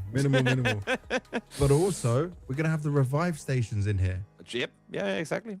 So you can sit someone on a revive station, bring your team back. There can more to play for in this. You can effectively be playing a almost double lobby just from the revive stations if everyone does opt to use it that way. A lot of kills available. This is gonna get exciting. Oh man. Livic for our deciding match, our deciding game for who is going to be going to Gamescom in Germany, coming out of LATAM North and LATAM South here at the Samsung Play Galaxy Cup. First of all, I hope you guys have been enjoying all the commentary wherever you're watching from in the world right now. This is delivered better than we expected. Thank you to Samsung for putting this on and giving the players and us an opportunity to cover all of this. Bro, it's hard to call. It feels like Argentina Gaming have this in the bag, but anything can happen when we go into a final game like this, especially on Livic. It's I mean, you said it perfectly. I feel like Zero Force, I mean, you've been saying it earlier as well, the fact that, I mean, every time we see them do something great, it's Hate that does it or Hardset doing it, and then the other guys are there to help him out. He needs backup right now. He doesn't need to get rest. He doesn't need someone to bait for him. No, he needs more firepower. And when you have a guy on your team literally called Killer, I feel like that's him who has to step up. I'm not one to call out people individually, but that's your name, bro. You gotta go out and get it done, you know? Well, when we're talking about firepower, let's make sure we take a look at what can give you ultimate firepower. So you'll see more about the Samsung Galaxy S26 Ultra. We've been talking about it all the time on screen. So hopefully you understand what this is. First of all, it's a fantastic mobile. And for mobile players, this is the kind of device that is built to take the gameplay further with smoother visuals, faster response, and a more complete experience from the first drop to the final circle. You can check it out on the Samsung website. There's many benefits to this, right? From the vapor chamber, which is keeping it cool, from the battery life, which means you don't have to be plugged in. You can be absolutely completely free on it. And then obviously the display being 120 hertz dynamic AMOLED 2x display, which obviously helps so much when you're playing games like PUBG Mobile. This phone has it all. This phone is way above the rest. This is definitely what you should be looking at for playing competitive PUBG. it's fantastic how the development of phones as well have come through. I mean, it's not. I don't feel like it's. I know we're boomers and all, but it really doesn't feel like too long ago that you were wishing for a 144 hertz like PC monitor for a Christmas Yeah. gift. You know, now we have them on phones as well. And obviously it's been like that for a bit, but that's just. I mean, it's amazing. It's amazing the amount of power that can be put into phones these days, and Samsung doing a fantastic job at it. And it's definitely amazing that we get to end the whole tournament here for the yeah. Play Galaxy Cup presented by Samsung here on Livik. I want to see the resurrections. I want to see crazy players. I want to see our two big name teams in Zero Force and Argentina Gaming just hunting for each other. I'm ready to see it all go completely wild, especially with everything that is on the line. Those opportunities for the players, for the teams to go to Germany, to go to Gamescom is absolutely incredible. And this is their last chance. It is really still all doable to change things around and to upset it and for Zero Force to fight their way back into a game. But it needs to be now the best game they have ever had, starting with them focus firing on Argentina Gaming if they can find them, if they can lock them down. Exactly, because as you say, you got to take them out, but you also got to make sure to take them out before they take everyone else out. Because then, if they, come into a fight that you end up winning, if they already have 6-7 kills prior to that, for you to then be able to surpass them, it's going to be nigh on impossible, given how few teams are in the lobby as a whole. So it's you better find out where they land. Maybe go back and watch the VOD of the first map of Livik and hope that wherever they landed then, that's where they're going to go again. And then you can try and take the fight. Like, just roll the dice. It's all or nothing. Because it really is. There's no second place glory for you in this tournament. If you're Zero Force, you need to win. Or it's, I don't say all for nothing, because second place is still, good job, bros. You guys played incredibly well. But still, if you want to make your way to Germany for Gamescom, you got to get first. So might as well just send it. Yeah. I would definitely send it right now if you are behind, right? If you're Argentina Gaming, maybe you don't drop to where you did last time in Livik. Maybe you try switch it up a little bit. Maybe you try and keep them guessing. Yeah. Saying that, though, do you feel like Argentina Gaming is a type of team? I mean, obviously, they know what the standings are coming into this game as well as we do. But do you think they're gonna, play the min-max meta game in this one? Or are they just gonna continue doing what they've been doing the whole time and go brawl it out? I feel like they're a team that's not scared, so they'll welcome the fight. But just imagine if you welcome the fight and then you lose your chance to go, because they could throw it. They could throw it. You can have this mentality. You can think you're better. You can say we played better than them. We deserve to be there. But this is an unforgiving game.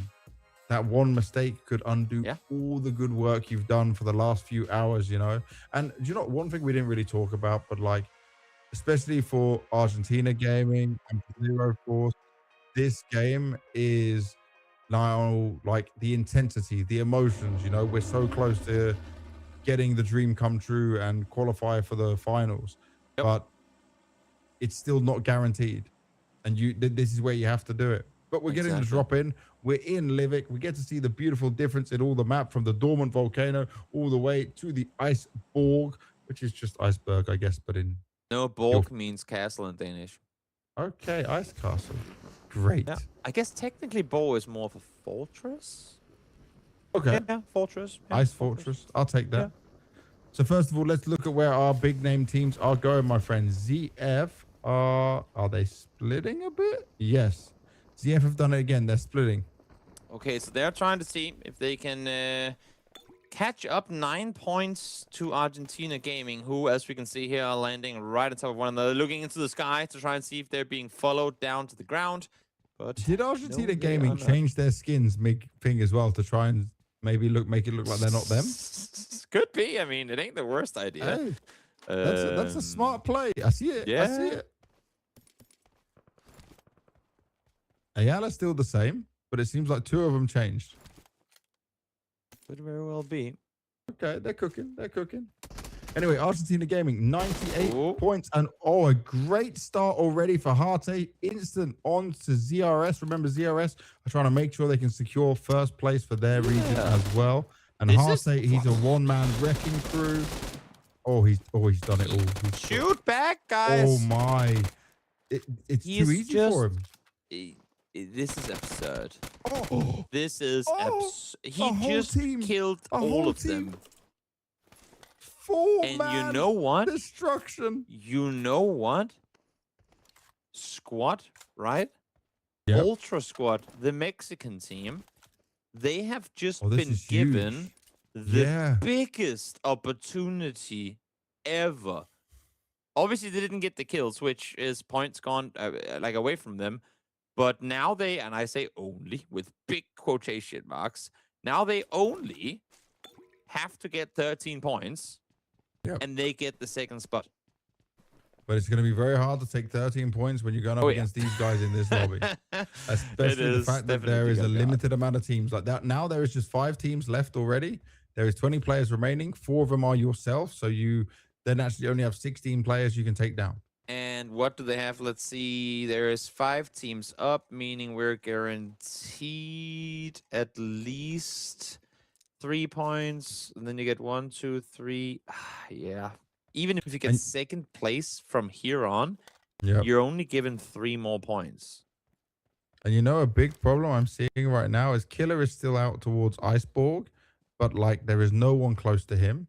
Yeah. So Beta is a bit closer to Argentina Gaming, which is probably not a good thing for him. Argentina Gaming already is taking down now they're falling as well.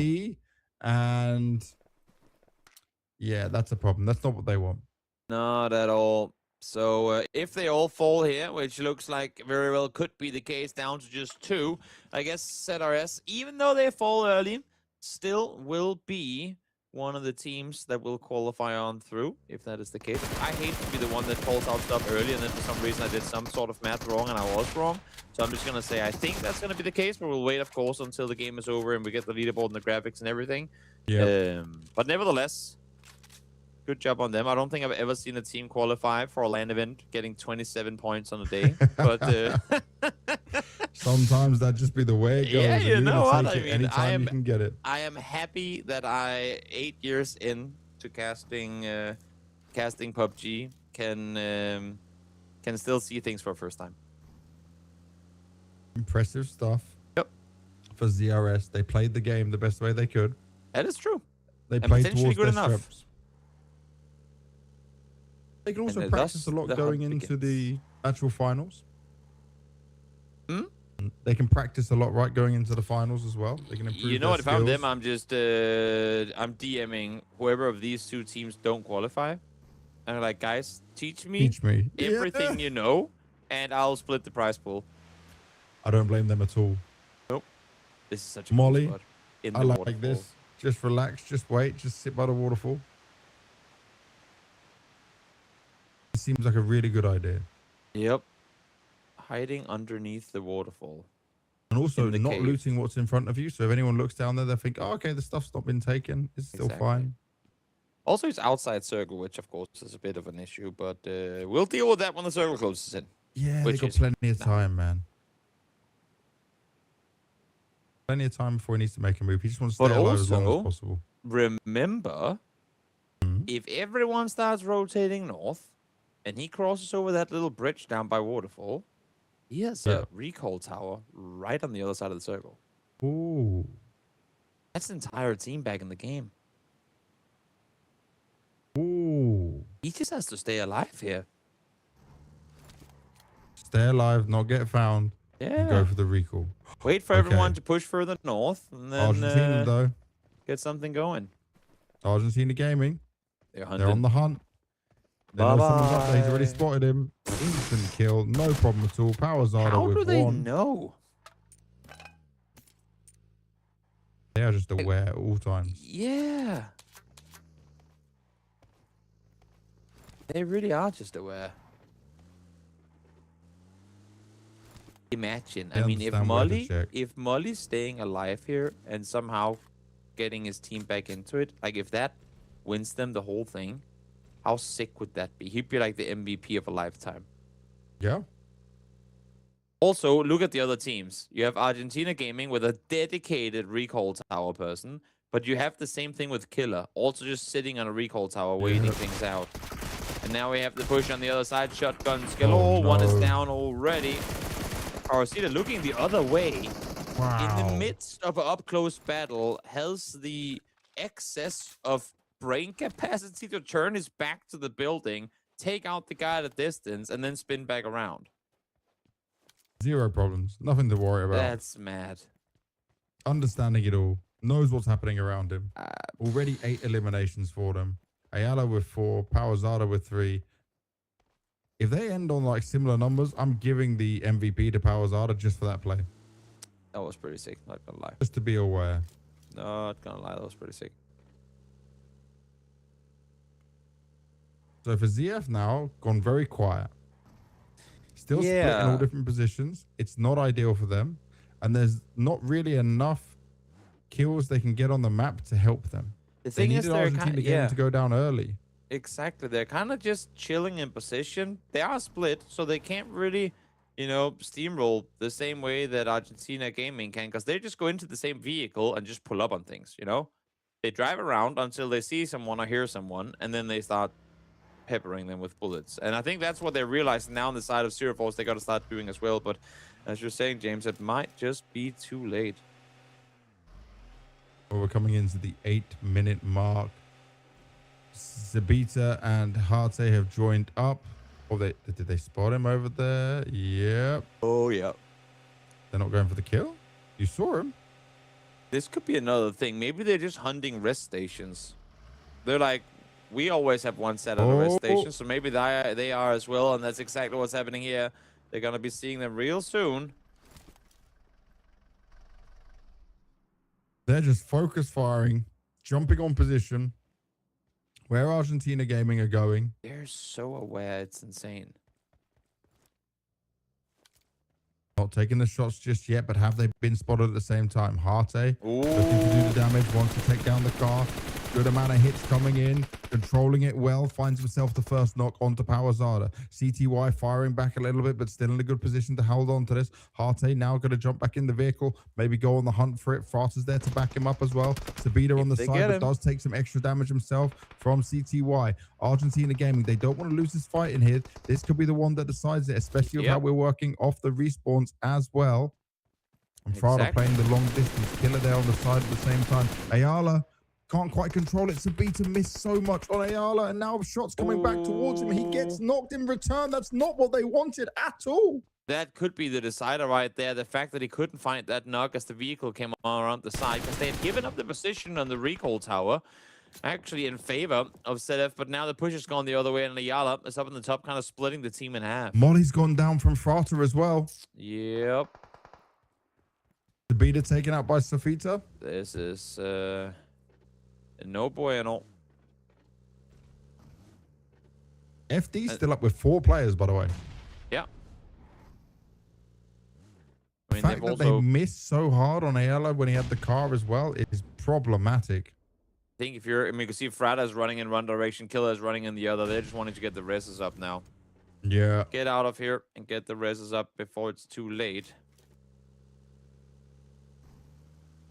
The thing is, you've just given what? 2 kills over, 2 points over, more importantly, to Argentina Gaming. And we talked about whether Argentina Gaming is gonna, play the min-maxing of, okay, we're up by this much. If we do like this should be enough for that. Or if they're just gonna keep stomping. And I feel like they have answered us pretty loudly. They are stomping the lobby back to back to back. Even the games they lost, they were still so dominant, getting it all done. Oh, yeah. CTY is now back in the game as well, so we're up at 4 for all the teams that are remaining.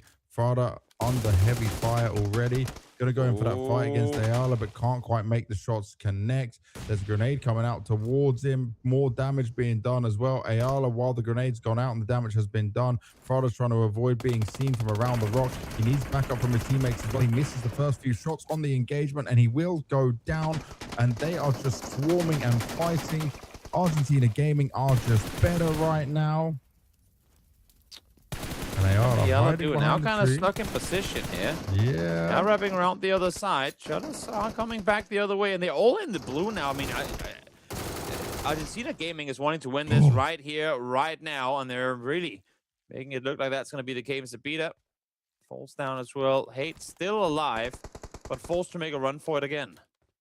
Good grenade coming on up. Killer is Oh, it's a running for molly, the rest sorry. station as well. They've missed one.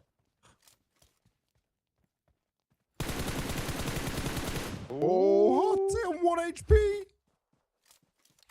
The issue with They this, are on though, the is hunt. that every time they get eliminated by them, and hate does go down to the blue, as a matter of fact, every time they fall, they give points over to Argentina Gaming.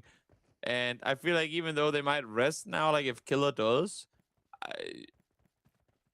I don't think there's enough points left on the server for them to even come back. I do love the fact while all of this is happening, FD is still up with 4 players left alive. Yeah. They're just trying to climb their way through this. Imagine if they just came in and swept up everyone else at the last minute. Yeah. I'd be so down to see that. We're in phase 3, so the rest of recall towers have been disabled.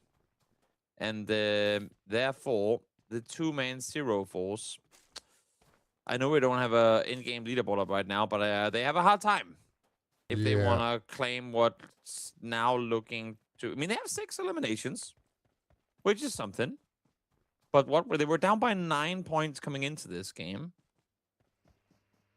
What does Argentina Gaming have? Like 12? 11 eliminations so far? 11, yeah. So they're down 5. They need an additional 14 points. There's 5 to be had off of placements. All I'm going to say is that it's going to be very difficult. They need to effectively kill the rest of this lobby and win. Yeah, and in order to Savita's even be just close. hunting everyone else from FD right now. Yep. Oh, this is not going to be easy. This is not going to be comfortable.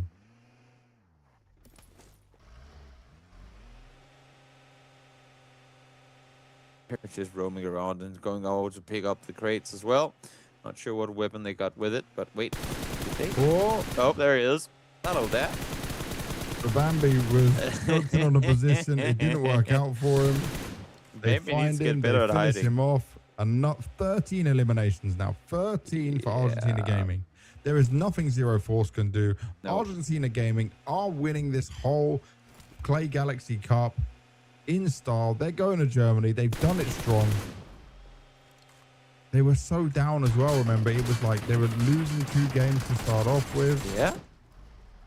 Oh, wow. Even with the car on fire, they jump out, finish off Killer, who has done anything but kill within this. Now, just 2 left to be found, and they are on the southern side. Make it 3. Okay, so they do manage to get 1 back up. Now it's FD trying to make a run forward here.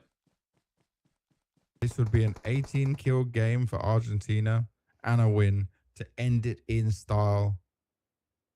FD, I don't know what you want to do here, but I just suggest trying to group up and fight. Yeah. So FD is Los Galacticos on our paper. Yep. Who are one of the teams that could actually qualify. The thing is, I don't think they had more than a couple of points coming into this game. They have 0 eliminations this game. But since we can't see the leaderboard, I'm going to go out on a limb here and say maybe if they win this game, there's a world where they beat ZRS. Oh, man. Imagine taking it on the last game like this as well. It would be kind of hype, not going to lie. Mainly because coming into the whole broadcast, said Los Galacticos were the coolest team. And I would end up being right. That's all you want. You just want to be right. The whole thing. Yeah, exactly.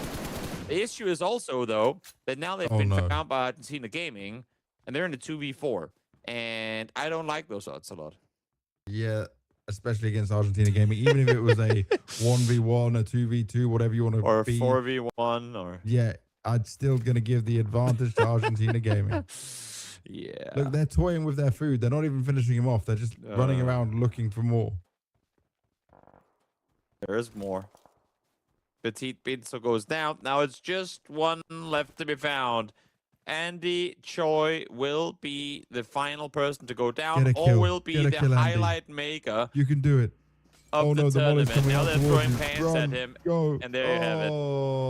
And there we have it. Argentina with the 6th game victory. They are the winner chicken dinners and also the champions of the Play Galaxy Cup. Congratulations to Argentina Gaming. Brilliant stuff. They never gave up. They looked at how they wanted to play things and they did it in style. They played it their way. Everyone can be impressed with what they saw from these guys across the competition. Also because, I mean, as much as you're going to have them way ahead in the end standings, this was a very close call up until that very final game. I mean, Zero Force put up a hell of a show. They started off so strong in the first two games. Then Argentina Gaming started clawing back into it, but then they, I mean, kind of retook the momentum. But then here in the final two matches, it was just all Argentina Gaming. Yeah, so it's like even with Zero Force though getting that right, it was still so many kills from Argentina Gaming. Oh yeah. So even I think that was the difference. Even in the games Argentina Gaming lost, it was just the consistent amount of kills and fighting. This play from Powerzada that we're just seeing now on the highlights as well, that's like MVP performance for me. I don't care if Ayala gets it again or whatever. He gets MVP, that's fine. But Powerzada is getting an MVP personally given from me to him. That could have definitely been a good backstab that could have made it a very hard game for them to come out victorious in. But a great finish. And then also just for the fact that they're the ones to take out the team on the hunt, you know, and not have another team luckily deal with them. Like they took matters into their own hands. As we said coming into the show, we want to see the teams go out and kind of write their own destiny. And they sure did. They really did in style. And I know we got a lot of like crazy players coming in there, a lot of individual shining skills and dominance, but you were saying Harte is a pro player, competed in many tournaments, won in the LATAM tournaments as well. So for Argentina Gaming, there's some serious bragging rights and performances to be proud of what they've been able to achieve here. Definitely. And also, I mean, I'm now just excited to see how Gamecom is going to play out. Like, if this is the caliber play we're sending through from Argentina, what's the competition going to look like in Germany come later this year? That's going to be, I mean, if every region has sent through a team the caliber of them, we're in for a pretty good show. We definitely are, right? That's a finals that are going to be spicy and action-packed. And if you're any of the teams that qualify from any region, right, you're going to be on full grind mode from now until when you get to go to Gamescom to make the most of that opportunity and the traveling and just being part of the epic tournament for Samsung. So let's have a look at the MVP. I said it was Powerzada because it was just a personal favorite play and moment of mine. Will he get it this time around? Oh no, it's Ayala once again. 8 kills, 845 so it is damage. kind of deserved. He does deserve it, but he didn't do the spin around play, you know, or I didn't see a spin around play. So that's why he doesn't get it from me personally. Maybe he did 5 of them and we just didn't notice because it was too fast. It was too quick. Jumping out of cars, shooting while in the car, trying to run over people and then shooting them anyway. Yeah, Ayala can truly do it all either way. He was farming. He was absolutely farming. Brilliant stuff, though. How many MVPs did he get, man? I can't even remember. It's gotta be 3 or 4? I'm trying to think. At least 3. At least 3, yeah. Could have been 4. Hate got at least 2.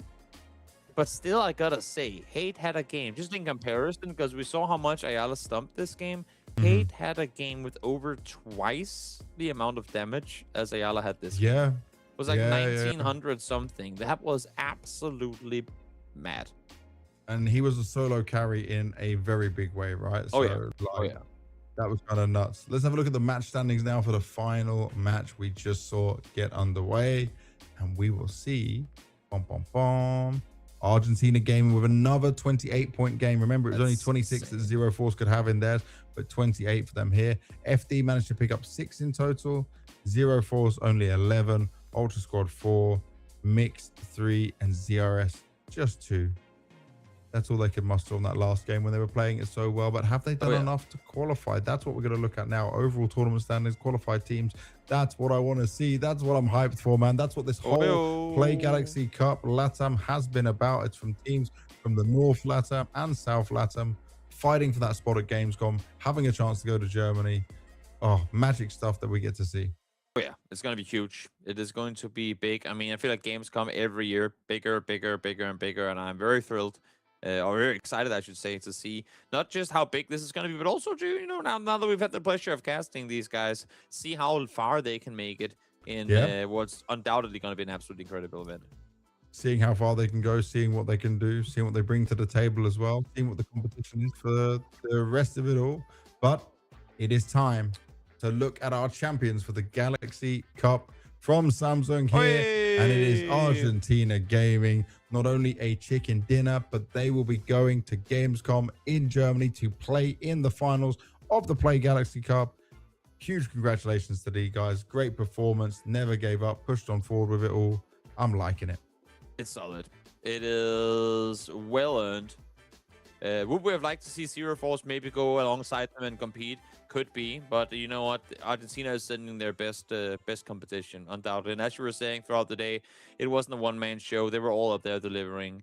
And that's one of the great things about PUBG Mobile as well, is that yes, you can have one guy that frags out, but you need the entire team there. One to hold your back, one to go for the reses when the times are tough, one to set up the smokes to try and make aggressive plays happen. Like, you need the scout, you need everyone to deliver, and Argentina Gaming did across all fronts.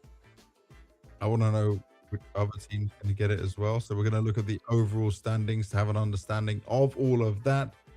So let's see how many points we got overall. So it is Argentina Gaming making their way through. We're going to ignore the total points in there. The numbers are not quite right, but Argentina Gaming are going through, and so are ZRS with 29 points down for them. Actually, I'm guessing, right? Looking at this, Zero Force got 100 and something points. Yeah, it could be that the leaderboard just can't track it. And it's the leaderboard, we've gone too far. Argentina Gaming got 120 something points. So Argentina Gaming are going to Gamescom Germany. ZRS are going to Gamescom Germany. They were 8 points ahead of Mix in there as well for theirs. And for Zero Force, they were maybe 20 points behind from Argentina Gaming. So that is it. That's what we had. But there is still one more thing to look at, Toby. The overall tournament MVP. Oh, here we go. There we refreshed it. So 100 points for Zero Force. 26 points ahead of them was Argentina Gaming. And that's crazy considering they both got 3 winner chicken dinners. And that's what I'm talking about, these eliminations. Argentina Gaming, even in games they lost, they were just fragging out. They were just dominating. They were just fighting. They were hitting all the shots. They were making every match count. This is absolutely insane. And you know what I think the difference was that, you know, the third match, the first Livic we had, that was where Argentina Gaming like came alive and got the kills even on the revives, you know. So the revives came through and they still cleaned up. They got 2 against Zero Force as well. That's the big difference for them. True. No, you're not wrong. You are not wrong. That was I mean, just absolutely insane. I've never seen a top-heavy leaderboard to this extent ever in my life, nor do I think I ever will again. So thank you for giving me that memory. Don't say that. It could definitely happen again. Maybe we'll both be in Gamescom covering the finals and you'll see similar done once again. Maybe I really hope that, considering the fact that all teams playing there will have made their way through qualifiers such as this one, that the competition is not going to be as one-sided there. Yeah, fingers crossed that we would not want a final that would be that one-sided for sure. I definitely can agree with you with that. Now, before we get to our tournament MVP, I'm just going to predict it's probably going to be Ayala because he had the most in it. Yeah. Would you agree? Probably. Oh, they don't. Just closing remarks. Producer, you said there's a tournament MVP. Are we not getting that? Is there a tournament MVP, producer? Oh. Ayala. It is Ayala. Oh, there's no graphic for it. Tournament MVP is Ayala. So well deserved. Congratulations to him. Not only is he going to Gamescom Germany, he's going as the Play Galaxy Cup LATAM MVP. That's an award to be proud of. And please do keep enjoying the game, keep watching the game, keep playing the game. If you're a PUBG fan from around the world, hopefully you had some fun watching this. I know we had fun commentating it because yes, sometimes it wasn't the highest skill level of play. It was a bit of craziness, but we did see a lot of individual skills and ability, and sometimes that's just fun to commentate. Toby, it's been a pleasure to commentate with you once again, man, after all these years. It's quite fun to be back doing the PUBG. Any closing thoughts or words from you before we close the stream? I did not, well, I'm going to say this. I did not have any clue what we were getting ourselves into coming into today's broadcast. But having said that, I also had absolutely no way in the world of predicting what we ended up getting ourselves into. Definitely. So I think it delivered on all parameters. We got the funs, we got the goods, we got the incredibles. We had a bit of everything. And I feel like that's what makes a great show. So, yeah, no, just a great time. And thank you for having me on board. It was a good time. It definitely was a good time. Thank you very much, everyone, for watching. Thank you for Samsung for hosting the tournament. And if you want to play PUBG to the highest level, you need to make sure you get yourself the Samsung Ultra S26. See you soon. I wanna say come on, come out, don't know why you've just been hiding lately. They're telling you you're on, come on, if you want it then you got it, baby. Oh, oh, oh, and dreams are always real, if the way you feel is burning fire inside, inside of you. It makes you feel high, fly the speed of light, and you want it all the time.